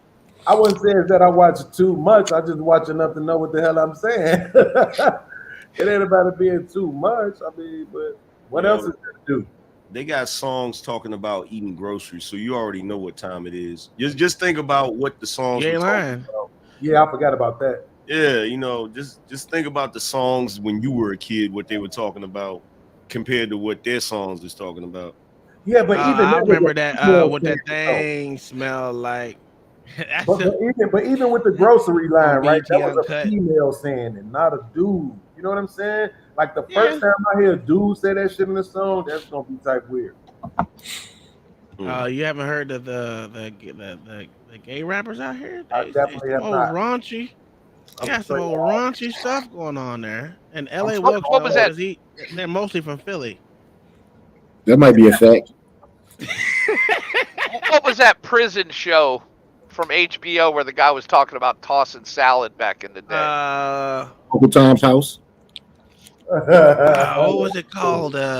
Oz. No, it wasn't Oz. It was a documentary, and I know the documentary. You talking about that documentary? Yeah, I know the documentary you're talking about because that documentary kept me out of prison. What are y'all talking about? I don't know about that. I know I watched Sex. What was not Sex and City, but what was it called on? Taxi Cab Confessions. Real Sex. Real Sex. That was that. Hey, I learned some shit on Real Sex. And that was I was terrified of the tossed salad guy, bro. Oh yeah, everybody was. Man, terrified to the point of the last time I knew that type of terror was when I first watched Nightmare on Elm Street. Yeah, I was terrified behind that until I grew up and realized it was fake. But when you're a kid and you're like 7, you're like, yeah, that shit is crazy, bro. When you're a kid, I take it back. I take it back. I agree with you. I do watch too much. I do watch too much porn. You know how, and you know why I say that? I'm gonna be honest. I've never told nobody this, bro. This is my first time saying this out loud, bro. Whenever I'm like I'm having sex, bro, I literally we can hear you biting on I that. literally be telling my. I'm gonna give you the finger. I'll Hold see on. y'all later. Y'all have a good night. You too, Miss Thank you for Berlin. having me, Uncle Tom and Kai. Thank you for coming up. Good night, Bird. I literally be telling my intellect still, bro. Like all the moves, all the faces. You don't You do know what I'm what's this saying? hat All girl? the noises, all that, bro. Here's the problem, Beans. It's not the fact that you watch too much porn. It's the fact that you admitted that you watch too much porn. I didn't think it was until I just thought about it right now. Hey, Uncle Tom, I put the toss salad guy from that's HBO in the back chat. Marcus, You gotta Mr. watch Marcus. That's who it is. That's. I heard a lot of guys say that that's how they learned about sex. Not even just about sex, but like what to do.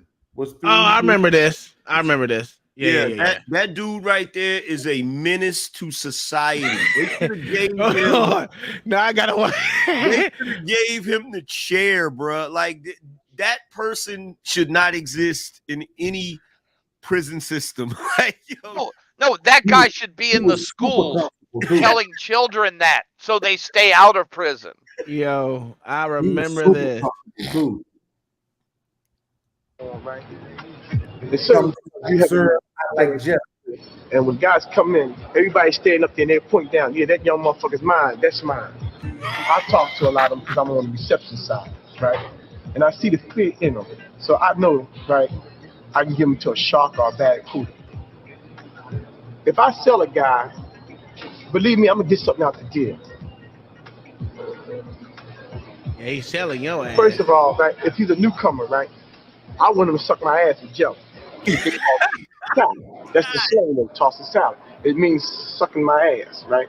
Jelly or without jelly. Some people use syrup. I prefer a guy to use jelly, right? I will reach my climate, right? I will automatically get hard, right? I will, How did we get here? If he's sucking my ass for about 10 minutes or longer, right? It's a sensation feeling, and it makes you feel real good. Most all gays do that. You know what I'm saying? Like guys to suck their ass. It's just like a pussy, right? But the only difference is it's not a pussy, right? It's clean. The person is decent, and the person know that that's an asshole. But in mind, he's looking at it as a pussy because he's in prison. So, toss my salad, let him eat me. We straight. That's it. What the fuck? Why? The most hazardous thing in prison life is being debt over drugs. They can get you killed or raped, one or the other. You can't pay. I had one opportunity where This is why I have no felonies, y'all. That scene right there has haunted me for my entire life. Every time I got ready to get into some shit, I thought about that dude. I was like, nah, bro. I just realized I never seen that whole clip. Thanks a lot, Uncle T, for ruining my life. With or without the jelly or with syrup. Oh my God. Right, that's the only part I know because y'all don't remember Chris Rock used that in his stand-up special one time. Yeah. That's how I know it. God. Oh yeah, the Booty Warrior was next. That one was a funny one. We can do this easy way. The nigga We said, can do this the nigga said, I hard way. want you. The nigga said, I like you. I want you. I'm gonna have you. Yo, I don't care what no one say. That shit is. Listen, ain't no way in hell. I'll be like, nope, I can't go to jail. I can't do it. I just can't do it, bro. That scene kept a lot of young men out of trouble. Yeah, it did. Yeah, listen. I remember that shit like it was yesterday. Now that it popped up and fresh in my memory, boy. And that's the only thing we could afford in our house was HBO. Back in the day, that was the only one we had. Yeah. Hey, yo, hold on. Wait, Uncle Tom, Uncle T, what the fuck, bro? I knew what I wanted to ask Angry Man this last time, and now I got a panel with some guys on here, so let me ask y'all this. Angry Man, I know you had it because you was on the East Coast. Video Music Box. Yeah. Did you all have Video Music Box too, Wilkes and Uncle T and Mayo? We did. I did. I was East Coast too. Oh, okay. We did, but it wasn't that big of a thing for me. I much rather BET Uncut my thing. Because I thought I knew what this was, because we had something called The Box in Chicago. But I just watched this documentary on Video Music Box, and that is not the same thing. Yeah. Mm. Yeah. So all this time when I've been hearing people say, yo, you ever watch the Video Music Box? And I'm like, yeah. But now that I watch this documentary, it's not the same thing at all. Yeah. That's crazy, bro. I really do appreciate that documentary, man. If y'all haven't watched it, it was produced by Nas, bro. It's really good, bro. I seen that joint. I seen it. Really good, bro. Shout out to the East Coast, man. I can't front. Oh, I know it's not. I always been a fan of New York. Uh-oh, Uncle Tom, here he comes. God damn. I don't even know why y'all even mention that sorry ass state, man. I think I hate New Jersey. No, I'm sorry. I hate Baltimore, Maryland more than New York and New Jersey together. What Baltimore ever do to you? It's a trashy ass city, bro. Oh, well, that's what I can believe. It's a trashy ass city, bro. Ain't that the city where they did the let the drugs be legal for a minute type thing? No, that's in Seattle and Portland. Both of those the drugs are all legal. I thought it was either Philly or Baltimore. One of them did where they created like a whole little section. No, that's literally Seattle. Over here and sell drugs, and we're not gonna bother y'all as long as y'all ain't shooting and killing people. Oh, I don't know about that part, but I know in Seattle they can do drugs. They'll even give you a drug kit for you to use. Your drug Philly's of got choice. Kensington. Wow. Kensington is trash. That's that's and that's where Wilkes be patrolling. You Right there. He ain't got it. Kit? Yeah, they get your drug kit. You've never seen me say you show that video on my channel, bro. It's Yeah, they crazy. do drug kits there. I don't patrol Kensington. So LA, you a cop in Philly? Yeah. Oh, you a brave man, bro. I tell that. Look, I tell that to Charles Faulkner too, because he was a cop in Baltimore for a minute. Like, bro, Baltimore. Y'all some brave dudes. I'm gonna tell you right now. Like, He's a real man. Or they not brave, and that's why they joined the gang. Nah, bullshit. No, Bullshit. podcasts don't do him. Bullshit. Hey, look, let me tell you something. To be a cop in any one of them cities, I'm gonna salute you for being brave, because them niggas don't know how to act in Philly, bro. Real shit. If you a cop in damn Chicago, I'm gonna be like, God damn, bro. For real. Yeah, listen. I'm gonna tell you like this: the worst cops I've ever seen have not been from Chicago, Philly. None of the worst cops I've ever seen. It's a runner up for two. L.A. New York is number 2, and number 1 is Mesa. I think it's New Mexico. Mesa, New Mexico. Mesa, Arizona. Arizona. There we go. Arizona. I'm sorry. Yeah. Well, if you looking just inside the United States, the two that has the reputation for being the most corrupt is LA and New York. Oh yeah, for sure. Because the NYPD got so much power. Like that one police department dude, they budget is like the size of another state's budget, just that police department alone. Like they got cops in Europe. Yeah. That's how much power the NYPD have. And when you got that much power, you're gonna have so much corruption. It's ridiculous how much power that one department got. It's ridiculous. I mean, they budget is billions of dollars. Yeah. Billions. That's what people mean when they say defund the police. Yeah. That's ridiculous to have that much. Like to have that much power in one city. I don't know what to say about it. Know what I think? Like I said, I'm against bad policing. I do like good policing. Bad policing is where I hate. I don't really have a problem with cops. I got my best friend's dad was a cop. Hell, I got 2 cousins that are cops. I don't talk to them, but let's be honest though. Well, let's be honest. I'm gonna be honest because ain't nobody else gonna be honest. If some dude broke into my house and the police, catch him, I kind of want them to whoop his ass on the way to the station. I kind of want that, like real shit. Like, oh my god, it used to be understood if you made a cop run, yeah, you were gonna get your ass whooped. you was gonna get an ass You whooping. was gonna get your ass whooped. That's you why was gonna catch an elbow in the ribs or an extra knee. That's why I never ran from the cops unless I was certain I could beat them. Unless I was certain if I thought I could beat them, I'd be like, "You got me, bro. I'm good." I think. Okay, I hope y'all come. I have been robbed before, and I'm like this. I've always said this before. They just come to write a fucking report. They ain't getting my shit back. So you are responsible for your own safety, your own shit. So I mean it's in the Supreme Court says that too. So On my next show, what I'm gonna be doing is juxtaposing police to gangs. That's right? fair. Well, you can And do that for the military too. They're just as big of a gang.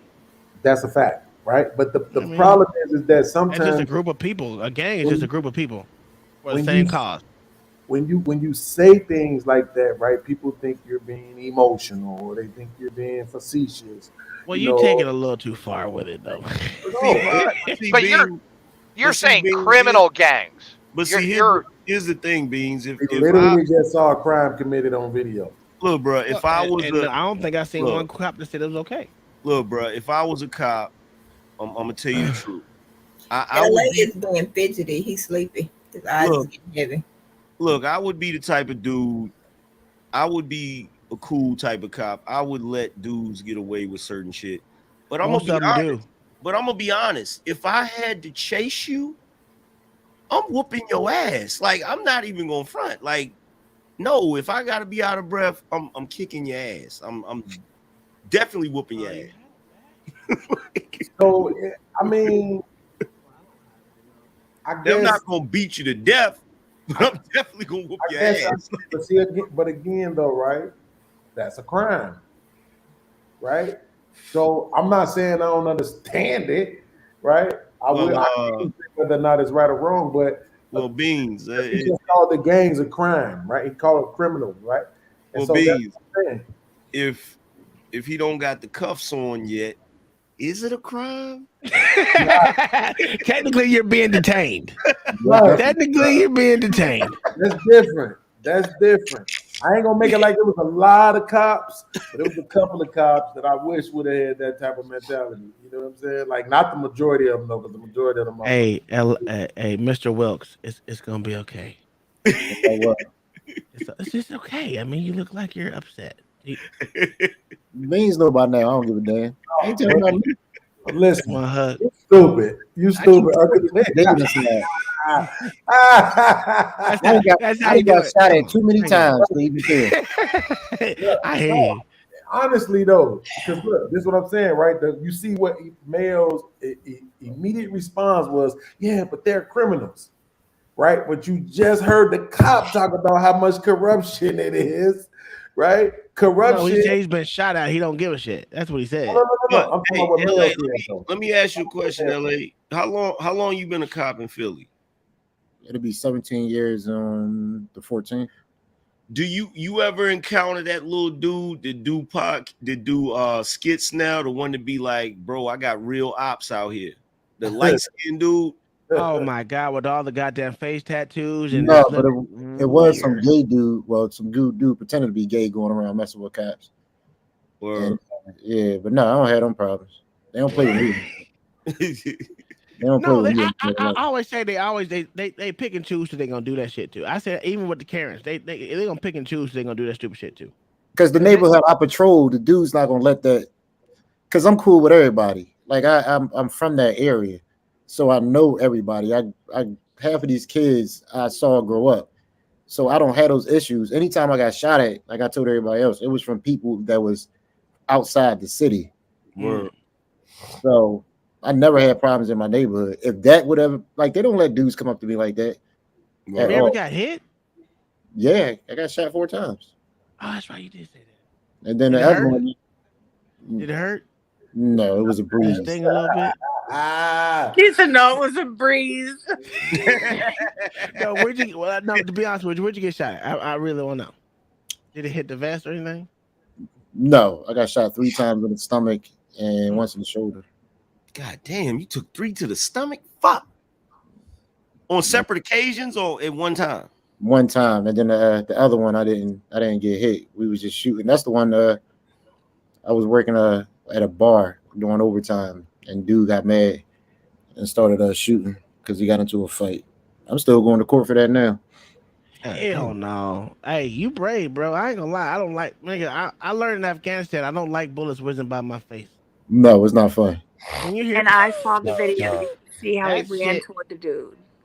when you fucking hear a fucking bullet ricochet, it makes you realize how fucking close you are to death, and you just don't know it because most of it's subsonic anyway. So when you hit, I just don't like it. I don't like it. I mean, I like the military for what it was, but I don't like being shot at. I damn sure don't like being doing convoys. I don't like doing convoys. Nobody. I just seen so many MRAPs fly in the air. I'm good. I'm good on that. I know Mayo said he's had it. Mayo had his issues. Nobody likes getting shot at. That's why, That's like, crazy.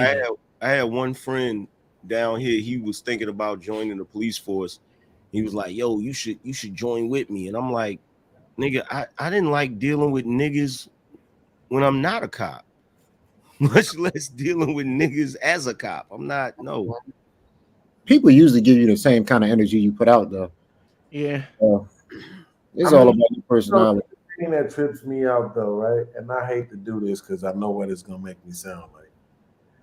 But it's like when we talk about cops getting shot at, when we talk about people in the military getting shot at, it's all. Nigga, I just said I know no one wants to get shot at. Shit, I don't give a fuck who you is. But what I'm saying is this: we don't consider that when we talking about people in the quote unquote hood. Yes, that we is do. With this shit all day. Yes, we do.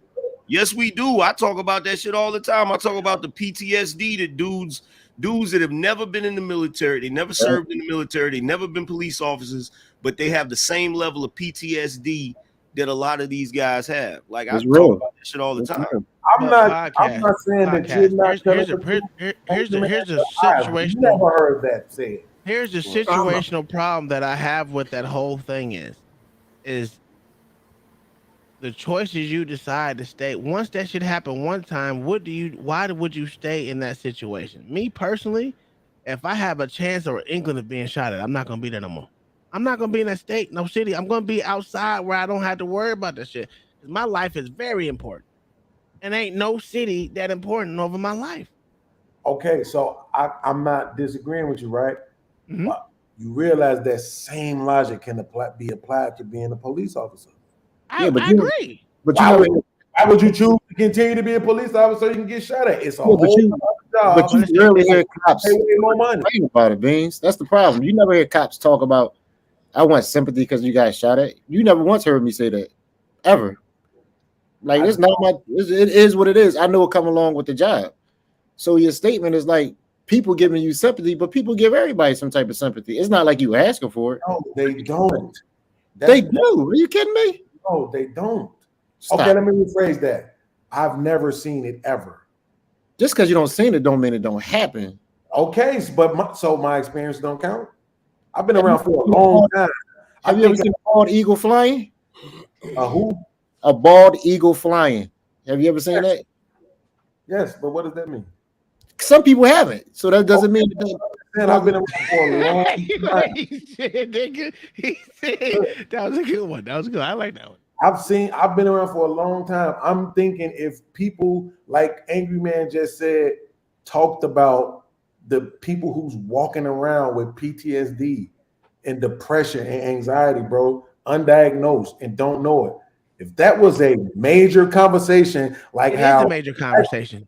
They That have is a major conversation. Like They talk about the how the podcast. black woman The thing ain't shit conversation. That's because it's the spaces that we are in, and these YouTube streets, you won't hear that. you won't hear those conversations where motherfuckers is real about PTSD. There's a whole sector of the emotional people that usually go with each other to figure out their problem, their PTSD problems. I've seen them on here on YouTube, but you got to be in those spaces. And even outside of this, as a retired veteran, as a military, I still go to a PTSD group to this day. It's that what you choose to be like. If you know you got PTSD or emotional or any type of problems with your mental health, that's on you to get fixed out, man. You got to go seek those things out. You just said something that we're gonna duck, and it's gonna make me sound a certain way. You just said if you know, and the words that you literally used was people walking around undiagnosed. Nobody's talking about this, bro. When I was growing up, bro, when I was young, I used to cut on my wrists and shit, bro. Right? You don't think that was a problem? Wait, listen to me, please. I used to cut on my wrists and shit, bro. Right? And I used to pop pills and shit, all that shit, right? And you know what my family used to say? That ain't none but the devil, and that's your daddy's side of the family. Well, that's bad parenting. Okay. I would have said, "What are you, a white girl?" Hey, hold on. Hold on. I can't talk very loud, but hold on. Wouldn't the bottom line of that be all not take out the job, take out the military? Wouldn't it just be people? Hear me out for a second. You're talking about men normally. And it sounds like that to me that they're, and I've dealt with part of that battle with him. And it's a very private thing to a lot of men. I think it's partially, maybe they were bashed growing up by family. You know, there's women, there's men that bash them for having feelings or whatever the case may be. Maybe they were going through something, whatever, and they took it out on themselves, whatever the case may be. But the bottom line is that whether they're a cop, whether they're from a rough neighborhood, a bad upbringing, hard upbringing, whatever the case may be, the bottom line of it really is everybody's the same as far as bottom line is you're all human beings and you're all fighting some kind of demon of where it came from is different. Where the PTSD is, where it came from is different, but the bottom line is it's all the same.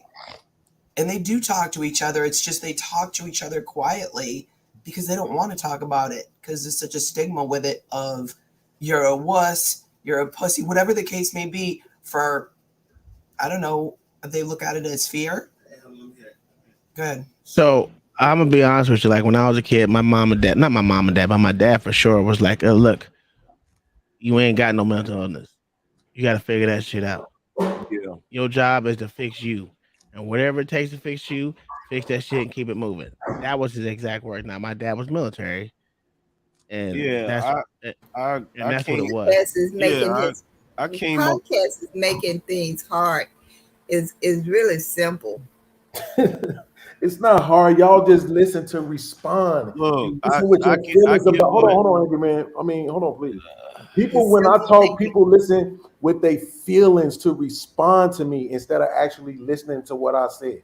This is what I've said so far, that people in general speak very sympathetically to the plight of police officers and military men about being shot at, right? But then when they speak about people in the community and their behavior, they don't lend any credence to what they're dealing with on a daily basis. The war zone that a lot of people are dealing with on a daily basis in the community.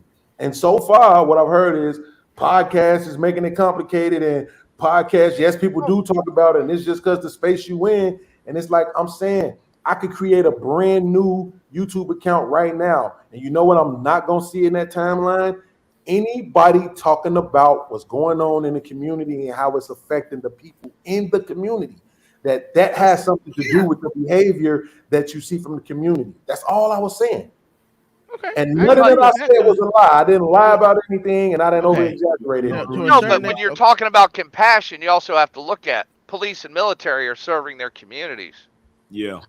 They're serving And the the people country. in the communities and the people in the community live there. And the people, so listen, No, but there what he are no, people in but that what he's community that literally, that's their job, is they literally take care of the people in the community. Now, when one of those get injured, shot at, or whatever, the community goes around those people. It's not like I've been in the hood and I've seen when unjust people people unjustly get shot for no apparent reason that had nothing to do with it, and the community backs them up. Full stop. And I've seen it plenty of times. I'm not gonna say it's everyone that gets shot in the hood, someone's backing them, but that's what families for. That's what everyone else for. You gotta. the reason that you see that type of compassion for soldiers and police officers is because the premise is they put on their uniform every day and they head into trouble for the purpose of protecting somebody else. Meanwhile, in the hood, you got niggas that go out there and cut up for the purpose of cutting up. That's the difference. But look what you just did. You just started talking about the dudes that's cutting up. That's not who we talking about. We talking about the people that live through the But that's part of it. You keep trying. See, I'm gonna tell you what you do on podcast, and this is the reason why niggas give you pushback the way they do, because you keep trying to ignore the niggas that's fucking up the community just because they fucking feel like doing it. That's not what I'm doing, Angry Man. Look what we were just talking about. We was talking about the police getting shot at, and we was talking about military getting shot at. Did we speak at all about who was shooting at them? Yes or no? No, we didn't. No. Okay, then. So now, why are we talking about the people that shoot in the community instead of just the people who have to deal with being shot at and the bullets? Well, I just did. I said unjustly, unjustly being shot. That's exactly what I just spoke on. I said people back those people that are unjustly shot at. Even when the little kid got shot, when the little girl that got shot in the car by the so-called gang member or whatever else, it was a little girl. That gets spoke about, and I guarantee you, the community rallied behind that father. The father was killed with the daughter. So the mother of the child and the grandmother, and the parents, I'm quite sure their family was surrounded by love, no matter how you look at it. Yeah, services exist in all these big cities. You're not wrong. You're definitely not wrong about that. But don't you find that ironic if you have that information, then why is it that when people complain about police shootings, it's always folks that say that's all y'all complain about. Y'all never complain. Hold on, here in these spaces over here, and this space over here that I've actually been in, we talk about all the people that get shot unjustly. What you talking about on your channel? Yeah. Oh yeah, well, I'm not talking about on your channel. I hate people that are in the hood getting shot for no goddamn reason. That's why I say that Black Lives Matter shit don't mean shit. When there's motherfucker, and you've heard this. I don't know if you haven't heard this on there. I've heard it on plenty of channels. Black lives don't matter unless a motherfucking white cop shoots you. But here's what's that saying? saying? Here's the thing though. When it comes to police officers as opposed to the hood, okay, you got niggas in the hood. Yes, it's messed up that people in the hood that ain't involved in that are getting shot at.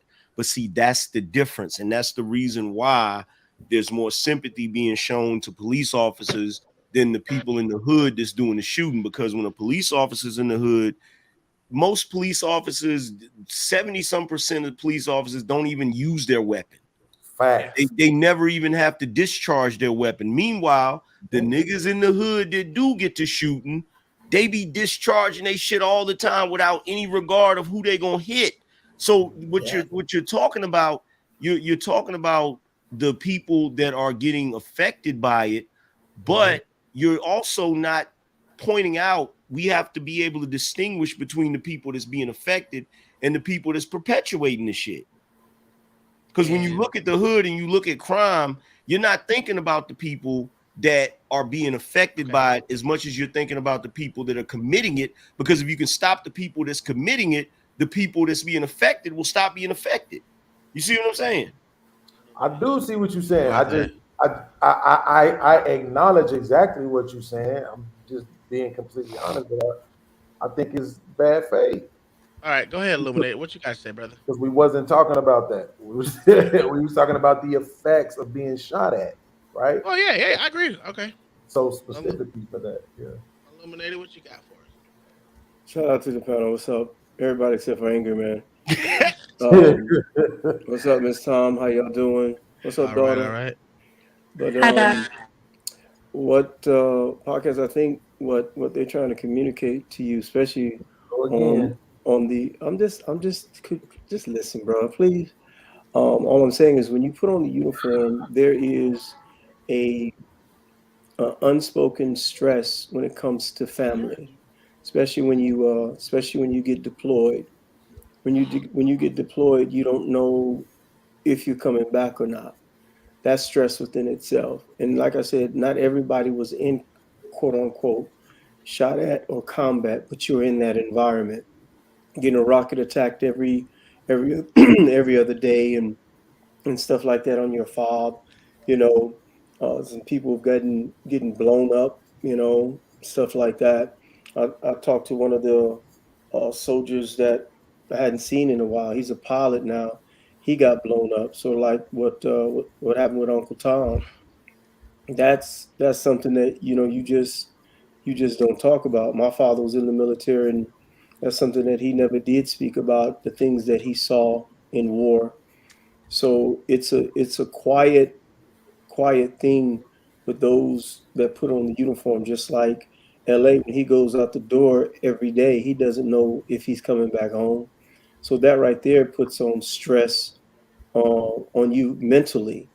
So I understand what you mean about the people that are in the hood, and it affects them also. I agree with you, but it's always you'll hear on not so much as probably in these panels or spaces, but you'll hear on statistics saying that those who raise their hand are less than the 1% in the country that put on their uniform and serve. So when you do that, it's like an unspoken thing with us military, and then those that serve in the municipality. It's an unspoken thing where we see each other. Hey man, be safe. Appreciate your service. We check on each other as far as like Uncle Tom said. I was going to one too, where guys just go in and talk to. You have to have those sessions because there's times where you just snap over little stuff, That's over for dumb damn stuff. sure. I mean, and people don't understand when we come on these panels, even though Anger Man hasn't been in the military, but he was raised by military men. And I said this on a couple of panels ago, and people thought I was just, being facetious or stupid. But we in the military are raised in a certain environment, not all, but you serve at a certain level, and stupidity is just, you just can't put up with it because you hear stuff on these panels, and you just like, have you even read? Our favorite one, shout out to the guy with the light skinned facial features, uh, financial literacy. That's one of me and him favorite things that we just look at and like, have you Negroes even read? Have y'all even studied? Have y'all done any research? And that's what, pisses a lot of military folks off because we were involved with, hey, the regulation states this as far as height and weight. There are certain regulations that govern you to wearing a uniform. So when you come out of that structured environment, you like, wow, oh, okay, cool, and then you come out here, and then to Anger Man's point, you just people out here doing all willy-nilly, just out here just throwing stuff around without any regard for life. And that's what Yeah. he's talking about, people screwing up the hood. And to your point, it affects them. So who's policing up the people that are screwing up your community? And That's that's what needs to be said. Sure, we should all be studious to each other and check on each other. That's what I mean. I don't know how many times you gotta see. I don't know if y'all are on these spaces on Facebook. I know down my timeline it says like I don't know what time of year it is, but it's always like check on a suicide awareness check. Hey, check on one of your battle buddies. Yep. That's Yep. been said since before I even got out the military because that's one thing they do. They try to check up on us, no matter what. Even some of the people I haven't talked to in years since I got out, I still call them every now and again and say, hey, what's up? How you doing? Yep. Hey, hope your family's eating right, whatever. But that's something that black people should do within the community. I mean, 'cause I don't live in the hood. I ain't gonna lie to that. But if I was living next door to someone that I knew, and I'm a person that always pays attention to shit that goes on around me. So if I see something out of ordinary, I know you walk down the street every day at 5 o'clock. If I don't see you walking down the street at 5 o'clock, I'm coming to check on you because there's something that's out of the ordinary. A lot of people don't do that. And guess what? And guess what? To speak to what podcast is talking about, the reason why a guy like you or a guy like me, I definitely suffer from PTSD, and I'm pretty sure you do too. The reason why we don't have the ability to talk about these issues, you may come up here and talk about these issues, but you know as well as I do, the average dude in the hood, they think it's a badge of honor to pretend like getting shot, getting stabbed, going through whatever had no effect on them. That's a badge of honor to walk around the hood like nothing ever affected you. So what happens is we don't have the same type of camaraderie as the military guys. Like when I need to talk about PTSD stuff, you know who I have to talk about? I have to talk to my cousin who did 2 tours in Iraq. Because he'll talk with me about it.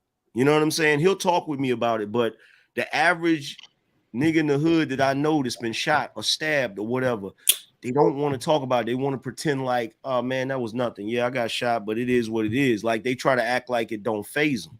You feel what I'm saying? Who was that? Yeah, but that's all by design. It's all by design. My significant other was a sniper in the Marines, and he has extreme PTSD, which is why he lives off grid. And that's a different subject. But I'm just concerned. Like, I don't understand why, when you say hood, and I'm not saying anyone in particular on the panel, but when I hear the word hood, or someone talks to me about the hood, it's always a bad connotation. It's just bad. It's like, I mean, and it bothers me. It's like, you know, if you're black and you live in a neighborhood that's predominantly black, you live in the hood, and we weren't like this in the 50s, in the 40s, you know, and until late 60s. We weren't like this. You know, you could have, and I don't like the word community either, because that's false. There's no community. That's just some language that's thrown out there to throw us all in one category. Like, I'm totally different from everyone on this category, on this panel. But if I'm black, then me and Miss Sandra are exactly alike. You know, we're 2 black women. You know, no, we're individuals, and so they do this with the community and the hood. They throw everything together, and you're supposed to just abide by the same rules and just have the same beliefs, and that's the problem, I think. You know, I think here's the thing. When I say, I can't speak for everybody else, but when I say the hood, I'm speaking about something very specific. I'm not necessarily speaking about civilians, because even in the hood, even in the hood, when you're a part of street life, you don't when you're talking about the hood, you're not necessarily talking about the average everyday people that live in that neighborhood that live regular lives. You're talking about, when I talk about it, I'm talking about the dudes that hustle. I'm talking about the dudes that stick up kids. I'm talking about the dope fiends. I'm talking about a very specific demographic in those neighborhoods. You see what I'm saying? So when I say the hood, I am talking about something very negative. You feel what I'm saying? I'm not. But see, you're being very specific. But like, if you talk to someone, I had someone tell me, I'm not from the hood, but I grew up poor too. And I'm like, I didn't grow up poor, and I'm not. What hood are you? I was brought up in a neighborhood. It's just, I think every person has their own individual story that's very much needed to be heard and respected. But to just combine everyone into one, when you say hood, what you're saying is very specific, and I appreciate that. Yeah. But for the regular person out there, when they hear hood, they just hear, oh, that's just black people's neighborhood, you know. Yeah, and so no matter, you could be brought up from Beverly Hills, which I think is a crappy place, but it doesn't matter. All they see is black and the hood. And I don't understand how our race has gotten to that point where it's just a neighborhood and you're just assumed to be poor or you're just assumed to be uneducated. I don't understand that. Well, also to think of it this way, We're Katie. individuals. Think I'm of it sorry, this go way. No, think of it this way. A lot of times when the rap culture came out, it was about the struggle. And you have a lot of people you're finding out that are what you would call studio gangsters. Like I say, I'm no rap connoisseur or anything like that. You had people that came up within that community that talked about the struggle and talked about things that were going on in that particular community. So in order to get there, to what someone spoke on earlier, talked about their badge of honor, I believe it was Anger Man, they have to start making up stories. And you have what you would call ghostwriters. So they like, oh man, this dude really had a hard life. He came out of the projects, or she came out of the projects. They was on welfare, and so and so was a drug dealer and all this stuff. So when they go in and they tell that story, people say, oh yeah, I can identify, I can relate to that. But if you look at it, the biggest consumer of rap culture, I shouldn't say rap culture, but rap music, is Caucasians.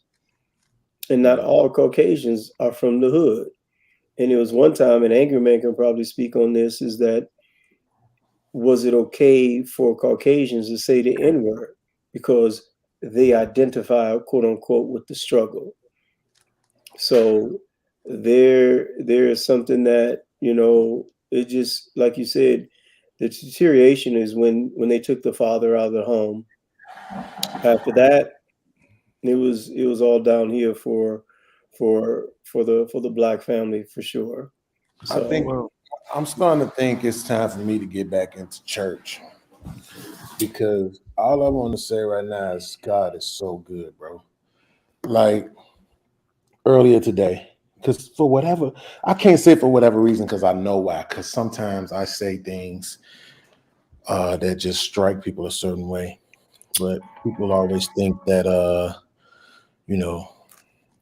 it's like this running gag in this space, like podcasts is just dumber than everybody else. But nobody thinks that, bro. oh, hold on. Earlier, I was saying the same thing Katie just said to LA about the word hood. I was literally explaining that to him, right? And she just literally said the same thing. But I didn't disagree with you, though. I know you didn't. I'm talking about way earlier. This is before you even came on the show. We was talking about the word hood. Yeah, but did I disagree with you, or did I say, yeah, you were right? I can see this to the fact that you were right. You didn't. You didn't. Come on, podcast. You wanna roll the tapes back? I said that's fair. I just said you didn't. I'm agreeing with you. Oh, okay. Yeah, I'm agreeing with you. See what I mean? That's how easy it is for people to misunderstand me. It's that. I'll say what's illuminated. It's just the way you said it. You could have been like, "Yeah, you agreed," but the way you said it, I take it on me. Then it's on me. Then it's me. And I'm going to say what's illuminated. I went to a great book school, so I understand your love for reading. And I'll be honest, sometimes you irritate me because you're so slow when you talk. And I think it's just my generation, maybe. I'm like, get to the point. Stop holding back. Just say what you have to say. But I do appreciate what you share, but I just have to be honest. Sometimes I'm like, a lot of times, like with me and Anger Man has a soliloquy, and he gives a dissertation when he speaks, because the reason why we do that is because a lot of times when you get to the point, there are steps to that point, and you want to make sure that people understand. For the people in the back, for you don't have a short and we know where you're going with this. Just yeah. Yeah, right. Exactly. See, so like you say, you know where we're going, but the people in the back don't. So for the backbenchers, you have to explain it in such a way to where you want to make sure, because when you run the tape back, like LA said, he's like, man, I should have said it, or I didn't articulate it that way. I should have said it in a different format or a different way. And I'm very, very conscious of my communications when I come on these panels, because, you go back and watch these things. we're not the only one watching this stuff in these spaces. And when Yeah, people that's for come sure. off, I sure to get a strike for an old video. yeah. So when people come Why off, you bring that shit back up? That shit pisses me off, bro. But look, when I What look, up? it's just like when I'm talking to. see, this is what I'm talking about. A black man is always getting interrupted, you know, when he's trying to See sit what I up here and explain to something to somebody. But go ahead, light-skinned individual. Well, a Go lot ahead. of white men are interrupted That too. I don't know. That's that military shit, sir. Yes, sir. Permission to speak, sir.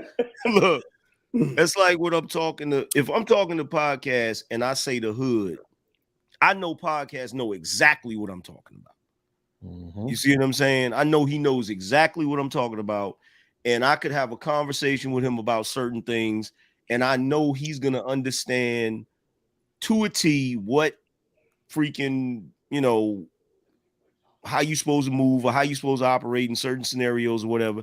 And it's gonna be the same thing with Uncle Tom and Illuminated if they start talking about the military. And they start talking about a E3 and all of that stuff. Everybody else ain't gonna know what they're talking about. Not necessarily, but they'll know what they're talking about. So, like the whole thing, and that's why Illuminated is expanding on it, because if a few seconds ago when I said the hood, you thought that I meant the whole neighborhood. There's a reason we shorten it up and call it the hood instead of But the neighborhood. why? But why? I'm so sorry. I don't know your name. I'm Angry seeing you man. speak. Angry man. Why is it okay? So the ghetto term came from Germany. And I'm not positive about it. I thought it was more Slavic, but okay, so it comes from Germany. Why is it that you have young girls who are brought up in nice neighborhoods and with both parents navigating to the hood? I have like a relative who's doing that, who's done it her whole life.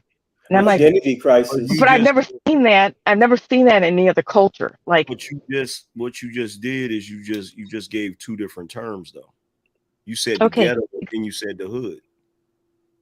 okay, That's not necessarily the same thing. Because okay. if I say I'm from, like, if a dude from Bed-Stuy, Brooklyn, or if a dude from south side of Atlanta say, yo, you from the hood, he's talking about a specific neighborhood that may be predominantly black. It doesn't necessarily mean it's the ghetto. You see what I'm saying? I do. So I'm just curious because when I was in Germany, I remember I met some young girls who only wanted to date Jewish men, and they were kind of rebelling against the whole, World War II type thing against their grandparents and everything. So that's where I'm kind that of term. reneging on what I kind of said earlier about. That's where the term comes from. That's where ghetto comes from. Yep, I guess my point is, why do black people think that you have to, like, why is it like this cultural phenomenon where you're trying to oh my god, be blacker? Being ghetto is right. supposed to be a badge of honor, right? Right. This is the reason why. The reason why is because coming up, black people had to struggle, right? They had to struggle. And so black people being in that type of situation in the 60s and the 70s and the 80s, it became a badge of honor to survive that struggle. So what happens is it's just like New York. Like, people always look at New Yorkers and say, why are they so proud? They're proud because they survived New York, which is a difficult place to survive, especially in the 80s and the 90s. That's why they say if you can make it there, you make it anywhere, right? Because there's so many people condensed in one area. You're dealing with so much aggression, so many attitudes. I know people that lost their life just on a humble in New York, just over little shit. I know a dude got stabbed in his neck because he took a little boy's bike and was riding the bike, and his older brother came with an ice pick and stabbed him in the neck, killed him. You know what I'm saying?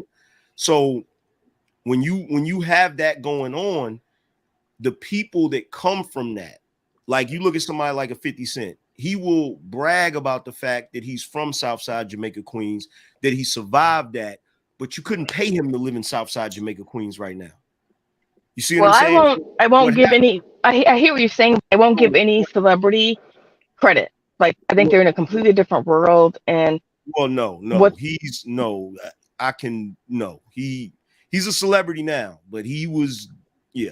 Well, Look, here's the yeah. I mean, all of them. All of them started off someplace but here's the thing. that fit the agenda. But Here's the thing. my question is, why if I graduate from college on a Saturday, You're not. and my cousin Timmy is going to be let out of prison on Saturday, people literally have to scratch their heads to decide which party they're going to go to. Because like I was just saying a second ago, look, everybody, I don't care who you are, I don't care what culture you come from. Everybody loves to see the underdog win. Everybody loves a coming of age story. Everybody loves an underdog story.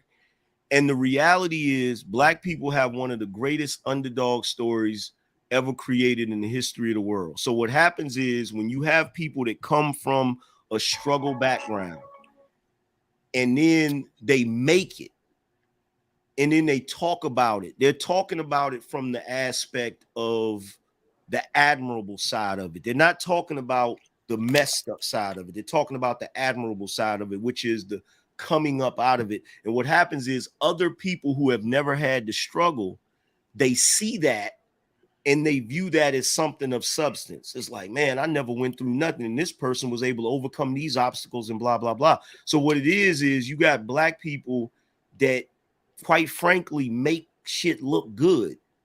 They make a lot of shit look good. Like you got rappers that make the concept of selling drugs look good to the point where people want to do that because they don't know the messed up side of it. They don't know the horrible side of it. They don't know like you got people. That's true, because I sold drugs and I'm a good dude. Yeah, like I ain't Well, gonna I lie. think that if someone doesn't know the degradation of, That was the only reason why I yeah, sold but if drugs. someone doesn't know the degradation of doing drugs at this point in time, well, I and knew. Listen.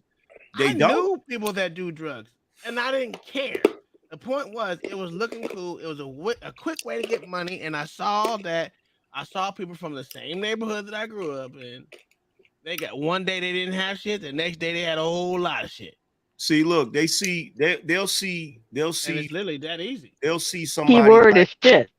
I'll use the same example again. They'll see somebody like 50 Cent on a rap video bragging.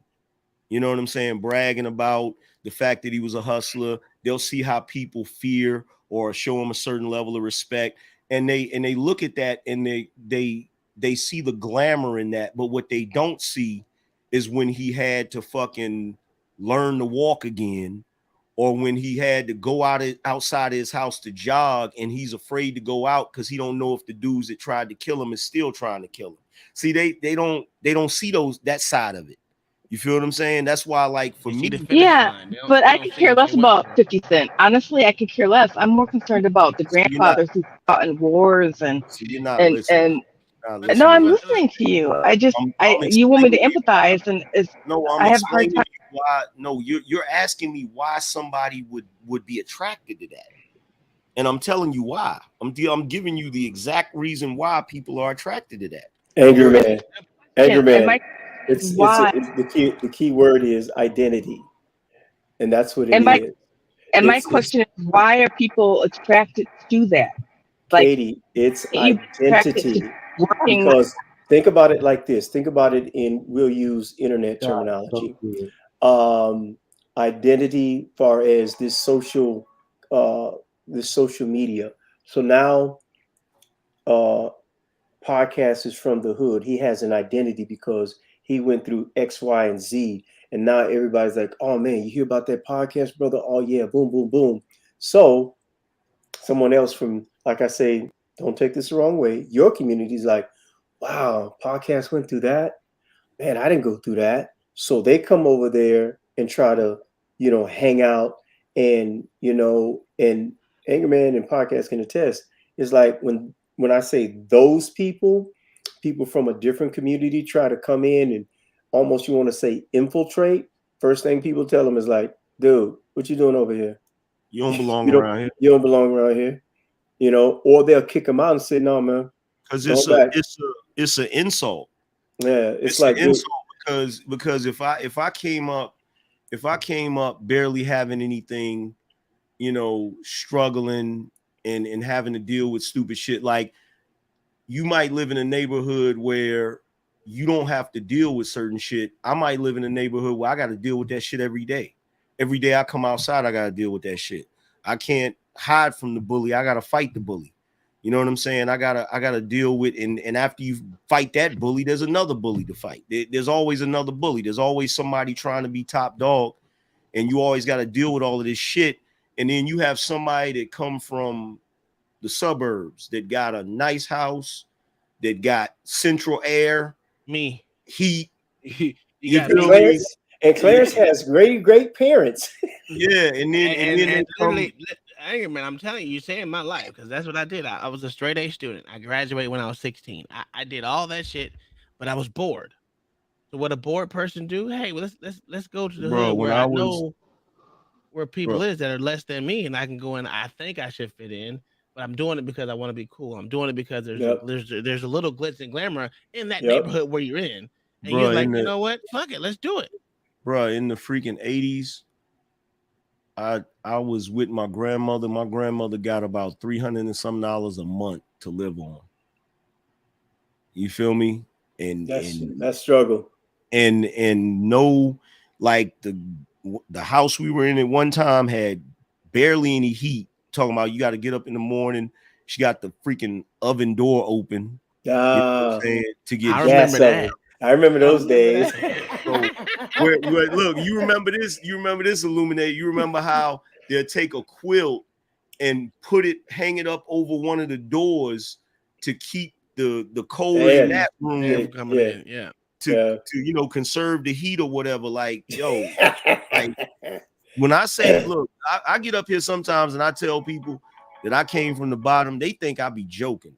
Like I came from the fucking bottom. You feel what I'm saying?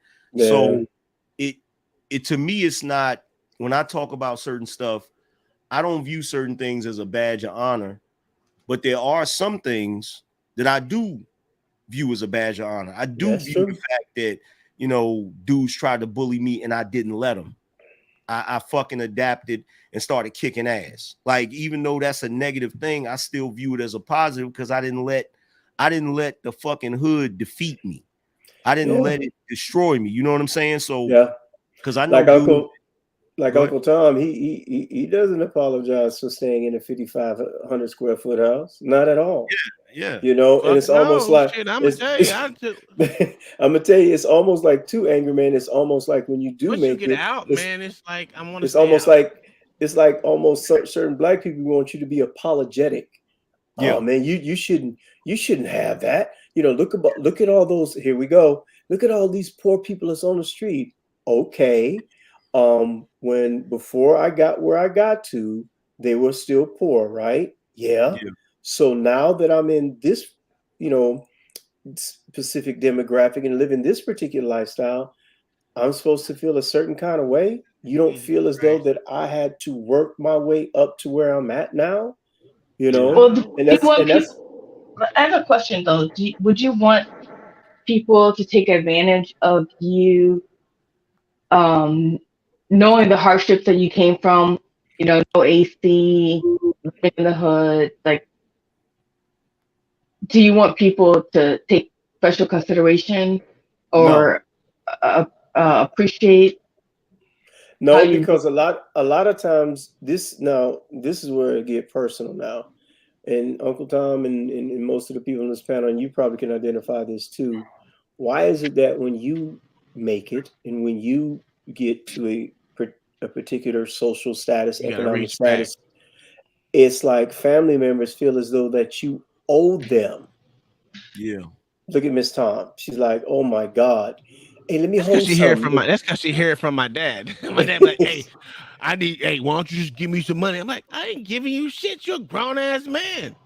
Yeah, and I'm asking sincerely. Like I just want to know people's opinions about that. No, I'm just saying. And the reason why I say that is because it's almost so, and it comes that way with your children too. It's like, hey, you should wait. We had a discussion on this a couple panels ago, and they were trying to tell married folks about their children as far as if they do good, we take credit, and if they do bad, we should still take credit. I said no.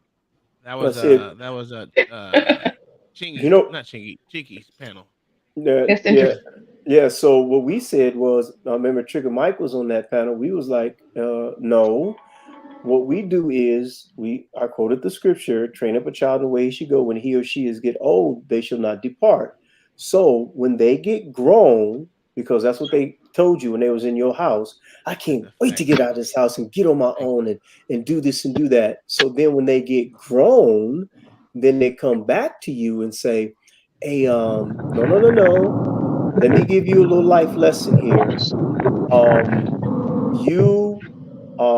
You decided to, do this, and me and your mother had to go through this struggle, and we figured it out. I'm not saying that you're being mean to your child, but sometimes you have to eat some humble pie and say no, because a lot of times they'll sit back and try to, feel as though that you owe them. And that's what I mean by once you get to a certain status, you don't apologize for where you live at. You don't apologize for the things that you have, having a nice house and a nice vehicle. And one of the rules in our house is like, hey, ain't nobody coming down here and stay. Visit any of that. We got a hotel. But what I'm tired of is people just assuming that because you're black that you don't have a nice home, or you don't have a nice car, or you don't have a nice job, or you're not educated. Well, that's just liberal. That's just liberal nuts. Those are just liberal zealots. Because I say the same thing about it. Like, look, listen. I'll throw my money in your face if you like. Don't fuck with me. Don't play with me. Well, yeah, that's anybody that just assumes, because like liberal zealot. There's been black people all throughout the history of this country that's had nice shit. That's just an assumption that people make. You know what I'm saying? Hey, man, remember this saying? When black folks moved in, oh, there goes the neighborhood. Yeah. There goes the neighborhood. And see, that's why I'm not much of a person of division, but I certainly see, the progressives and the liberals. I'm like, I am not. I've had the nicest people, and they happen to be liberals, say nice things to me, but it's almost like, just pity. Like, oh yes, you have a nice car. You this that, and I'm like, just stop. I'm a human with dark skin. Nice. Like, it's nice, honestly, but they're condescending about it. It's disgusting. It's like, just stop, because they're literally, they think, and I told one liberal who's telling me all this stuff about my stuff, complimenting me, and I'm like, you know what? Maybe it's the liberals who are racist. And he literally almost fell out of his chair. Like, what? Yeah, because I've never had a conservative talk to me like this. I can honestly say I put my hand in the Bible. Never. Like I've and a lot of people I know by choice are conservative, and they would never approach me. You know why? Why? Because the conservatives don't want anything from you. Nope. The liberals want something from you, so that's the You're reason. Right. You're so right. They're always trying to identify with you and not even realize they're being racist while they're trying to identify with you. Yep. My philosophy is this, though, Katie. My philosophy is this: if Angry Man and Uncle Tom and Mayo, if they're my neighbors, I want them to be my neighbors because they're not going to hit me upside my head. They may not have, ask you to borrow something, because I don't do that shit either. Yeah. See, so it's like when you have neighbors like that, like in the community I'm in a retired community. I talk about it, somewhat, and we have people that mostly they just want to keep to themselves. They don't want to bother nobody. But Right. with certain people that I have one friend. We always check on each other. Hey man, I ain't seen you in a while. Because I'm the type of dude. Like I was telling Anger Man, I was out in my yard yesterday putting stuff down, getting ready for the season and stuff. I'm a yard guy. My philosophy is this, and I tell them when they come by, when they stop by, they always call me the grass doctor. Hey, grass doctor, what you putting down now? It's a secret, brother. G14 classified. We be clowning on each other. But my philosophy is you either are a home buyer or a home owner. I said, you can get your credit score up. You can buy a home. But what happens when it comes to ownership? Are you keeping the landscaping? Like my wife, it has been said, not to us, we don't say it, but it's been told to us that she has the baddest flower bed in the whole subdivision. I What did I believe just say? it. So for me, it's like she does the flowers. I've seen her take plants and make that junk just doggone grow, And one time I was in there, I was mad. I said, woman, you got this dead plant in there. She said, leave it alone. And I kid you not, Katie, within a week, that junk was growing. After then, I shut my mouth. I am trained. Most people call it simping, but I am trained every year. We go to Lowe's, we go to the nurseries. I said, what are you planting this year, sweetheart? Well, let's see what's coming back. I have my little dirt Are you in cocktail. Wisconsin? Huh? Are you in Wisconsin? No, I'm in Texas. Oh, okay. The Knolls Yeah. common in Wisconsin. So Yeah. So it's like for me, it's like, we do all that and I keep the lawn, like I was telling Anger Man, he was having a problem and I still gotta send you that list, Anger Man, of what to put on his grass so he can have the baddest grass in the subdivision. And that's what people do when you have a beautiful home like we have, and you go by and you see a Uncle John's with 5 cars and the other one he's still working on and stuff piled all up in there. You don't want to live like that. You don't want to well, even see, see that. my grandfather was the first, and I hate to say first black because now it means nothing. But at the time, it meant something. Back in the '60s, my grandfather was the first black CFO at Great Lakes Navy Base, and Oh, okay. part of his personal life was landscaping. And so growing up, my parents were all about landscaping, and I'm like, you know what?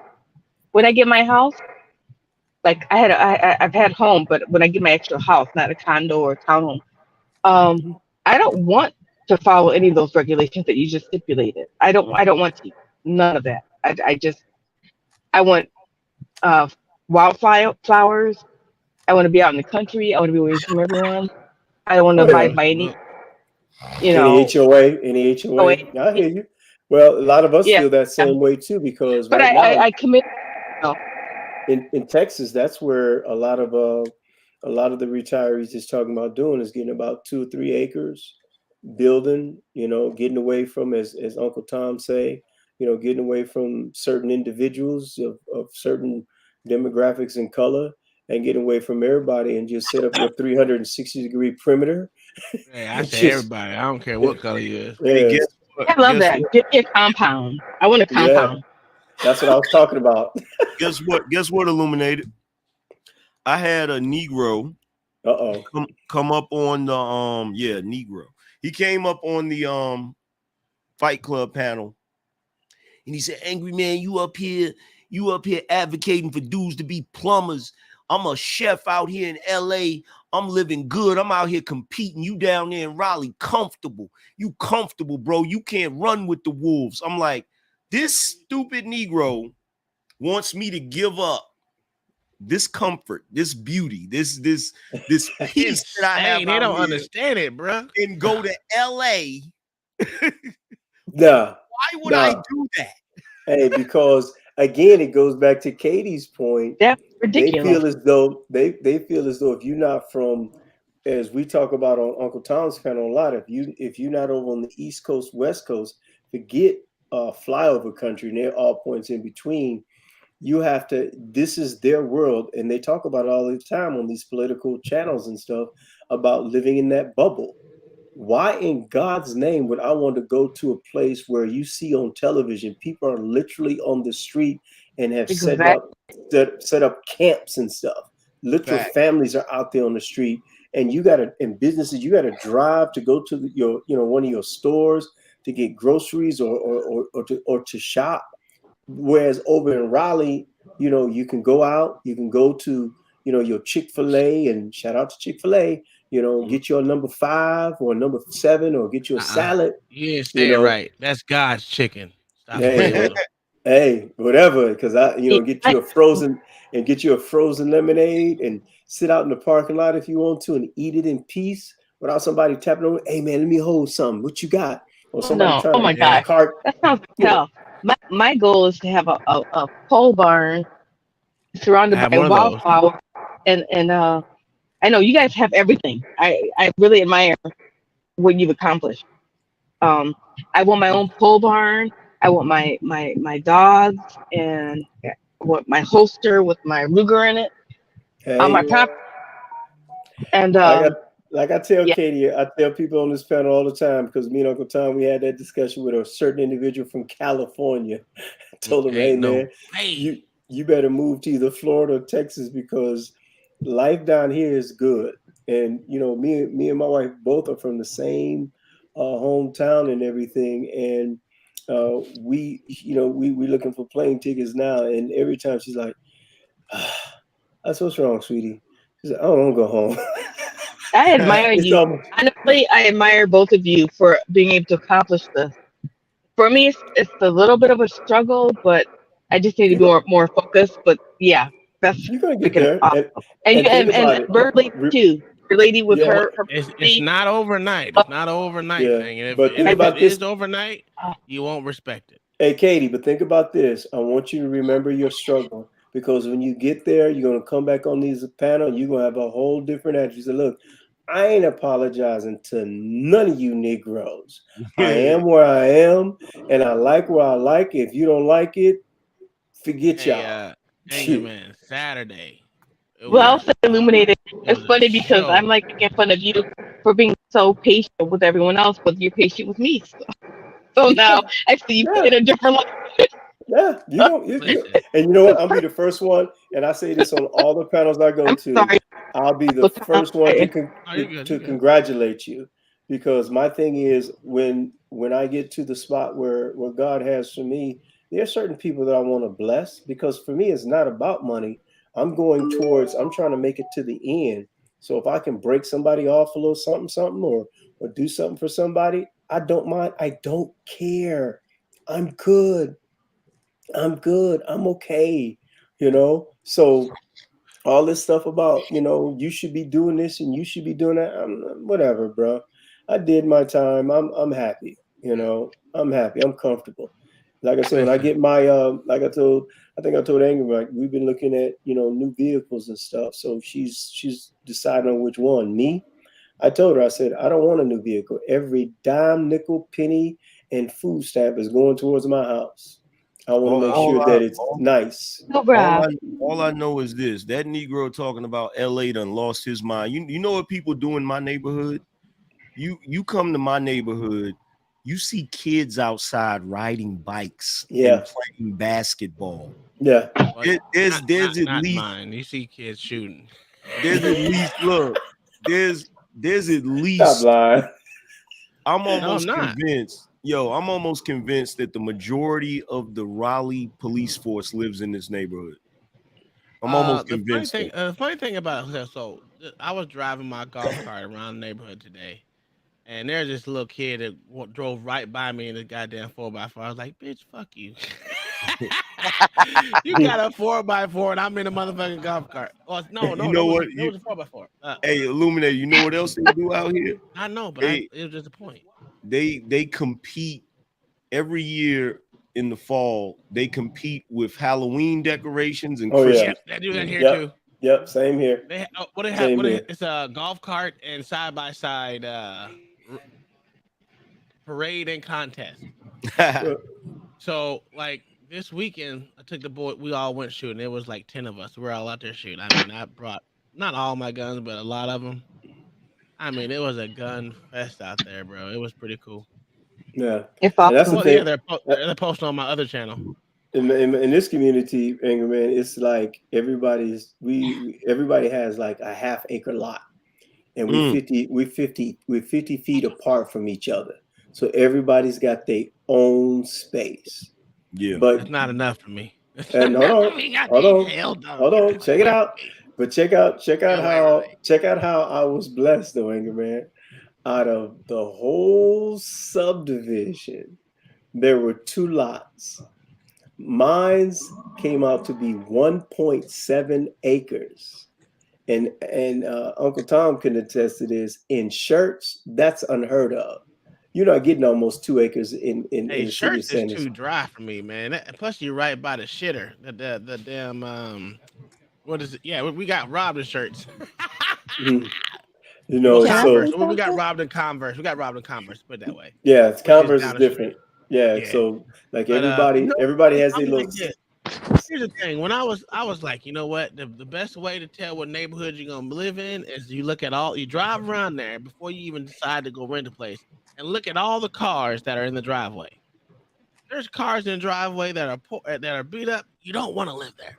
That's where I got robbed. There was no, like, every other house was a goddamn BMW or a goddamn Mercedes Benz. And I'm like, all right, cool. We in the game. Man, these motherfuckers Yeah, cut the electricity to the house to get in. yeah, that's like over here. Most thing you see is Mercedes Benzes, BMWs, Audis, Teslas. Yep. Well, we got motherfucking lifted trucks that are like lifted 8 feet off the ground, and yeah, most of the cars in our neighborhood is, I would say. Bird Lady wants to say something. Go ahead, Bird Lady. I'm sorry. I was trying to talk to Katie, but looks like she left out. Just gonna hope she's still listening. When she was saying, she's trying to get there, and just want to encourage her to just, hang on, and it'll happen. It'll happen at the least time you expect it. And sometimes things happen in a way that you never thought they would happen. Cause like we're on 69 acres out here, and it fell in our lap. And right now, because my dad is still alive, he's like, leave everything in my name, the land in my name. And because he's military, he doesn't pay taxes on it. So that's a secret, Bird Lady. Okay. I didn't know that. But it was Well, I love hearing you speak, Bird Lady, and I'm gonna have to visit your channel because I have to start growing. I'm more of a herbology type person, but I want to learn about growing my own food, and I know that you teach that on your channel. So you and Grammy. Oh, But, yeah. Yeah, I'm more now of is the perfect time because it's new out here. We just cleared it and set the house down here, and so it's like I'm starting from scratch. So a lot of the gardening videos that I have on my channel is stuff that I've already grown, but I'm gonna document how to start it from scratch. Thank you, good y'all. And how to do it organically, how to raise your own chickens, and well, I know you've seen the pigs, right? Because I think you commented on the pigs. Oh yeah. So all of that stuff, it'll be documented because we are getting in a point in time to where we're gonna have to do this kind of stuff. Even the eggs are being tainted. So yeah, I'm ready. I've been thinking about it for years. I'm a prepper, but I got to start growing my own stuff. We got our own urban garden also too. So that's what we're doing. We already talked about. She's already gathering her seeds, and I already got my dirt cocktail mixed up with the black cow garden soil, chicken manure on Medina, and all that stuff. So I got my dirt because my boy came by and adjusted my sprinkler heads for me, and he looked at me and said, "Dude, what?" Because down here in San Antonio, Uncle Tom can contest to this. It's You got just water clay. bands over in that bitch. It's clay. That clay is clay now? just hard. It's just clay in lime rock. Well, so I know if they you had get, it, but it's usually that's why they had the water band. Yeah, well, yeah, they still got that in certain areas. But for me, I just pour stuff on my. That's what I was trying to tell Angerman. If he's having that trouble, go get you some soil activators, some Garrett juice, and molasses at Lowe's, and I guarantee you, It's the cheapest way to go. Get you a hose and sprayer, mix it up, and get you some get you a hose and sprayer, bro. Okay, and spray on your yard. And I guarantee you, when it comes this summer, that junk will start turning over, and you can spray that on your yard every day. I mean, humic, fulvic, seaweed, kelp, all that. You can spray that on your yard every day, bro. Illuminate it. You know, Yes, you sir. can just go buy carrots at the store. You know what? The problem I'm having now in my backyard is the damn squirrels and the deer. Have you tried cayenne pepper? I haven't done it yet. I got a big ass thing of cayenne pepper in the freaking what's called. I haven't taken it out there yet though. Cayenne pepper, and if that doesn't work, just chop up either put it in like some water and let ivory soap melt down. And that smell of that ivory soap will actually keep them away as well. Or you can just kind of grate some ivory soap and just sprinkle it around where they are. And that should get rid of them organically without you having to actually, use any insecticide, pesticides, and things like that. So those are two that has worked for me. Cayenne pepper is great for the gut. Just like in your morning coffee, put cayenne pepper in your coffee. I'm more like into the herbology, holistic side of things. Not the growing things. I'm trying to get into now because it's so important. But yeah.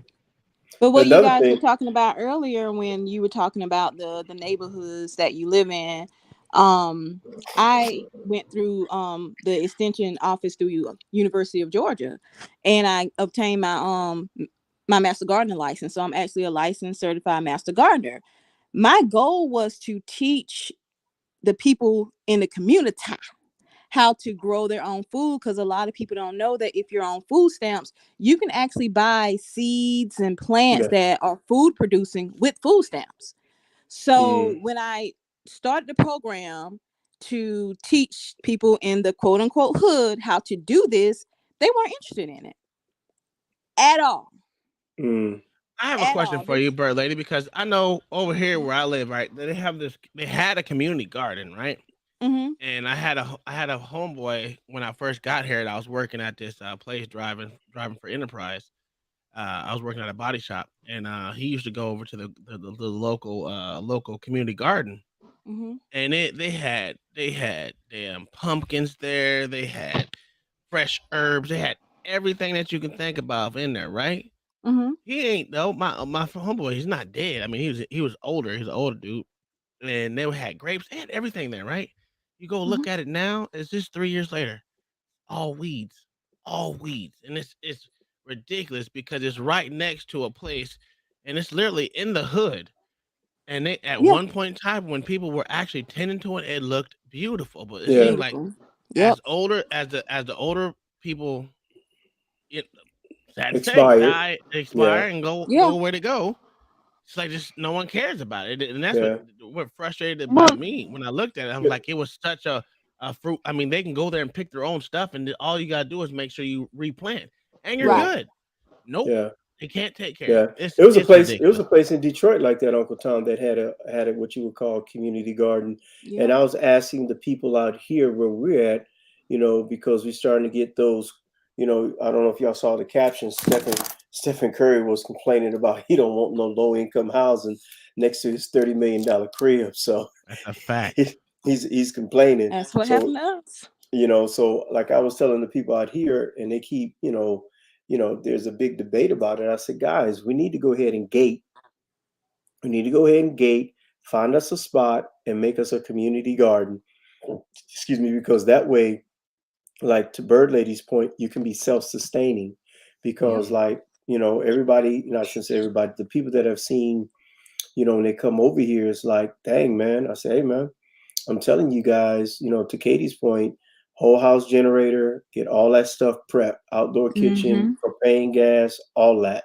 Get yourself, get prepped, because like to Bird Lady's point, no, we're in that time now, Bird Lady, not coming into a time. We're in that time. You're right. Because the FDA and all the rest of these people, as far as that community garden, they're penalizing people for that mess. Yep. As far as giving away food, because there was an Amish community up in Pennsylvania. They literally went in with almost like guns blazing, maybe a little bit exaggeration. They went in there, it's like, hey, what are you guys doing? We want you. For a community garden. Yeah. That's crazy. Yeah, but if that, I'm going to tell you right now, like, and I know Lady Bird, and I know Uncle Tom understands too. It's like when you give people stuff, then they don't ever expect to create for themselves or grow for themselves or understand for themselves. And that's what's happening right now. It's like you have people who have EBT cards that I would love to have because I understand the importance of gut flora and seeds and planting, but they're using those cards to buy processed foods, right? Are selling them. Yep. Yeah. And I'm gonna turn it over to Mrs. Ladybird because I think you understand what I'm trying to say, but I know that she could say it better. But Lady Bird, also too, it used to be you could always buy, those EBT cards, but now times are getting so rough, man. I guess due to inflation, they don't want to give them up like they used to. It's easy to find. What, 2 for $1? 2 for $1? Hey, man. But I do want to recommend people to like kind of start weaning yourself off meat. There's a lot of things that are going, even the vegetables and the fruit, and it's so many chemicals they put on those things. If you grow it yourself, then it's a lot more, because think about how many women nowadays who have fibroid issues. That didn't used to be a problem, but almost everyone, I would say, I don't know the statistics, but there are a lot of women now who are having fertility, but it's a lot of stuff that's going into Lady the food. Bird, you are getting into some good stuff right now. Opening the door. That's why I I'm not saying nothing, but I know we're talking about it. Work, and I click back on, and I'm like, oh, they talking my kind of talk now. Yeah, because I picked Maine. Well, I would recommend people to go on, and honestly, this is how much I love you guys because I'm going to do it myself, and I don't want the whole world to know because I don't think there will be enough for the whole world. But Sun Foods, if you want to like alkaline your body, clean your gut, have substance during difficult times that we are sure to endure. Get greens, powdered greens. Get some powdered greens, hide them in your stash, your prepper. Add water, shake it up, and drink it, and you'll be good to go. Yeah, I'm on the alkaline diet for the last going on 2 years now. My alkaline water intake, each bottle I drink is anywhere from 9.5 to 10.5. So we have a guy not too far from us that I go and I buy it by the case, and I was asking him, because I wanted to send it to some people, and he told me, he said, man, it's just too expensive. Now, to Lady Bird's point, according to the powers that be, they want us to eat bugs. Matter of fact, they're getting ready to get rid of all the cows and all the rest of that stuff. So, like you said, we're in that time now as I'm following this stuff. What? The bugs and all that stuff? Most people ain't gonna, listen, if they ain't gonna eat it now, they ain't gonna eat it later. So yeah, we're not. I don't think we're gonna get that far. Honestly, from my research and my studies, and I don't think we're gonna get. That's their goal, but we're not gonna get that far. But there's nothing wrong with being prepared for it. But I don't. But I said the same thing about C19. Like I did not imagine that we would be where we're at with that. And I don't even want to talk about it. So I'm just putting it out there as far as that's not. We have no idea. We have no idea. Community guidelines strike. We're not gonna do that. Yeah, we're not gonna talk about that. No, I'm so sorry. The only reason I brought that up was because I thought like 5 years ago we would be in a different place, and right now it's freaking unbelievable. I'll put it to you like this here, Katie. According to stuff that we talked before the strike that Uncle Tom got, You know, my whole thing is that the agenda and the stuff that I posted on my social site over there on Telegram. I mean, it's like Careful, I'm not gonna get Uncle Thomas right, so be no, careful. no. I'm just saying the stuff that I posted over Hear there. that? It is like they put their foot to the metal and they're not playing. That's why I talk about the agenda. All you have to do is I just read understand that. their agenda. Once you read their agenda, Yeah. Your husband went to bed. He said he was tired there, Alexander. He said he was tired. He had to go to bed.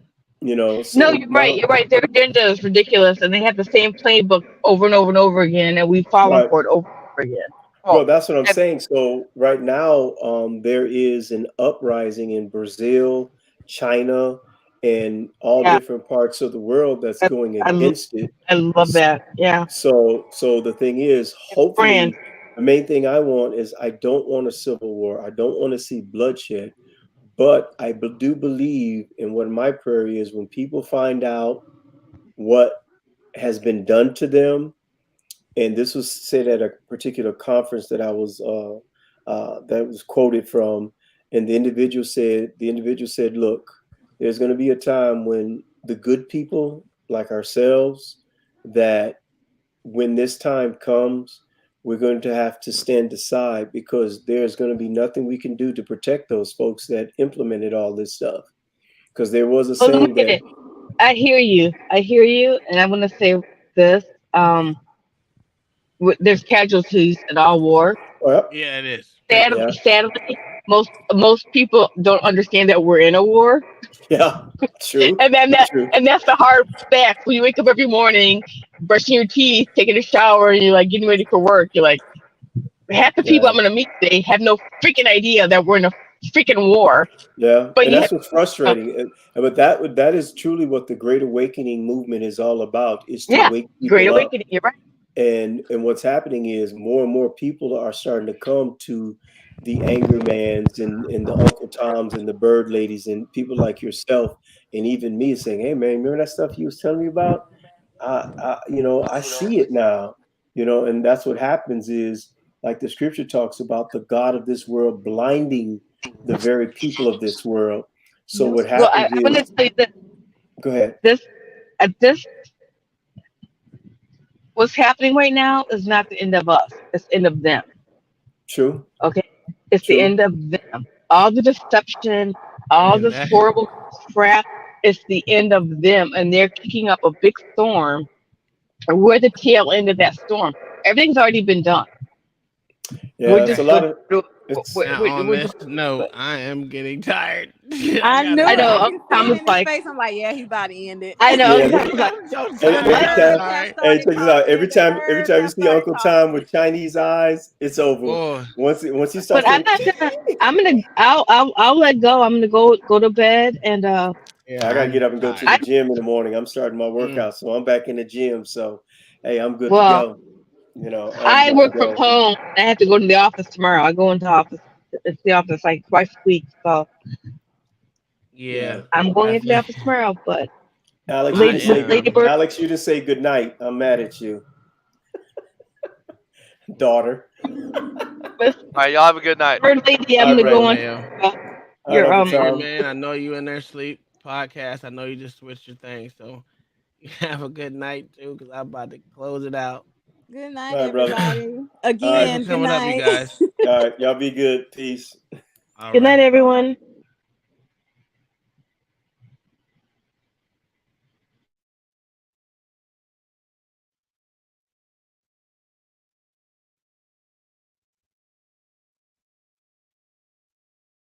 Alrighty. I'm not as good as what's his name? How you say it? Aaron at kicking people real quick. I don't know how to do that. He does it really good. Um, Thanks for all the super chats out there, Angry Man. Thanks for coming out here supporting and hey, rocking out with us for hours, bro, and giving your analysis on what you see in the world and how you view things. I love it. Bird Lady, um, L.A. Wilkes, um, Jesus, Black Shooter Five, Black Thoughts, the same Mayo, all the same crew, Katie May, Alexandra, everyone that came out. No, it's not Tuesdays. It's Conspiracy Wednesdays. Yeah, I am sleepy as shit, and this white woman behind me needs to go to bed because she's sick. So, it's been great, man. I'm glad to be back on the regular channel, man. It's awesome. Hopefully, we're trying to get we're not trying to get no more strikes at all. But yeah, thanks for all the cash apps and everything that everyone that donated to the show. You know, we will be trying to do other things, and I'm going to start using my microphone and go out and ask questions so we can actually come back and talk about what type of video that I got. It'll be my own video. That would make it great. It'll be my own video we can talk about. Go out in the community and do these things. Yeah, we're eventually gonna get to that. But as of right now, I'm tired. You guys, thank you for being here supporting the channel. As always, David, Artie, sheesh, who else was there? Everyone that was in the chat. Thank you for coming out. God bless you, or whoever it is you prayed to. You have a good night. Peace.